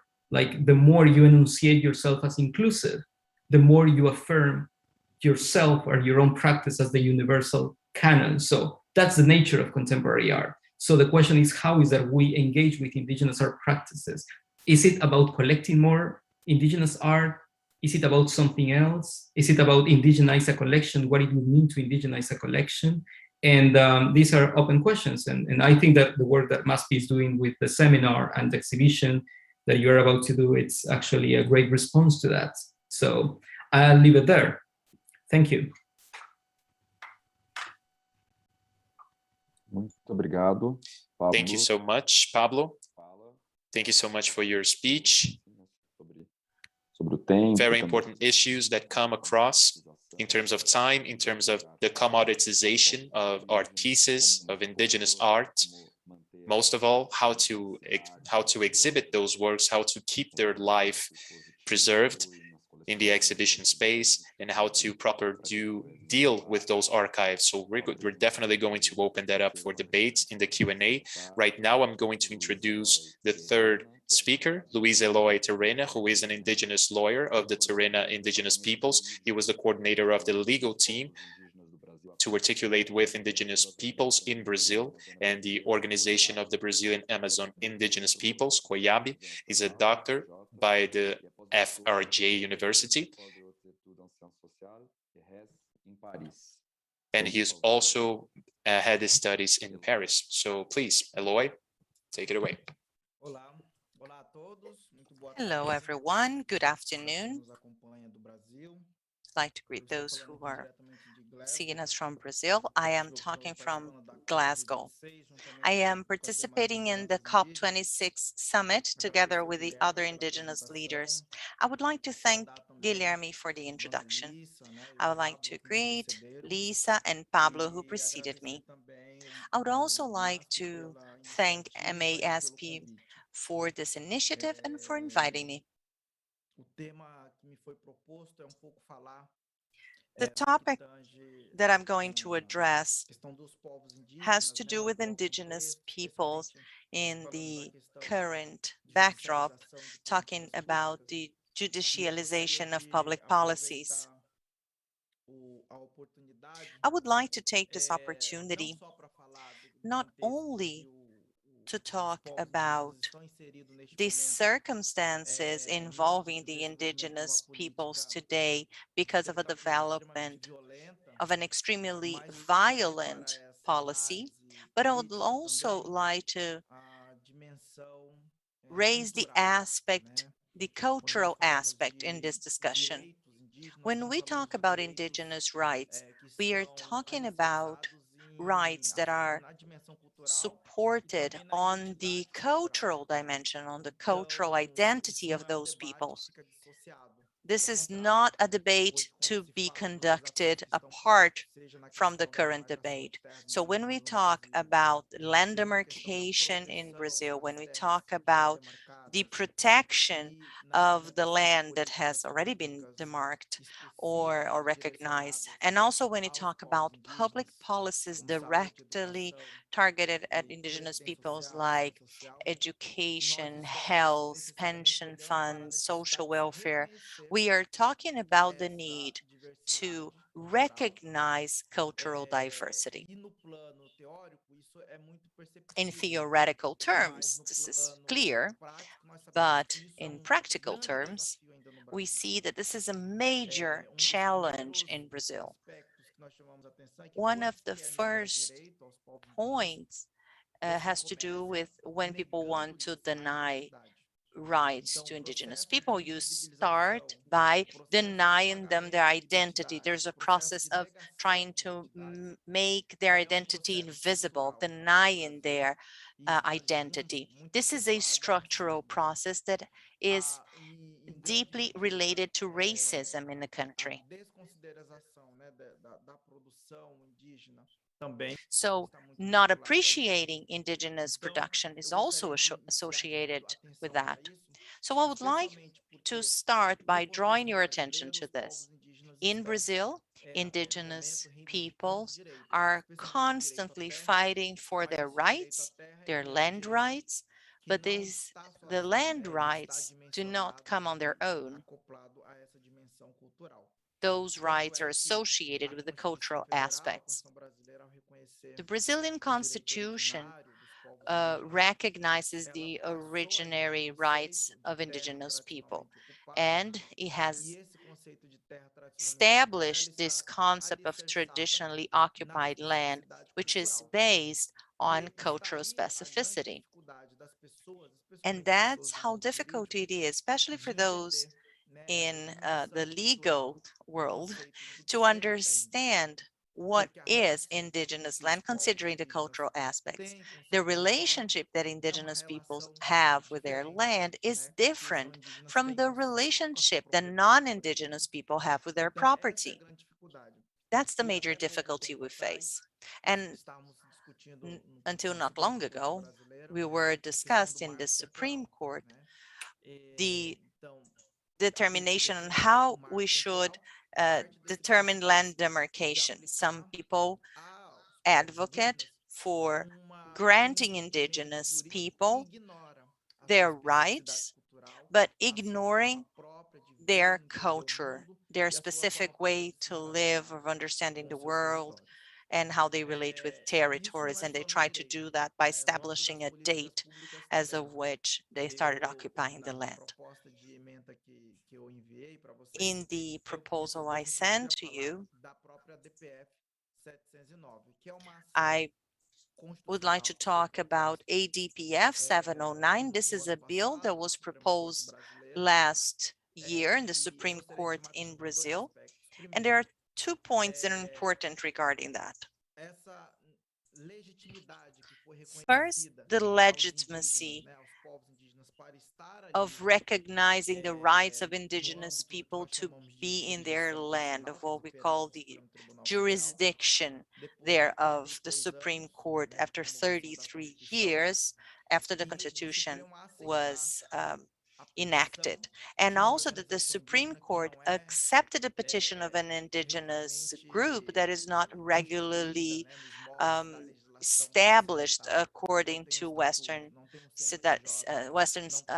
world. There are no bylaws, there's no president. It is an organization that is established the way the traditional peoples establish their groups. So over 500 years of colonization and more than 3 decades since we're trying to achieve our rights. And it's also important to recognize the way traditional peoples are organized and are represented. That's the first aspect. The other aspect has to do to take into the Supreme Court requests so that the government will protect originary peoples. Brazil is one of the countries with the highest ethnicity variety. In Brazil, 35 people, that thousands of people that talk about more than hundreds of languages, and there are even more than 100 groups that are isolated without any contact with other groups. So we were asking the government to protect originary peoples, and they are in their territory. This is because we were and are in a pandemic, and the government was denying to see indigenous peoples who do not live in lands that have been officially recognized as indigenous land. So the same government that said that there will be no land demarcation denies providing health services to those people because they are in this category of people who live in a land that hasn't been recognized as their right. And the same is true for cities. If indigenous people sometimes visit their relatives or they go somewhere else, they did not have access to the health services to indigenous people. So these are some systems that are used to deny the cultural identity of people. This is one of the aspects we would like to draw people's attention to. And we do that by starting discussions like the one we are having here. And this has to do with advocate of Indigenous peoples' rights, to check the policies that are being implemented for Indigenous peoples, and to see how those cultural practices are also protected by law, both in the legal law and also internationally, in the Brazilian law and internationally. But the current practices of today's administration in Brazil ignore all that. So that's I'd just like to wanted to put some context into it. So in the beginning of the pandemic, they did not want to provide services to Indigenous people who lived in urban areas. And also when the vaccination was available, they also wanted to deny the right of Indigenous peoples to be vaccinated. So this has to do with the perspective that people have about Indigenous peoples, saying that when Indigenous persons use some tools that would not be typically Indigenous, that Indigenous people will no longer be Indigenous. This is something we often hear in current politics. So Indigenous people who wear sneakers, who use cell phones, criticism to Indigenous people who have a driver's license. And there was a serious violation of law when Chai Surui, a young Indigenous person who made an important speech at the opening ceremony of COP26, criticizing the Brazilian government, and she was attacked on social media. That was an attempt to discredit her because she uses social media or because in her daily life, she uses elements, quote unquote, non-Indigenous. In terms of human sciences, this already been resolved. And if you think about art, this is no longer an issue anymore. But this is a predominant speech in Brazilian politics and also in the legal system.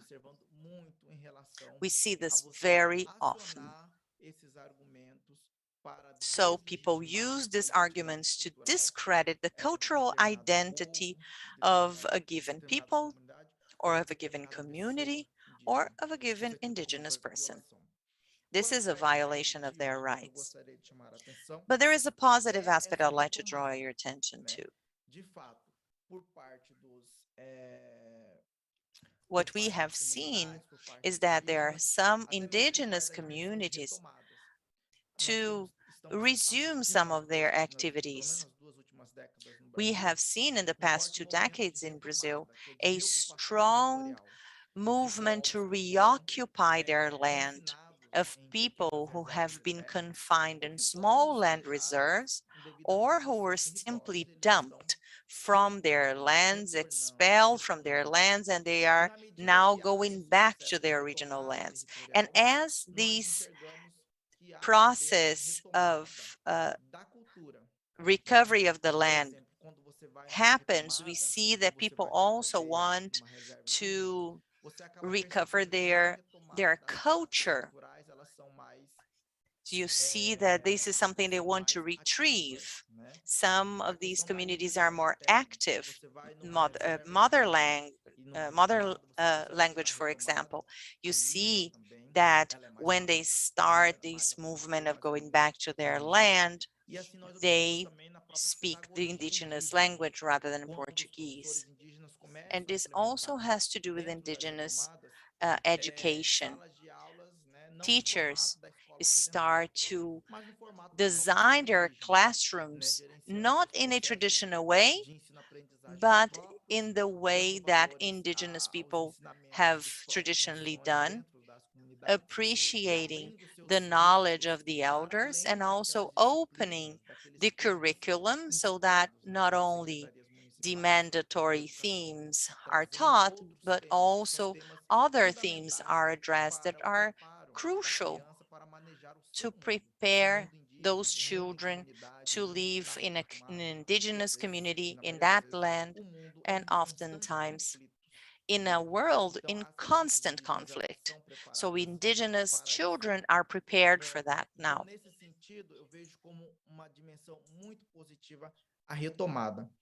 I think this is very positive in this movement of trying to make a resurgence of that culture. So how these traditional aspects of culture can also strengthen the advocacy of indigenous rights. This is an intense movement that indigenous peoples have made in the last years. And this year in the pandemic, we have seen protests in Brasilia, meetings of indigenous women in Brasilia, the capital city of Brazil, and also here at COP26 summit, we've had the largest indigenous delegation of all times. The cultural aspect sets guidance to indigenous leaders and also to indigenous lawyers. People ask me, what is the difference between being a lawyer to anyone or to an indigenous person? And I say that this is the cultural aspects that we bring from our background. So, given the times we're living, understanding indigenous peoples, understanding the challenges we have is important because we need to stand away from this colonization mindset that was imposed on us. And people still think that indigenous people are from the past, and maybe they've only heard about indigenous people back in 4th grade. And we need to overcome this mindset that indigenous people are transient people who belong in the past. This is not true. Indigenous peoples are present in Brazil today. They are interacting in different worlds, in their own indigenous world or in an inter-ethnic interaction with other peoples. So we have this interaction between indigenous and non-indigenous people and their communities. We should look into that. We should analyze what are the positive aspects that we can take from this interaction, because we're very familiar with the negative ones. Racism, the assimilationist perspective, the denialist perspective, denying indigenous identity. And we need to try to move away from these small space that society has put indigenous people. We shouldn't think only about interlocal cultural practices, but also how these cultural practices are related to politics, economic, social aspects, legal aspects, because constantly they interact with important things that take place in our country. This is also true with our interactions abroad.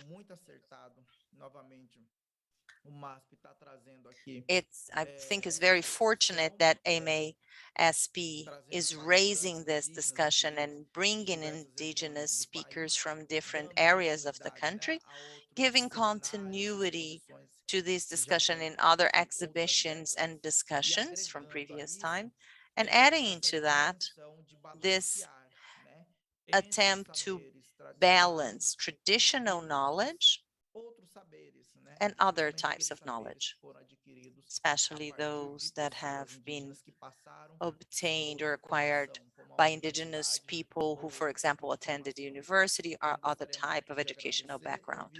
I would like to thank you for this opportunity. I see that Sandra Benitez is one of the curators. I would like to say hello to her. She is a friend of ours from Mato Grosso do Sul. And now I'm open to any questions you may have later. Thank you. Muito obrigado, Eloy, por sua fala. Thank you very much, Eloy, for your speech. Very interesting indeed, that relationship between the rights that create identity, but at the same time, the fluidity of those identities and their development demands for new rights as well. So that brings us to some issues related to our debate. And now I'm going to introduce our last speaker of the day. She's speaking to us from the other side of the world, Megan Tamati Quinnell. She's a curator and a writer of modern Maori and Indigenous art, a field on which she's been working for over 3 decades. Currently, she has 2 curatorship roles. She's the curator of modern and contemporary Maori and Indigenous art at Te Papa, and the Indigenous curator associated of the Kairawi, Taketake, Toi, Onaye at Govet Brewster Art Gallery in New Plymouth. Tamati Quinnell is descendant of Te Ati Awa, Gati Mutunga, and Gati Tahu, Kati Mamoe in Waitaha Maori. I don't know if I'm right with the pronunciation, probably not. Her interests on research include Maori modernism, contemporary Maori art, minimalism, women Maori artists from 1930 to this day, the influence on the art of the original peoples and on modern art, and the curatorship practice of the original peoples as well. So I hand it over to Megan. Tēnā koutou katoa, mihi atu kia koutou. So my name is Megan Tamati Quinnell, and I am the curator of modern and contemporary Māori art and Indigenous art at Te Papa. I also hold a second curatorship at the Govet Brewster Art Gallery. I wanted to firstly thank Adriano Pedrosa for inviting me to participate in this symposium. So my paper, and I'm going to share my screen now, if that's okay. Although I can't find it now, it's gone. No, there it is.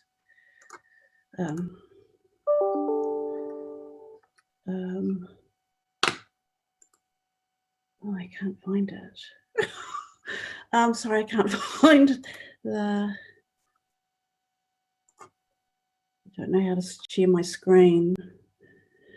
I had it before. Sorry.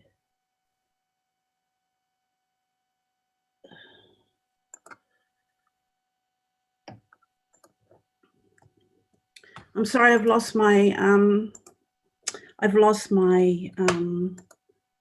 presentation.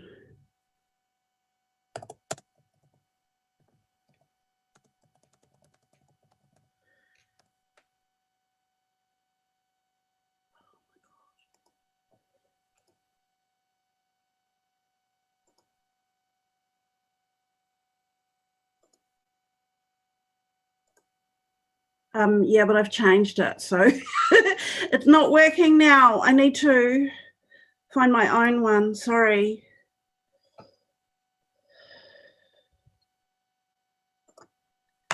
I'm sorry, it's just gone, it's just vanished, so I don't know where it is.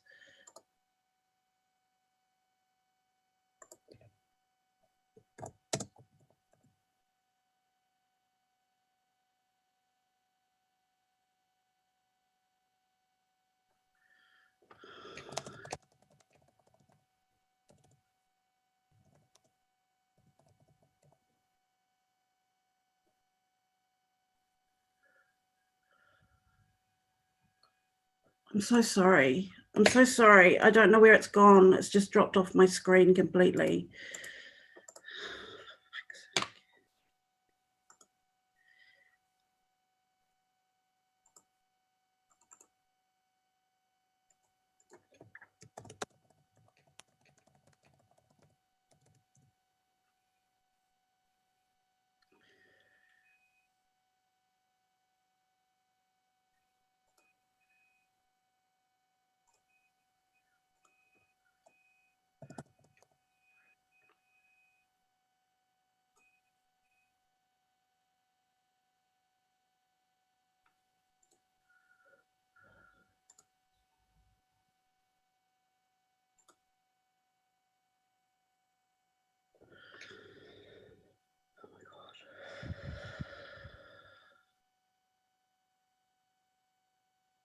Okay, it's there now.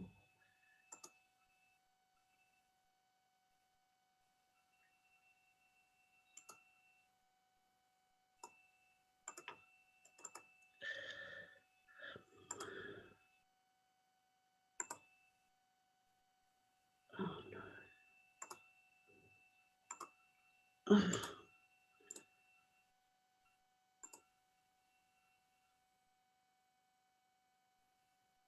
don't know how to make it large. So sorry. Okay, there we go. Sorry. Sorry about that. So this paper looks at the women of Māori modernism, some of the first Māori women artists to be working in an art context and within the field of modern art in New Zealand. It looks at Māori modernism more generally. It articulates some of the beginning research into the women of Māori modernism, the start point for research towards the first exhibition to be focused on them. The exhibition proposed for Te Papa in September 2022 will ask what it was to be a Māori woman artist in the 1930s to the 1970s in New Zealand, and will address the silencing of indigeneity and women in the established narratives of modernism. So Māori modernism has been defined as a new Māori art, an alternate or as its own form of modernism. It was developed by a small group of pioneering Māori artists who were working in New Zealand between the 1930s and the mid-1970s. Primarily painters, sculptors and printmakers, but also including photography, ceramics and architecture. These artists intentionally distanced themselves from customary Māori art forms, such as whakairo or Māori carving or mahiraranga, Māori weaving, and explored the styles and techniques of international modern art. They created art that combined Māori ideas, cultural philosophies, and sometimes Māori visual forms with European and American modernism, and drew inspiration from international modern artists including Pablo Picasso, Constantine Brancusi, Barbara Hepworth, Jean Arp, Ed Reinhardt, Alice Aycock and Mary Miss, to name only a few. As New Zealand art historian Damien Skinner has written, modernism provided Māori artists with a means to negotiate the contemporary world in which they lived. Their work, he said, aspired to be as good as modernist as the best contemporary art being made in Aotearoa, New Zealand during the period. Avant-garde in their approach, the Māori modernists were neither focused on customary Māori art nor reinterpreting classical Māori art for the modern age. Their art was not intended to replace whakairo, Māori carving, or mahiraranga, Māori weaving, nor was it intended to supersede the significance of the whare whakairo, the carved and decorated Māori meeting house. Modern Māori art was instead designed for the art gallery and for a contemporary art audience. There were no set ways of being a Māori modernist, no criteria, fixed techniques or stylistic affinities that needed to be adhered to.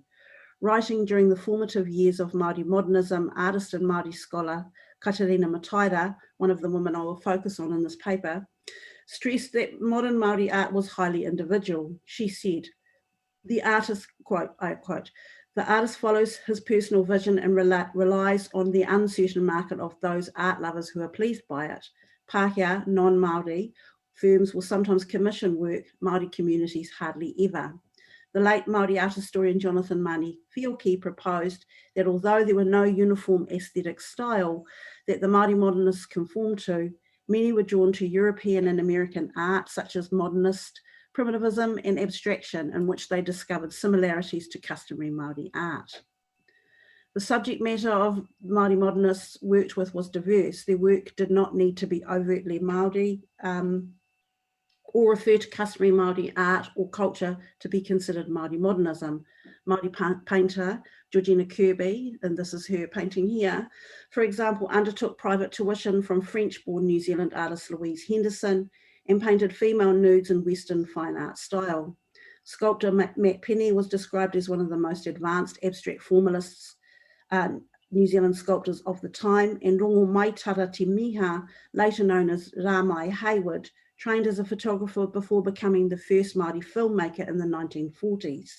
The only shared approach of the Māori modernists was, much like the contemporary Māori artists of today, was a commitment to contemporary art and their respective mediums. Defining themselves artistically as modernists first, they saw their work as part of the contemporary art of the period and as sharing many of the same concern as their non-Māori contemporaries. So the title for this paper, A Seat at the Table, is drawn from Australian art historian Ian McLean's 2013 essay, Surviving the Contemporary and What Indigenous artists want and how to get it. McLean said, to even find a seat at the table, Indigenous art has first to be accepted as contemporary art. This has been its defining struggle in the modern era. The problem, at least until recently, was the Western tradition of modernism circumscribed the terms of contemporary art. This meant that Indigenous artists had to first prove their modernity, a catch-22 game that they could never win without disavowing their indigeneity. I use McLean's quote as a representation of the exclusion until recently of Māori modernist practices within New Zealand art history, and to highlight Māori modernism as an alternate modernism still being researched and written about.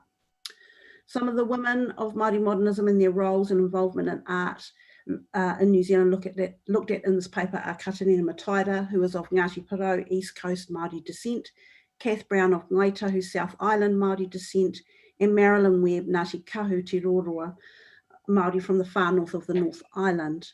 They are the women at this stage we know most about. However, the information about them is still slight, and their practice as artists needs to be researched more fully to provide a more complete picture of who they are and what they did. Many of the women discussed in this paper in their 70s and 80s, or actually many of the people, or have passed away already and have never received the recognition they deserved as foundational artists in modern and contemporary Māori art. The show I will put together at Te Papa will, I hope, go some of the way to acknowledging the significance of these early women artists. It is clear from what I do know that all three women became less visible than their male contemporaries. They, with the exception of Marilyn Webb, although she never gained full recognition, were not supported as artists. Their work was not shown in galleries during the period they were most active, and their work was not collected by art institutions. They were largely ignored and their work not valued or seen except by their contemporaries. The practice of Kath Brown and Katarina Mataira over time, perhaps because of that lack of support, became less about art. The final aspect of my paper talks about the space of mana wahine Māori, a conceptual framework related to Māori feminism, and a platform I suggest Katarina Mataira, Kath Brown and Marilyn Webb, independent of one another and perhaps without conscious intent, created for the Māori women that came after them in the 1980s.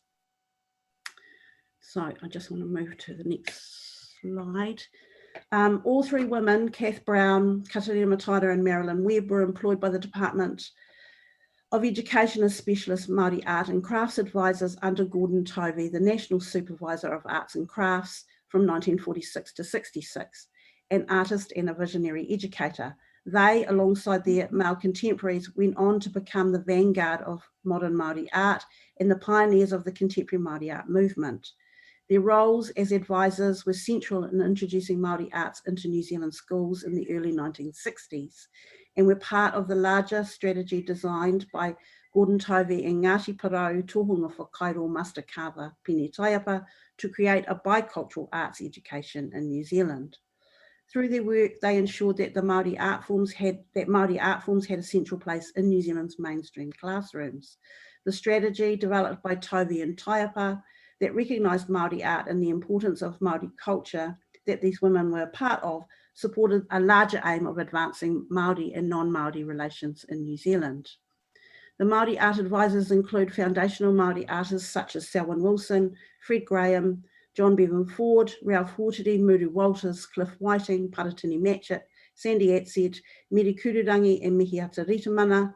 Many of these artists are also lost to art history. So they produced books like this for the, that went into schools. The Arts of the Māori was the first book that really looked at Māori art in any depth. So I'm just going to talk about Kath Brown.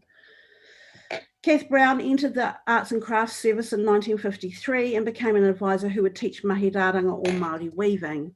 That's Kath Brown there. Mahi rāranga was an art form she continued to support the maintenance of throughout her career. In an interview with the late Kath Brown undertaken in 2002, she said Tovey was progressive in his thinking and focused on Māori art as living art forms. Kath said, "We were all taken to do a tōria with Pene Taiapa to work with his local people. He took us around all the various marae and had us work with him, me with the weavers, also the carvers. I was one of the first people Penny broke tradition with and actually had carve. In Māori society, carving and weaving are distinct in terms of that they're separated by gender. Weaving is usually the the realm of women, and carving is usually the realm of men. It was he worked around different ways. I was one of the first people Penny broke tradition with and actually had carve. We worked around the local area on different marae and finally went back to our home area. It was up to us to see whether we were happy to promote Māori art in our schools. I had a good response from people down here in the South Island who had never had the opportunity of working with Māori things. Some of the advisors did not want to carry on and do the works. For some of the rest of us, it met a personal need we had and we kept on working. Kath Brown was the author of Kete Weaving, the Māori Arts, the Arts of the Māori instructional booklet that was used in schools, and stayed working in all schools and stayed working as an art advisor for 15 years. After finishing as a Māori art advisor in the 1970s, she became head of the art department at Canterbury College of Education until she retired in 1990. In terms of her art practice, she worked with ceramics and weaving and at times combined the two, making 5 ceramic cloak forms. She, however, is not known as much as an artist, perhaps because of the medium she worked in, although she did exhibit work and did undertake commissioned work. She is better known for her work as an arts educator, advocate and facilitator. Kath headed the National Māori Weaving Organisation, Te Rōpū Rāranga Whatu o Aotearoa. She also headed Ngāpuna Waihanga ki Aotautahi, the Canterbury branch of Ngāpuna Waihanga, a Māori artists and writers collective established for the new generation of Māori artists in 1975. A further significant aspect of her career, and one that became increasingly important for her, was facilitating arts development in an iwi or tribal context for Te Runanga o Ngaitahu, the governing body of the Ngaitahu tribe she belonged to. There were other Māori women artists from this time who are significant, but they are artists that I need to find more about. There was Freda Rankin, who was a painter. This is her work here. Here's an image of her work, and she was the first to graduate from Ilam School of Fine Arts in Christchurch. And then there was Pauline Yeabury, this work here, the first Māori artist to graduate from Elam School of Fine Art in Auckland University in 1946. She was a painter, and she also made incised panels depicting Māori creation stories. Her work is described in Damien Skinner's book, The Carver and the Artist, Māori Artists in the 20th Century, in the following way. Featuring the pantheon of Māori Atua, these panels are an unusual kind of modernism, figurative yet not naturalistic. The subjects are compressed into a shallow picture frame. 2 other women artists of the time were Mary Lodge, she's on the right, and Elizabeth Mountain on the left. Both, like Yeabury, were fine art students at Elam School of Art in Auckland, but were 10 years later than Yeabury. Both are painters and sculptors. This is Elizabeth Mountain, and this is Mary Lodge. Their work has been described as demonstrating an interest in formal structure and abstraction, the house style of Elam in the 1950s and 60s. This work here is called Ruatoria series, Ruatoria being a place of significance tribally for Meri. Kath Brown, Pauline Yeabury, Meri Lodge and Katarina Mataira, who's pictured here on the left, who I'll speak about shortly, were included in one of the first exhibitions of modern Māori art to be held in a mainstream cultural institution. New Zealand Māori culture and the contemporary scene was held in late 1966 at Canterbury Museum. Curated by Māori artists Buck Nin and Baden Piri, the exhibition placed avant-garde Māori art alongside taonga or traditional artifacts from the museum's collection. So Katarina Mataira. Katarina Mataira was drawn into the Arts Advisory Service in 1953 at the same time as Kath Brown. She was a painter, painted landscapes and later detailed images of nature. She also drew and had illustrations printed in Te Ao Hau, the magazine published by the Department of Māori Affairs 1952 to 1976, which aimed to be a marae on paper for Māori people, and published some of the earliest work by the modern Māori artists. As an art advisor, Kataraina took up a teaching position at Northland College in Kaikohi in the far north and was part of the Northern Māori Project, a 5-year experimental scheme, 1954 to 1959, established by Gordon Tovey. Another aspect of her practice which becomes significant is language and writing. Kataraina became the chronicler of for Māori art. She wrote some of the earliest critiques of modern Māori art, including an important essay published in 1969 called Modern Trends in Māori Art Forms that helped define the Māori art movement of the 1950s as modernist. Her essay was one of the first pieces of writing to outline what was happening in Māori art in the 1950s and 60s. It expressed the changes that were occurring, including changes to marae and whakairo, or Māori carving, so they were able to fit in a modern environment. She wrote about a new architecture by Māori architect John Scott that successfully combined Māori art forms with European architecture, and about her contemporaries, the Māori modernist artists working and practicing at the time. She noted that Ralph Hortedy, who had recently returned from time in London and Europe, was the most progressive of them all. Of the artists, she said, "These artists are complete individualists. There's been no attempt to develop a school nor to influence each other.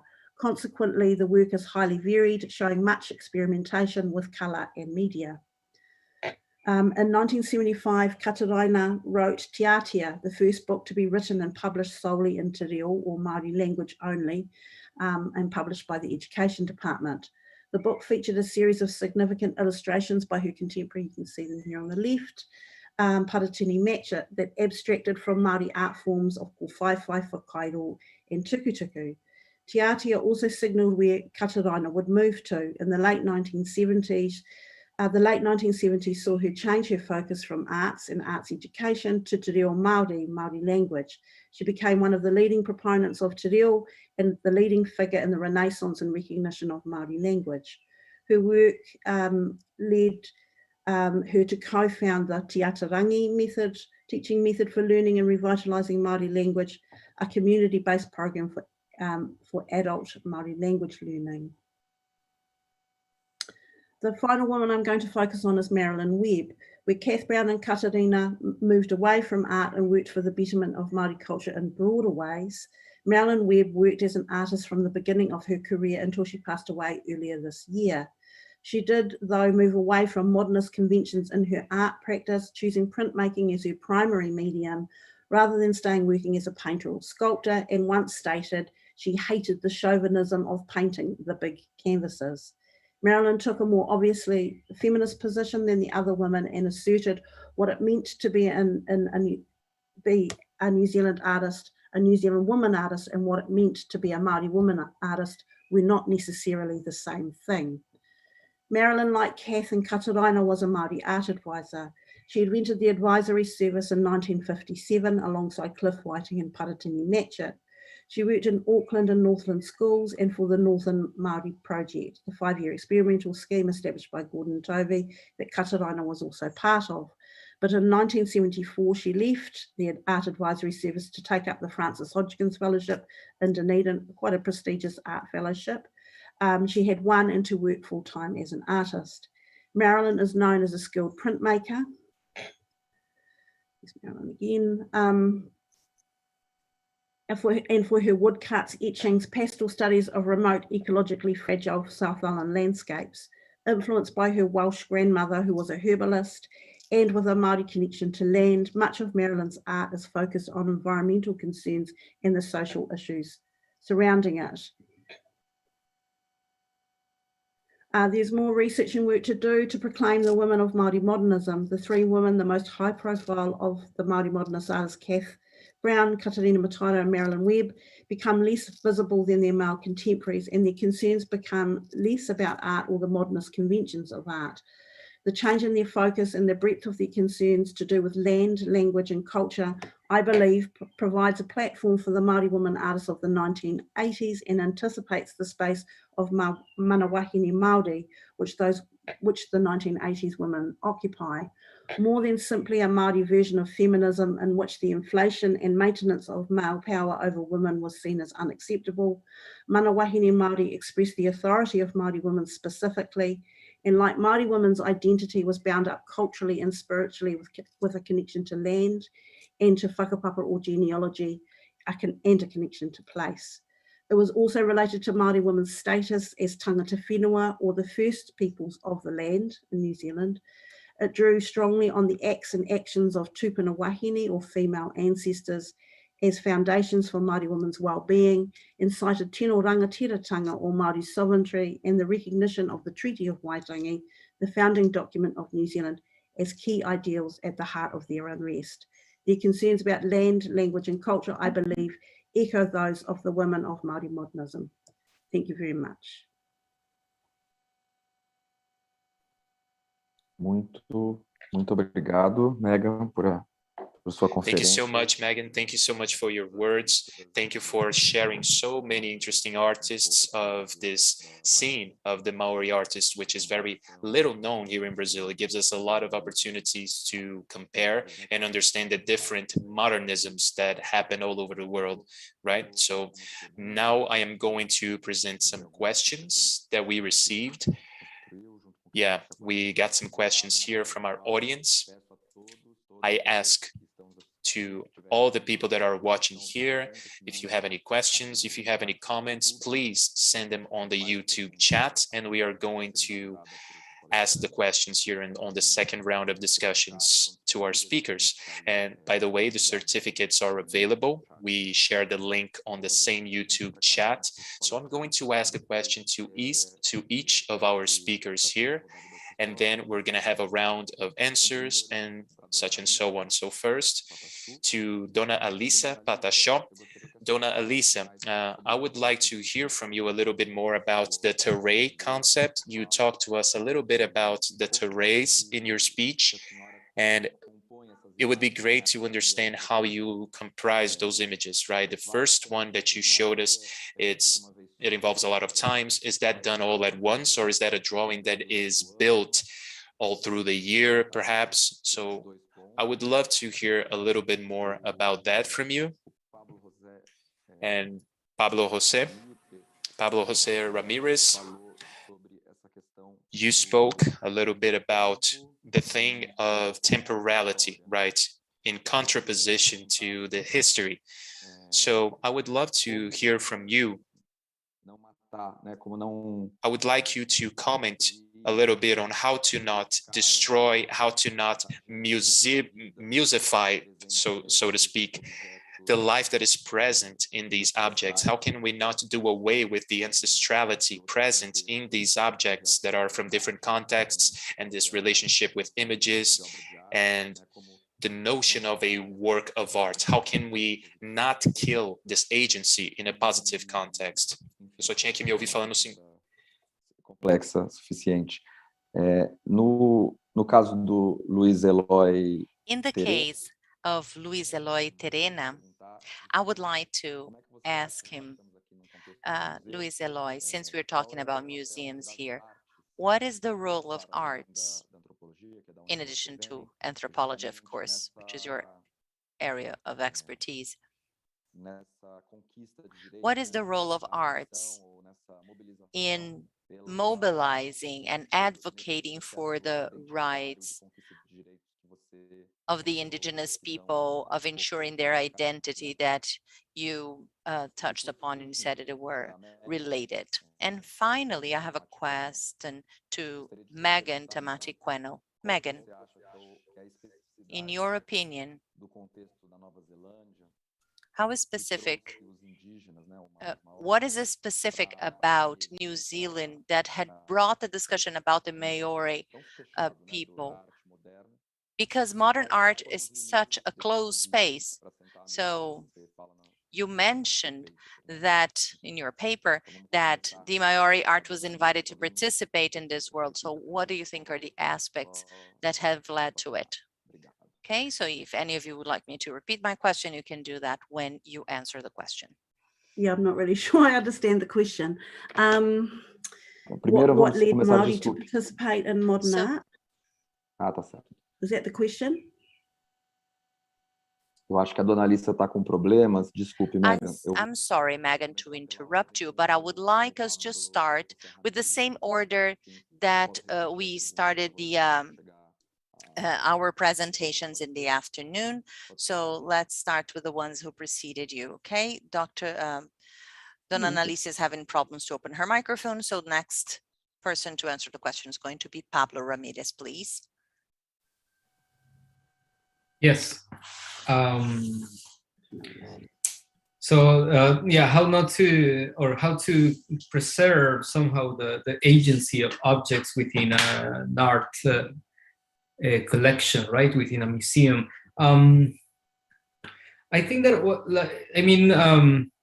I don't know. It's something that it's my point is that I don't know if that's I could try to maybe enter this issue in another way, which is like how some artworks can actually change the way that museums and art infrastructure has treated the idea of ownership, for instance, or the very idea of display or temporality when it comes to an object, right?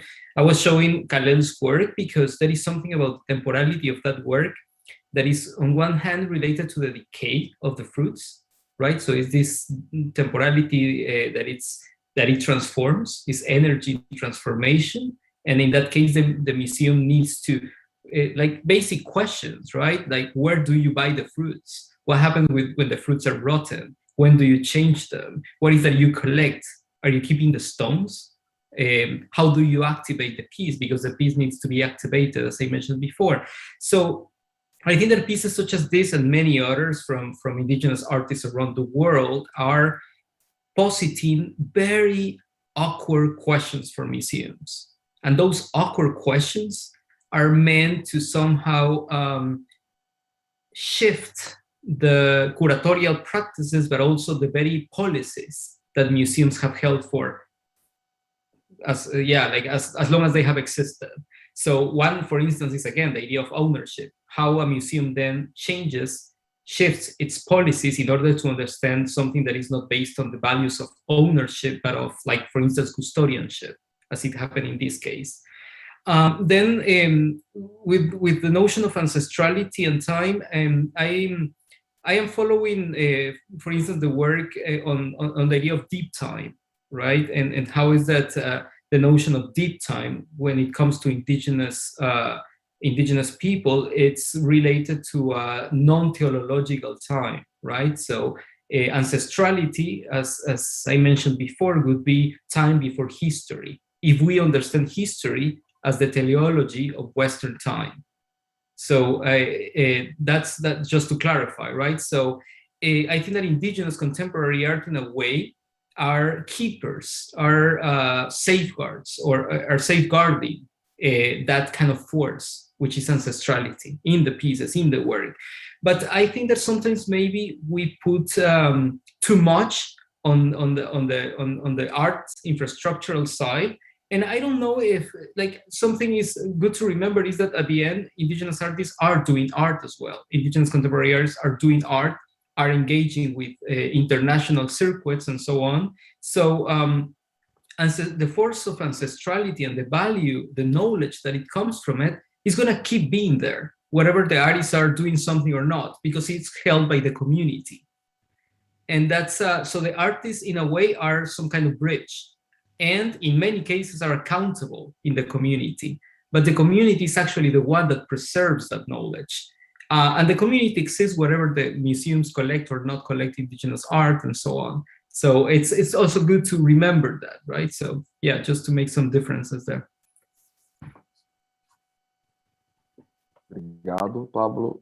Dona Lisa, Thank agora. you, Pablo. Dona Lisa Patachoup, I think that now you have connection again, so I'll repeat my question to you.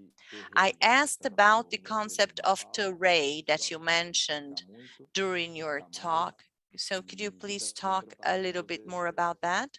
And I asked about the drawings that you showed. Do they follow the same times of the community and of nature? Do you prepare them at one point, or do you prepare them in different times?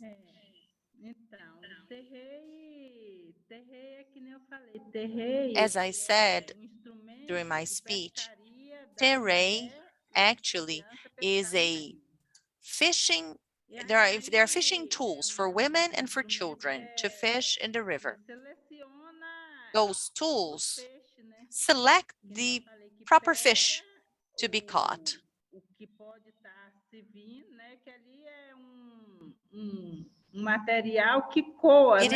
It is a material that looks like a sieve. So that's the idea of you catching different types of fish. So you go fishing and you take the fish that is good for eating, the ones that are not good for eating, we just put back into the water.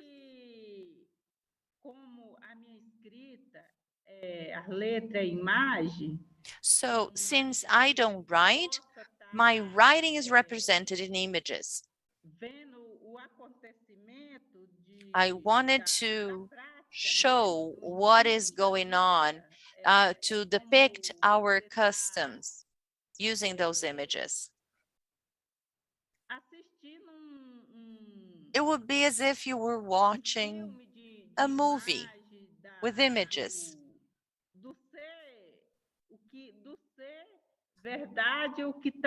So the truth, what is going on, it is about being.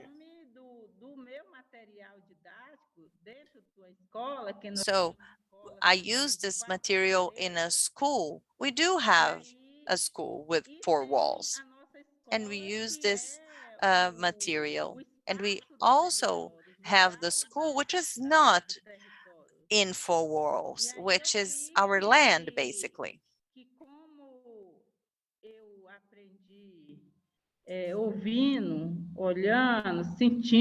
I have learned by doing, by listening. So I needed to write that down to children. I needed to not write it down as words, but I wanted to take that topic to the classroom. So terei is intended to serve as educational material when we are in a closed room, in a 4-wall room. When we're not, we can teach outdoors. So this is why I call it my educational material, Fishing for Knowledge, so that people can use that and read the image. For children, well, I wanted children to understand and to be able to write down their text. To prepare terei, I prepare each image with my writing. I prepare this terei.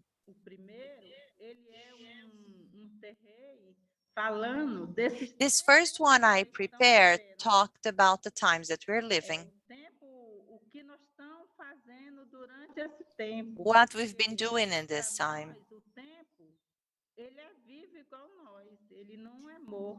Time is living for us. Time is not something dead for us. Time is a living thing for us. We live with it.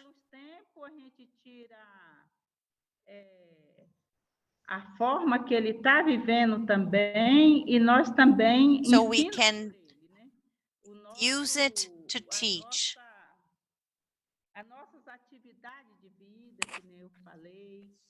Our day-to-day activities, as I mentioned, the stories that take place, what we learn over time. And this is how I prepare it. I'll prepare the terei. Each image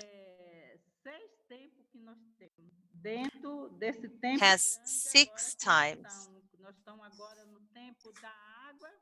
Right now is the time of the waters, the time of the heat, the time of the rain.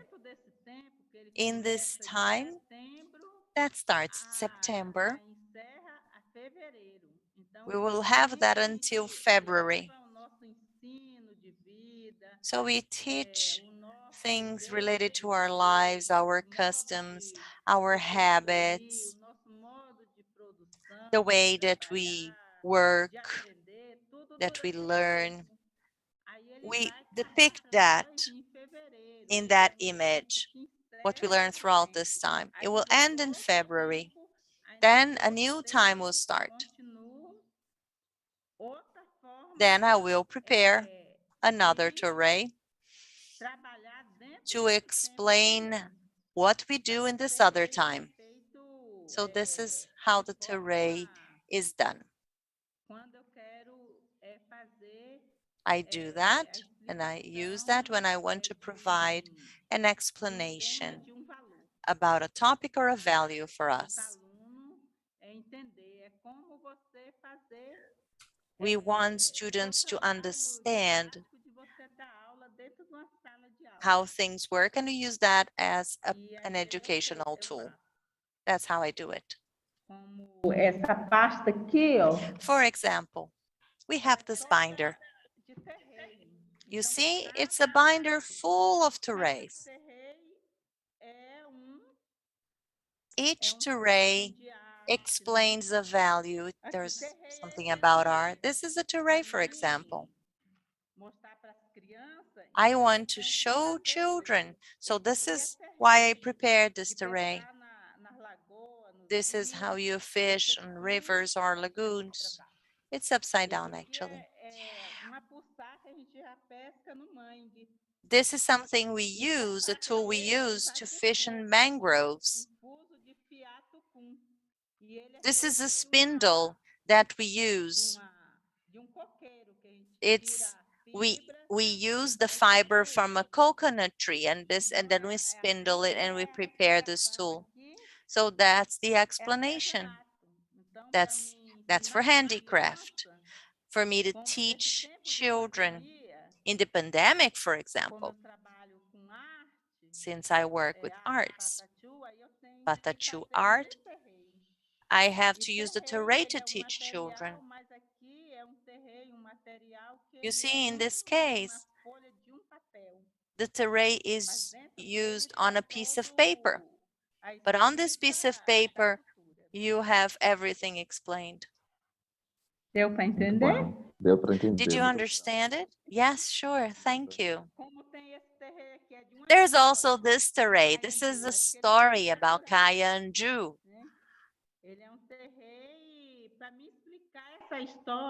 For me to explain this story to children, I needed to use the terrain. Because Andrew wanted to eat up nature. I needed to explain that story, and this is why I use the terrain.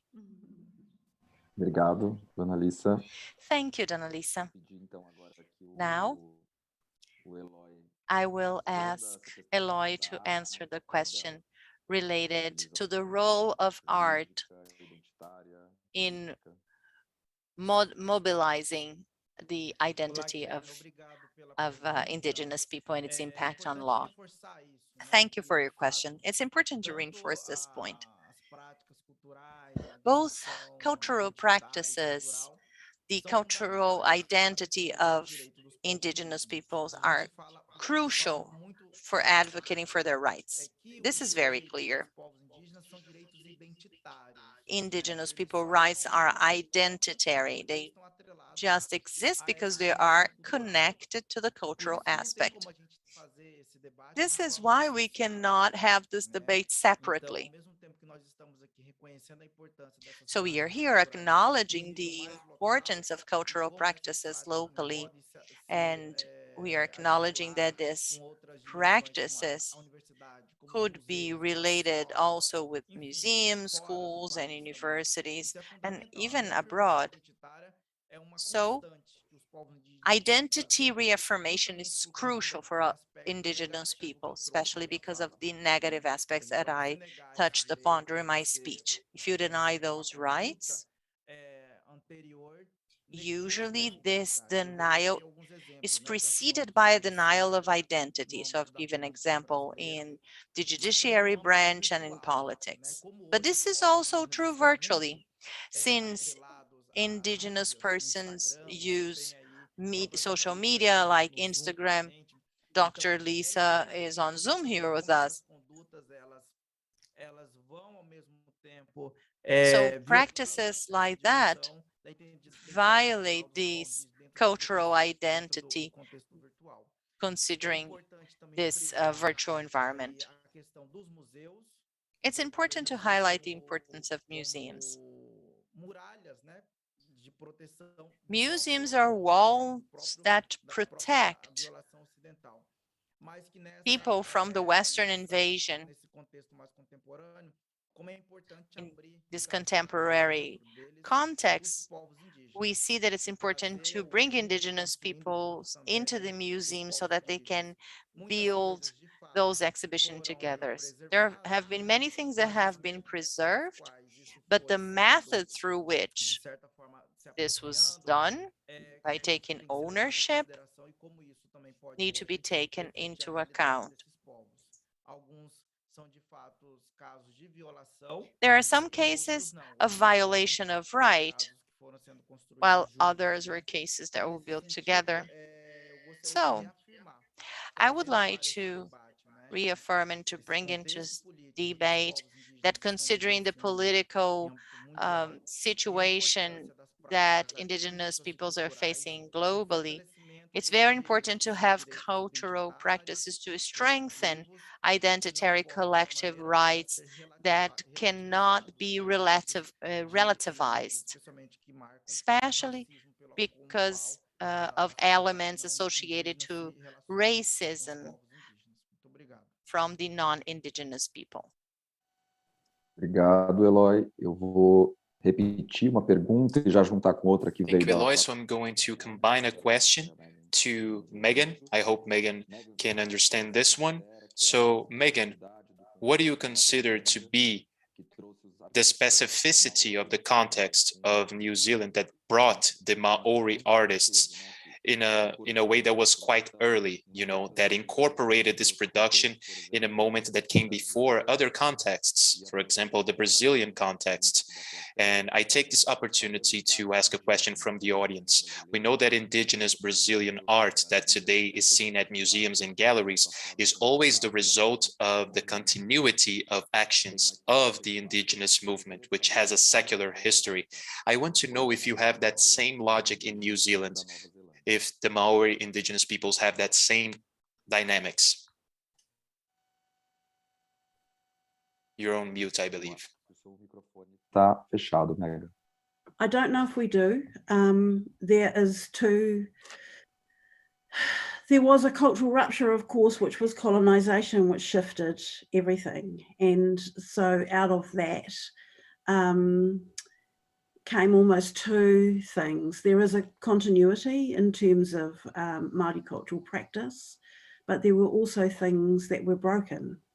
And so in terms of art, there's still carvers and weavers who work within that kind of a Māori paradigm and work from the inside out. And there's a man called Bob Yankee who is a scholar and talks about customary, trans-customary and contemporary art, but it comes from the meeting house out. These other artists broke with tradition almost completely and shifted away, and modernism offered them a different way through. And to be able to be part of there was a huge Māori people moved to the cities. It's about urbanisation in the 50s and 60s, or post-war. Actually, from about the 1930s, people started migrating to the cities and wanting to be part of the moneyed economy and participate in contemporary life. So it's really, I don't know if there's just a continuity. As I said, there was a huge cultural rupture, which was colonisation, and it shifted cultural practice and the way in which Māori operated. There was also urbanisation, where Māori moved to the cities from more kind of rural areas and wanted to be part of the moneyed economy. And, you know, these artists that I'm talking about are artists who broke with tradition and wanted to be seen as artists in a Western sense, not necessarily in a Māori sense. They weren't challenging the whare whakairo or the Māori meeting house, which was where a lot of our art existed previous. They wanted to be seen as modern artists and to participate as artists in almost a Western sense, exhibit, be individual, talk about their concerns in their own way, in a new way, as painters, sculptors. They were very clear that they weren't carvers or weavers. As I said, they almost created a critical distance between what was and what they were doing. They also weren't accepted really by the Māori community to start with. It was a new form of Māori art that they really, which wasn't understood. They have been acknowledged now, but it took a little while. I don't know if that answers your question. Sim, agradeço. Yes, thank you. Thank you so much for your input. Thanks to all the speakers for your answers and for your thoughts. This has really been a very productive afternoon, I think, for all of us as far as reflections, and we crisscrossed times and territories. We saw different contexts, and once again, I would like to say thanks to Dona Lisa Patachó, Pablo Jose Ramirez, Luis Eloy Terena, and Mega Tamati Quenel. I hope to see you soon again, perhaps in person, hopefully. And thank you so much for your contribution to this discussion, and see you in the next seminar. Thank you so much.